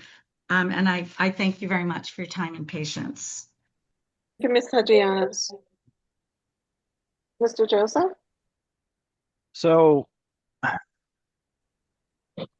mean, first, I think I owe this board a bit of an apology. This has obviously been quite a mess. This could have been more organized. The witnesses could have been better prepared. Definitely owe Tanya an apology, who's had a tremendous amount of stress about this. So I'm sorry for all that. But at the end of the day, I don't think anyone expected this application to be where it is. This is a This is an amendment to a previously approved site plan. There are a bunch of design changes that happened in the field, and we don't need to rehash all the reasons why. I think that's pretty clear in front of the board, but those are interior changes, utility changes, changes to the layouts, the windows in the rear, some color, some materials. That also doesn't really seem to be the focus of the board or of the objector. There's the rear wall, and I did have an opportunity to consult the transcript from the last hearing, and what Mr. Lewis testified to was that the back wall that's there now is exactly in the same place that the wall had been. And his explanation for that was that Mr. Cornell's plans were incorrect, which I don't think is very hard to believe. Mr. Lewis also had testified that he reviewed applications for the adjacent property. That wasn't contested at all during his testimony. And on that application, he had found a survey which confirmed his testimony. The real focus of all of this has been the fire escape. And I don't know how much more there is to say about that. The fire escape was added with consultation with the Hoboken code official who had jurisdiction. It's there to meet fire and safety code. By the code official, by approving the fire escape, it made the determination that the fire escape would not jeopardize the health, safety, welfare of the occupants and the general public. That's in the statute that my colleague pulled up during cross-examination. I don't think this board can find differently than that. We also heard a lot of objections. Many of those objections just rehashing what happened in 2019. There are a lot of the same objections about the flood zone, about the project as a whole, and this is not the opportunity to get a second bite of that apple. The remainder of the objections are around the fire escape and about the building being illegal or unsafe. And I think by the building being approved by the code official, it's conclusive that it is safe. It's been occupied for 2.5 years already. It's not illegal. I don't think there's much more to say. I don't want to rehash the easement. Board knows what our position is on the easement. The objector has had a whole lot of time to go to Chancery Court and easily have our whole case upended by getting an order from a judge, and that hasn't happened. I would ask this board approve this site plan amendment. It's not variance relief. The application was deemed complete. It's a site plan. It's an amendment to a previously approved site plan. Thank you. Thank you, Mr. Joseph. I'd like now to ask the review planner, Tanya.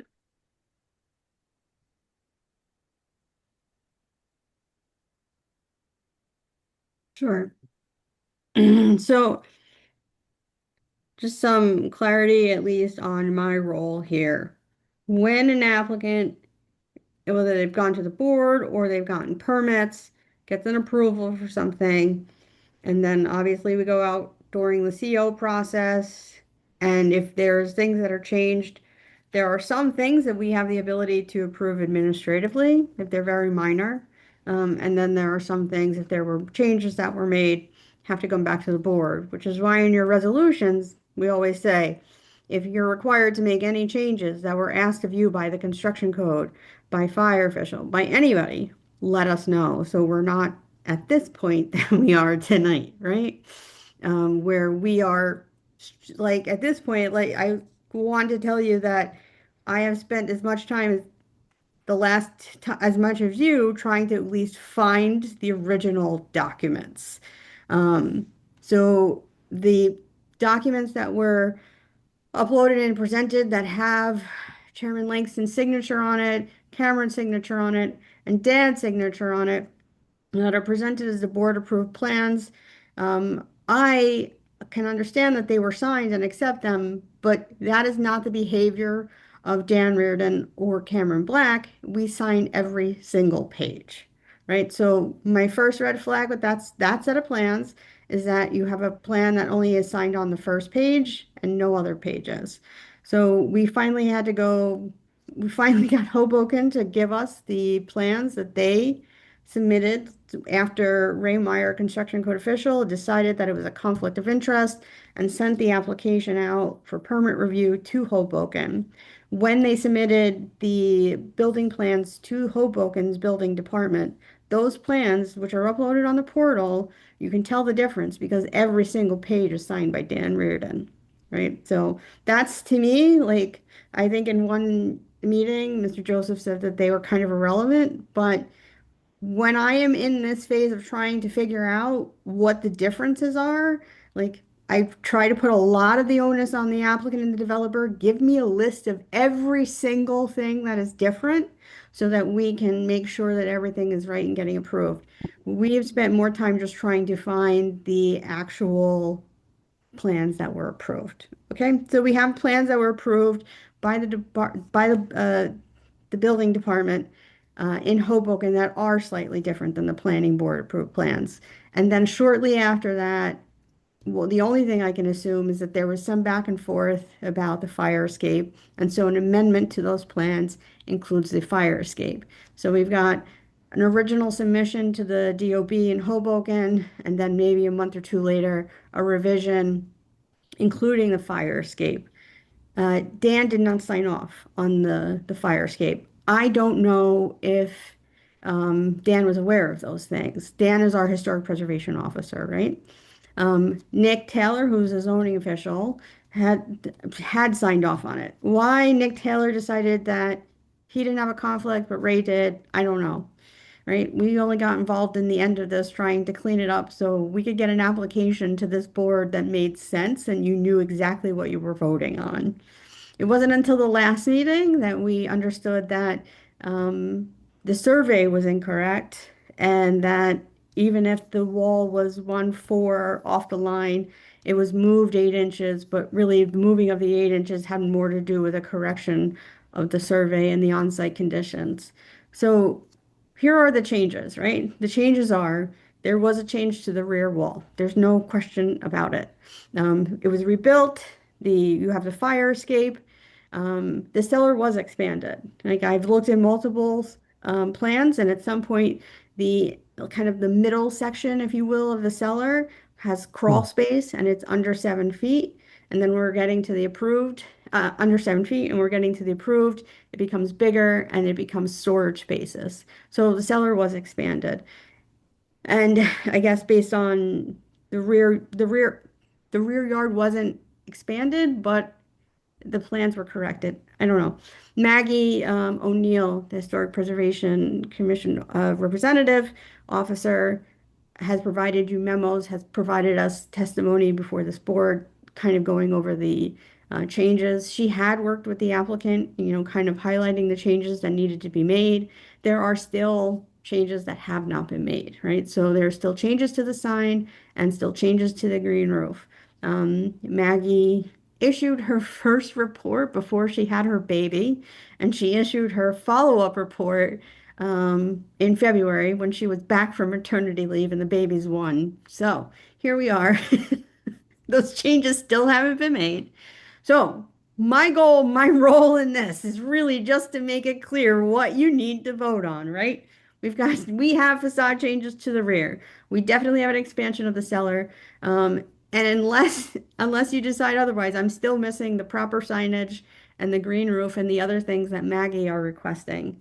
The fire escape, I kind of want to, it is not a setback issue. That as much as I can say about it, right? So we have an exemption for setbacks for open fire escapes that can be 5 feet, and it doesn't become a part of the setback. So from a zoning perspective, I can tell you it is not a part of the setback. It is a building code life safety issue.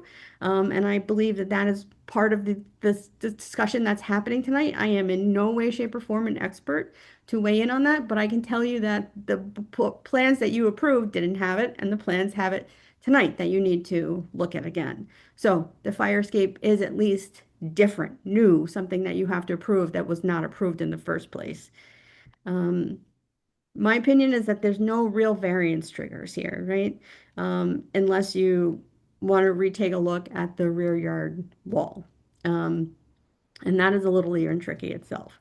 The cellar, even though it's expanded, the way height is defined, it's defined from the front of the property. So it doesn't technically count, or in zoning world, doesn't count as an expansion of a story, even though it becomes living space.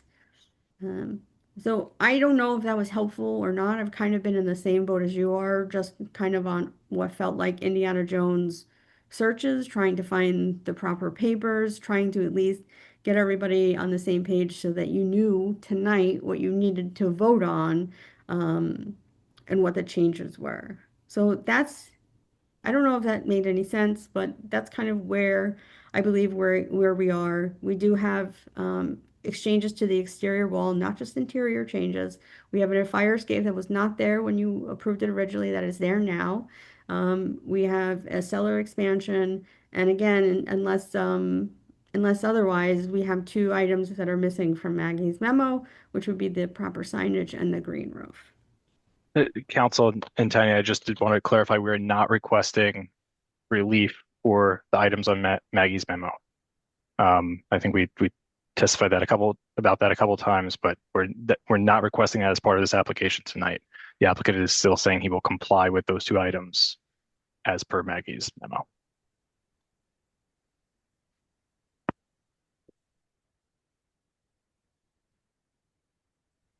Thank you, Tanya. Madam Chair, just a question. I don't know if it's for Tanya or Santo. Is there also a site plan review considerations that we have before us? Yes. This is a site plan amendment under the site plan review. So while it may not trigger variance requirements or requests, they are asking for a site plan amendment, and all of the site plan considerations come into the decision.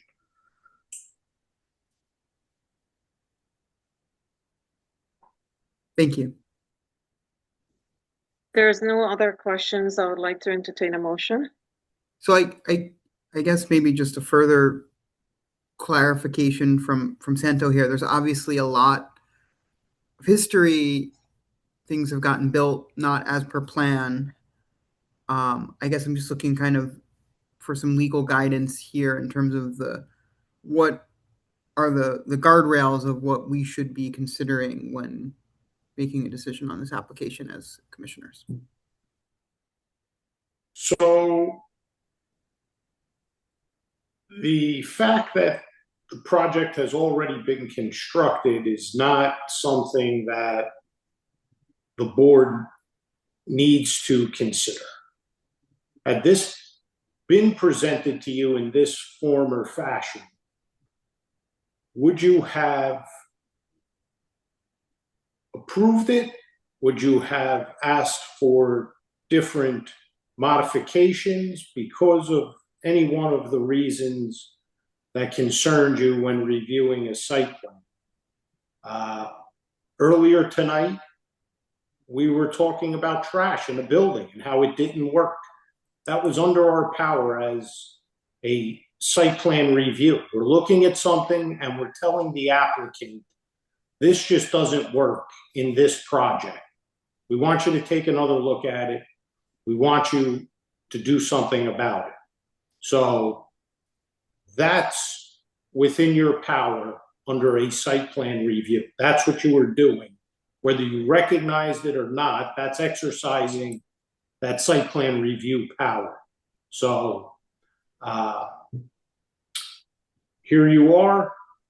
Something was done completely different than what was presented to you. Had this been presented to you, how would you have looked at it? That's kind of the lens that the board needs to view this application through.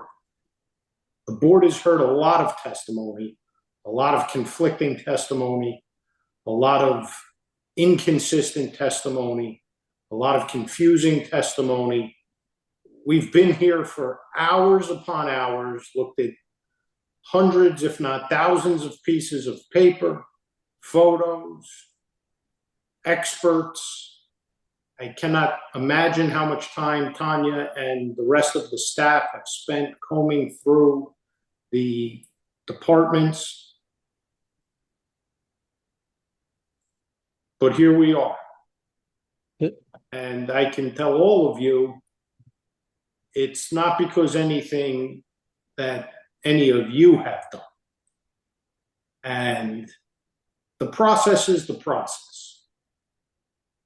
And if you're going to go through the process, you're expected to know, understand, and appreciate that process. There are currently people living in there, right? Yes. There may be, but again, you know, none of that factors into the decision you have to make in terms of, oh, well, somebody already is there, right? You have to separate that from what it is you're being asked to weigh and determine.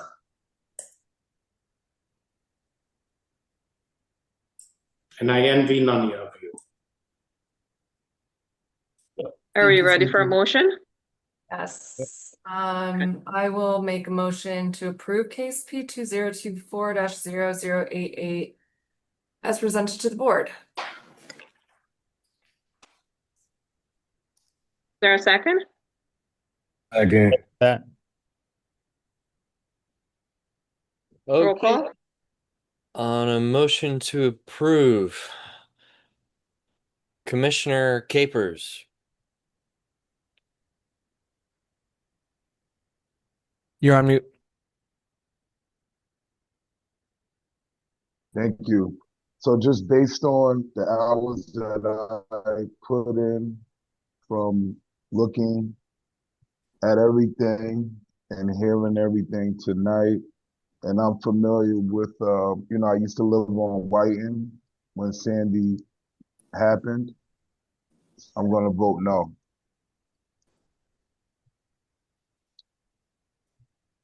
Commissioner Patel. Well, based on all the testimony and everything, I know it's a little, too many different testimonies, a lot of conflicts, but I'm still going to vote yes. Commissioner Conway.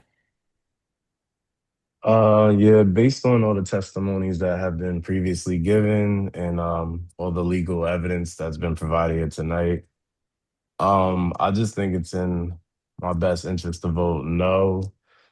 Just based on the safety of the fire escape, maybe with conditions that they just kind of rethink that situation if possible, even though I know it's already pre-existing.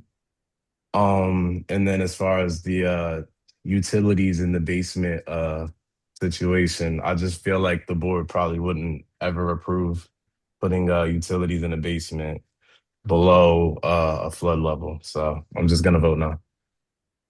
Commissioner Stamato. I vote no based on the safety issues that were brought up. Like was just stated, for example, having the electrical down in the basement and a water flood area.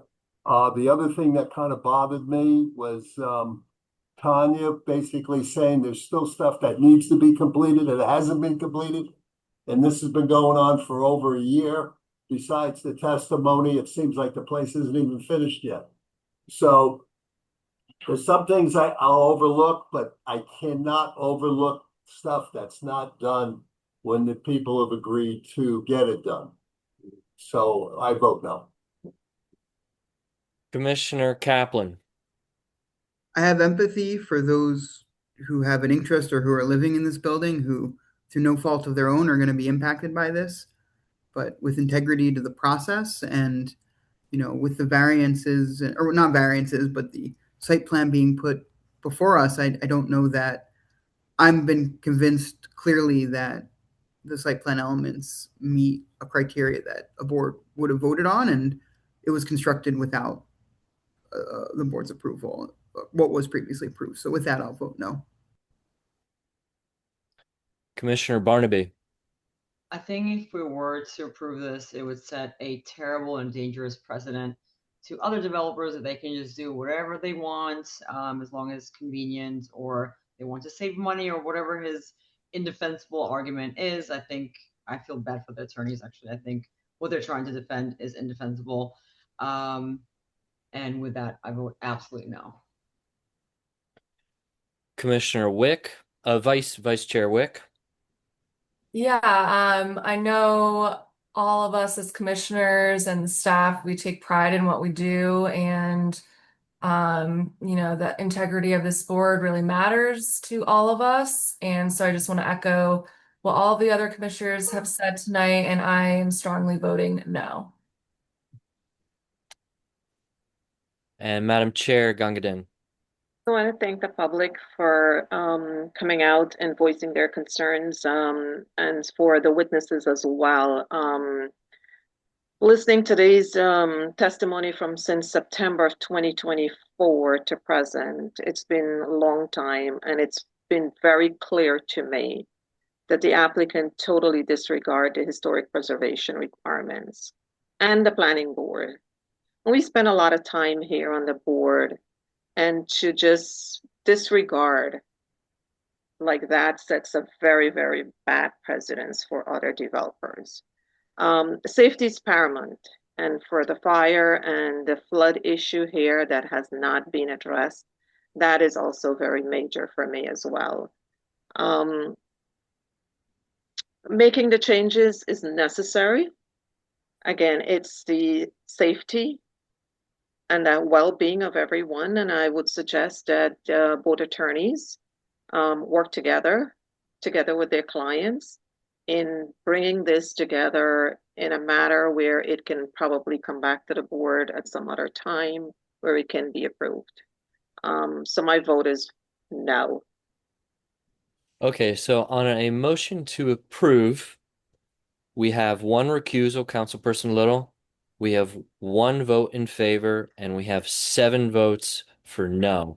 So the motion to approve has failed. So do we need to make a motion to? And in an abundance of caution, I always ask that the board then entertain a motion to deny. Okay. And a yes motion will be to deny. Everybody should vote the same way, obviously, in terms of how they voted before. But the motion to deny should be made and passed. So I'll entertain that motion. I would like to make a motion to deny P2024-0088. Second. Okay, on a motion to deny, Commissioner Cappers. So a yes is to deny. Yes. Yes. Commissioner Patel. No. Commissioner Conway. Yes. Commissioner Barnaby. Yes. Commissioner Kaplan. Yes to deny. Commissioner Stamato. Yes to deny. Vice Chair Wick. Yes. Madam Chair Gangadin. Yes to deny. Okay. So on a motion to deny, we have one recusal, we have 7 yeses to deny, and we have 1 no. Motion is approved to deny the application. Thank you, everybody. Thank Thank you all. Thank you. Appreciate your time. Good night. Thank you. Good night. Other board Kim? business, Madam Chair? Yes, Kim, do we have any attorneys who are in touch with you to carry? I'm about to promote Mr. Harrington and Mr. Lean promoting Charles Harrington.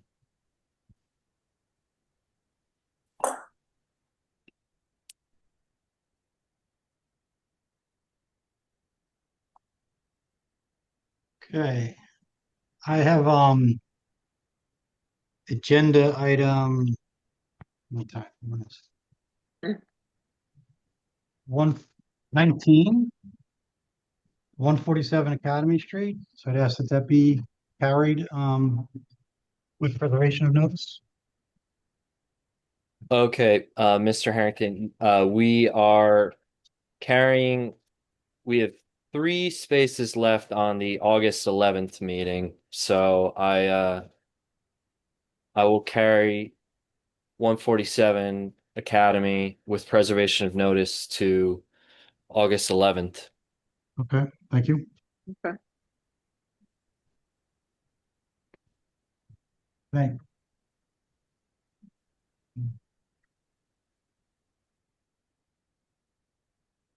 Any other attorneys there? I'll try promoting Thomas Lean again. Here he's joining. Good evening, everyone. Tom Lean of Connell Foley.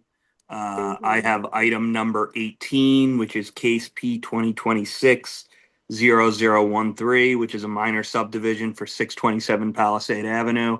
I would ask that it be carried with preservation of notice. If August 11th is the next date, I will take that. Thank you. We will carry this. Thank you, everyone. Have a good evening. Thank you, you too. And for the record, we should just read the other cases and when they're carried to. Yes, counsel.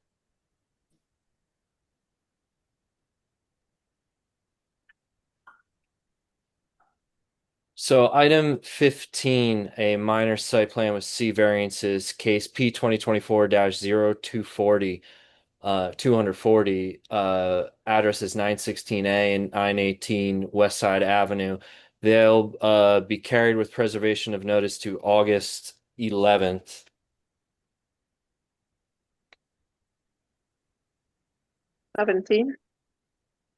August 11th. No, case number 17. 15, that's 916 West Side. Mm-hmm. What about 17? Oh, 17, yes. We'll carry them to August 11th. I know I said 3 spots left, but it's a signage application. Those don't take too long. So we'll carry item 17, case P 2025-0266, signage with C variances at 99 Hudson, carrying with preservation of notice to August 11th. And the last one, I'm going to consult my director, Director Marion. This is 506 Summit Ave. I don't see Gerard in the audience. Where would you like to have this one? For now, let's just have it carried to the next agenda. There's some July 28th. Yeah, July just for now. 14th. It doesn't mean we would just for consistency, we just need to carry it to that day. Okay, July 14th. So that's item 21, preliminary. It's a preliminary major site plan case numbers P 2025-0169, address is 506 Summit Avenue, being carried with preservation of notice to July 14th. Madam Chair, you do have someone with a hand up. He's counsel for one of the applicants. I thought you carried his. We did. I'll promote just in case he has something he needs to add. For the record, do we want to show that Councilwoman Little is back with us? No.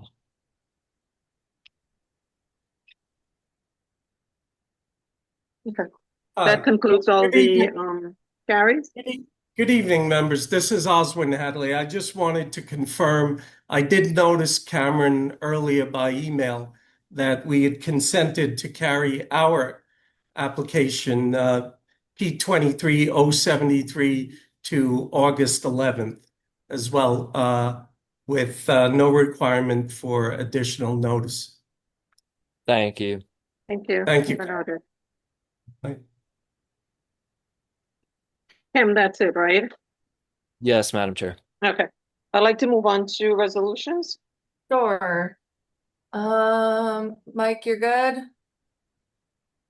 All right, case number P2025-0228, applicant Manila Avenue Partners, LLC for preliminary and final major site plan with deviation and design waiver, 468-480 Manila Avenue, Jersey City, New Jersey, block 10103, lots 1-10. Case number P2025-0133, applicant is 547 Summit LLC for preliminary and final major site plan approval. with No, Shit. Vice Chair. Oh, yeah, that one was 555 Summit. Yeah, we pull that res You up. pull that one. Oops, okay. Sorry about that. Next then is P2025-0225, applicant Storage Works JC LLC, property 55-559 Cater Avenue, Jersey City, New Jersey, block 28801, lot 4, decided on Tuesday, April 28th, 2026, memorialized on June 30th, 2026. Application for a preliminary and final major subdivision with a C variance. City of Jersey City Planning Board in the matter of 252 Central Avenue, application number P2026-0067, decided on June 9th, 2026, memorialized June 30th, 2026. Application for extension of preliminary and final major site plan approval with C variance, deviation and design waiver / exception relief. Resolution City of Jersey City Planning Board in the matter of 36 McAdoo Avenue, aka 1-5 Martin Luther King Jr. Drive, application number P26-0085, decided June 16th, 2026, memorialized June 30th, 2026, application for extension of preliminary and final major site plan and deviation approval. Subdivision deed made between Storage Works JC LLC and New Jersey Limited Liability Company, tax map reference NJSA 46:15-2.1, Municipality of Jersey City, County of Hudson, State of New Jersey, block number 28801, lots number 4, commonly known as 55-59 Cater Avenue. Madam Chair, we should also recognize that the LDO amendment was approved this evening and found to be in conformance with the master plan of the City of Jersey City and recommend adoption back to the governing body. Thank you. Do I get a second for the resolutions? I second it. We have got the roll call. on a motion to approve the 5 resolutions tonight. Commissioner Capers, Aye. Commissioner Conaway, Aye. Commissioner Kaplan, Aye. Commissioner Barnaby, Aye. Commissioner Stamato, Aye. Commissioner Patel, Aye. Councilperson Little, Aye. Commissioner Wick, Vice Chair Wick, Aye. Madam Chair Gongadin. Aye. Motion carries, all in favor to memorialize 5 resolutions. Thank you. Do we need any executive session? All good on my end. No, I don't think we do. No? We're all good? Motion to adjourn? Santo, anything you would like to add? Nothing from legal. Motion to adjourn. Motion to adjourn. And second. Everyone have a safe 4th of July weekend. Yes. Enjoy with your families. Thank you, everyone. Thank you. Have a great night. Thanks, everybody. Good night. Good night. Good night, everybody. Have a good night. Bye.